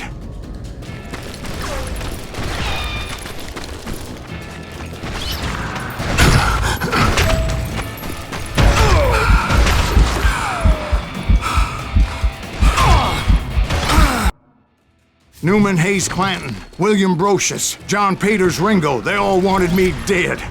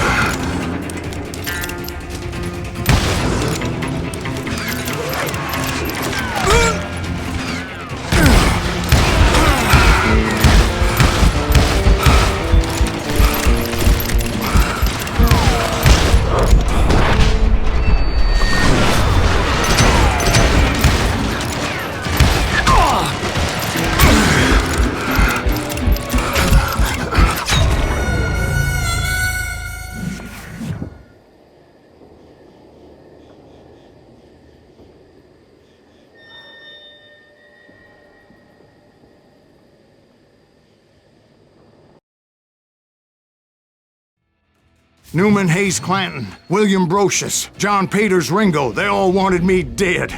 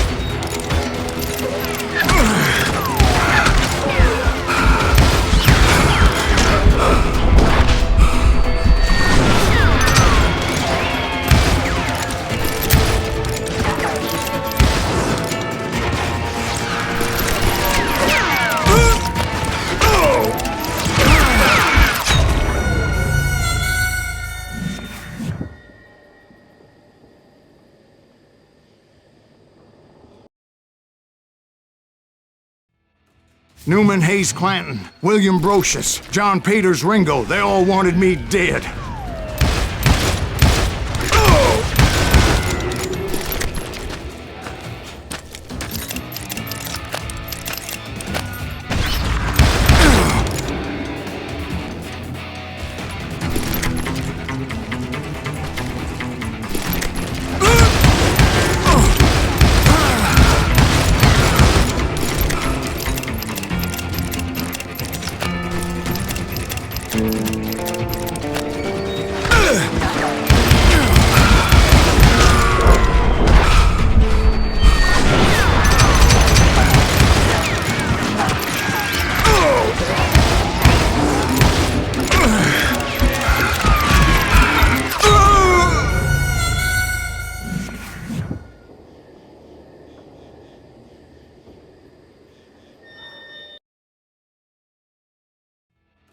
Newman Hayes Clanton, William Brocious, John Peters Ringo, they all wanted me dead.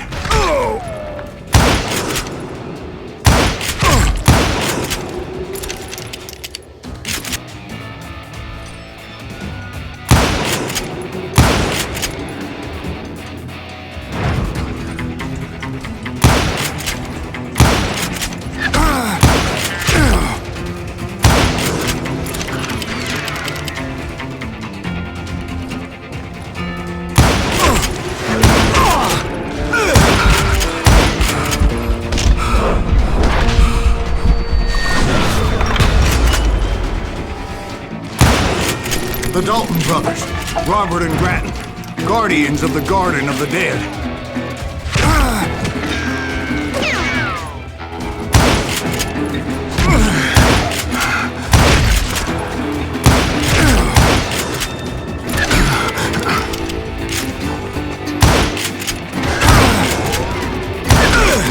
George Curry and Harvey Logan, alias Kid Curry, both thirsty for vengeance from the great beyond.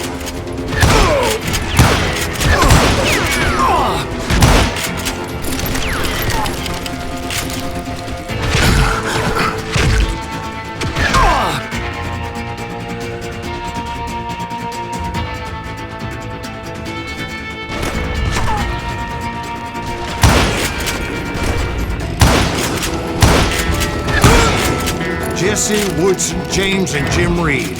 Each one deader than the next. I thought I would go crazy. Thought?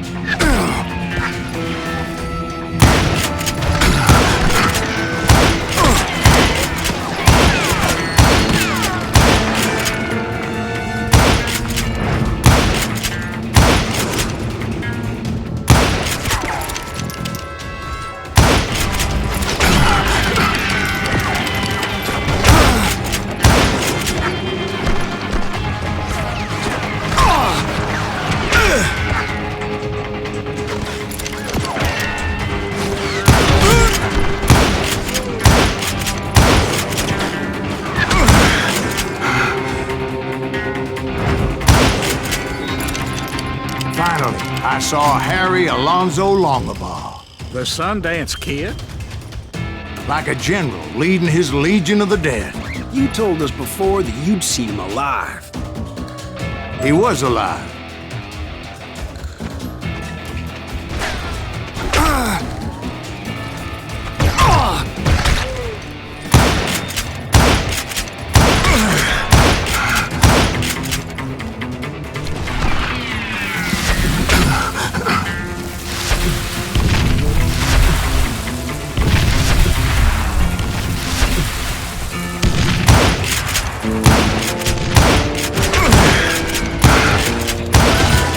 Then I heard a voice call to me from afar.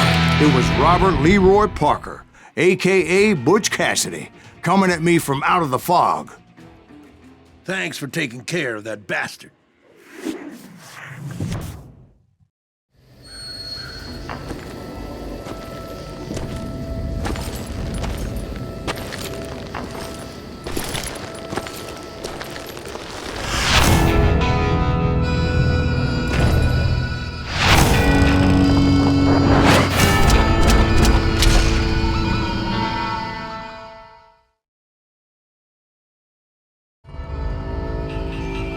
But the kid wasn't quite deceased. Not yet. Takes more than one little bullet to kill the likes of me, partner. Those two looked like they hadn't seen each other for quite a while. Clearly, they were no longer amigos. Shit. I was hoping I wouldn't have to kill you. You won't have to, Butch. I'm killing you first. I asked them about Bob Bryant, but they were too busy with their own heated conversation. Let me get this shit straight. You want my money and the love of my life? You frittered it all away, Butch. Edda's mine. So is that damn money. I didn't want to shoot anybody until I had an answer to my question, but those boys didn't give me much of a choice.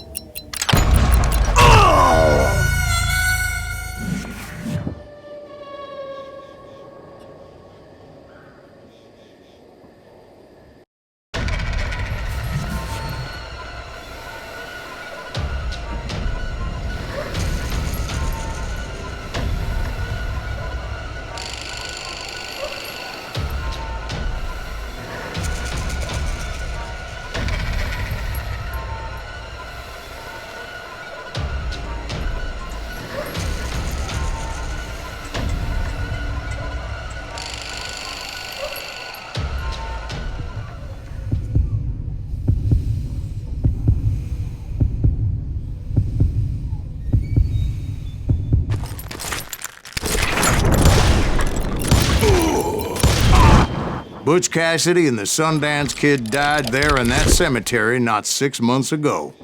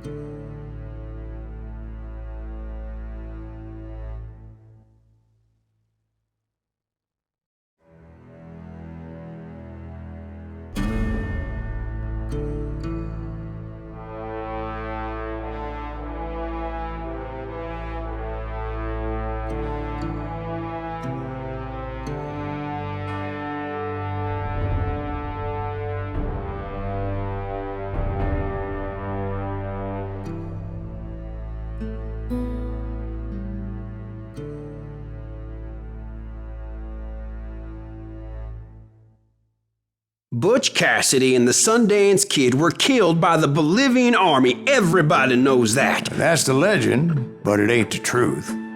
So, you never found Bob? There is no Bob. This old sumbitch ain't even Silas Greaves. Sir, is that true? Have you been pulling our legs this whole time? Well, not the whole time. Oh man, I think you've worn out your welcome here. Maybe you're right, Jack. Maybe it's time to pay. You see, Ben, or should I say Bob, your past always catches up with you. I was a different man back then, crazy. Drinking, I've changed my ways, I swear to you. If I could turn back the clock, But you can't, Bob.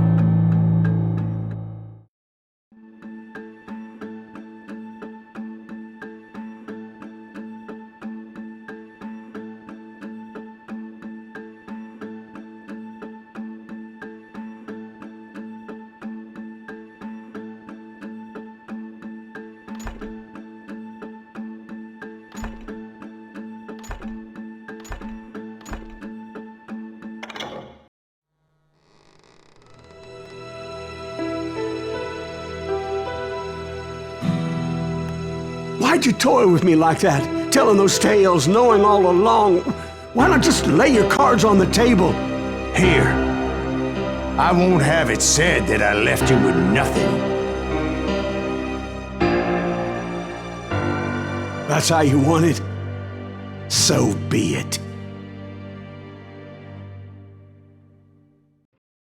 Holy shit! Right, Molly, move against that wall. Go!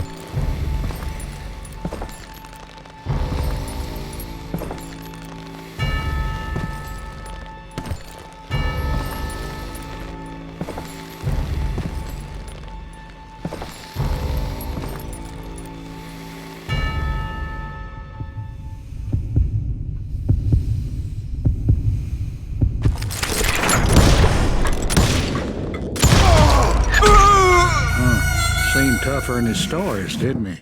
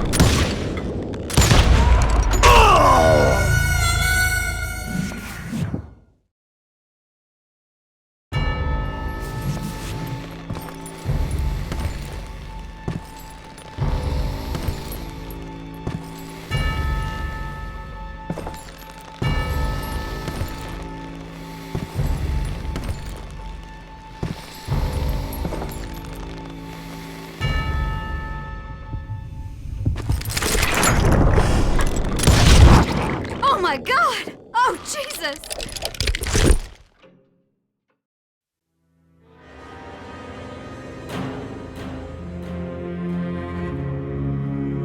Did you know it was him all along? Cassidy told me Bob was in Abilene before he died. But I wasn't sure Ben was my man until he revealed how much he knew about Ringo and Reed. The coin, of course. Well, that was the last nail in that particular coffin. I better go get the sheriff. You okay, boy? You're looking mighty shook up. Dwight, maybe you best go home. Young Eisenhower here is leaving for West Point tomorrow. He shouldn't get caught up in something like this. I think I might head out myself at this juncture. Unless you want to stop me, Jack. No, sir, Mr. Greaves. So where you going now?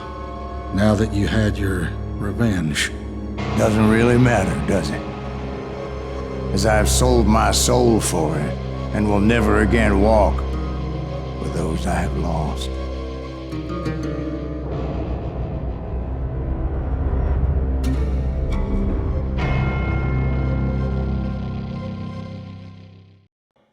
Ooh, dear. Oh, dear. Won't you spare me over till another year?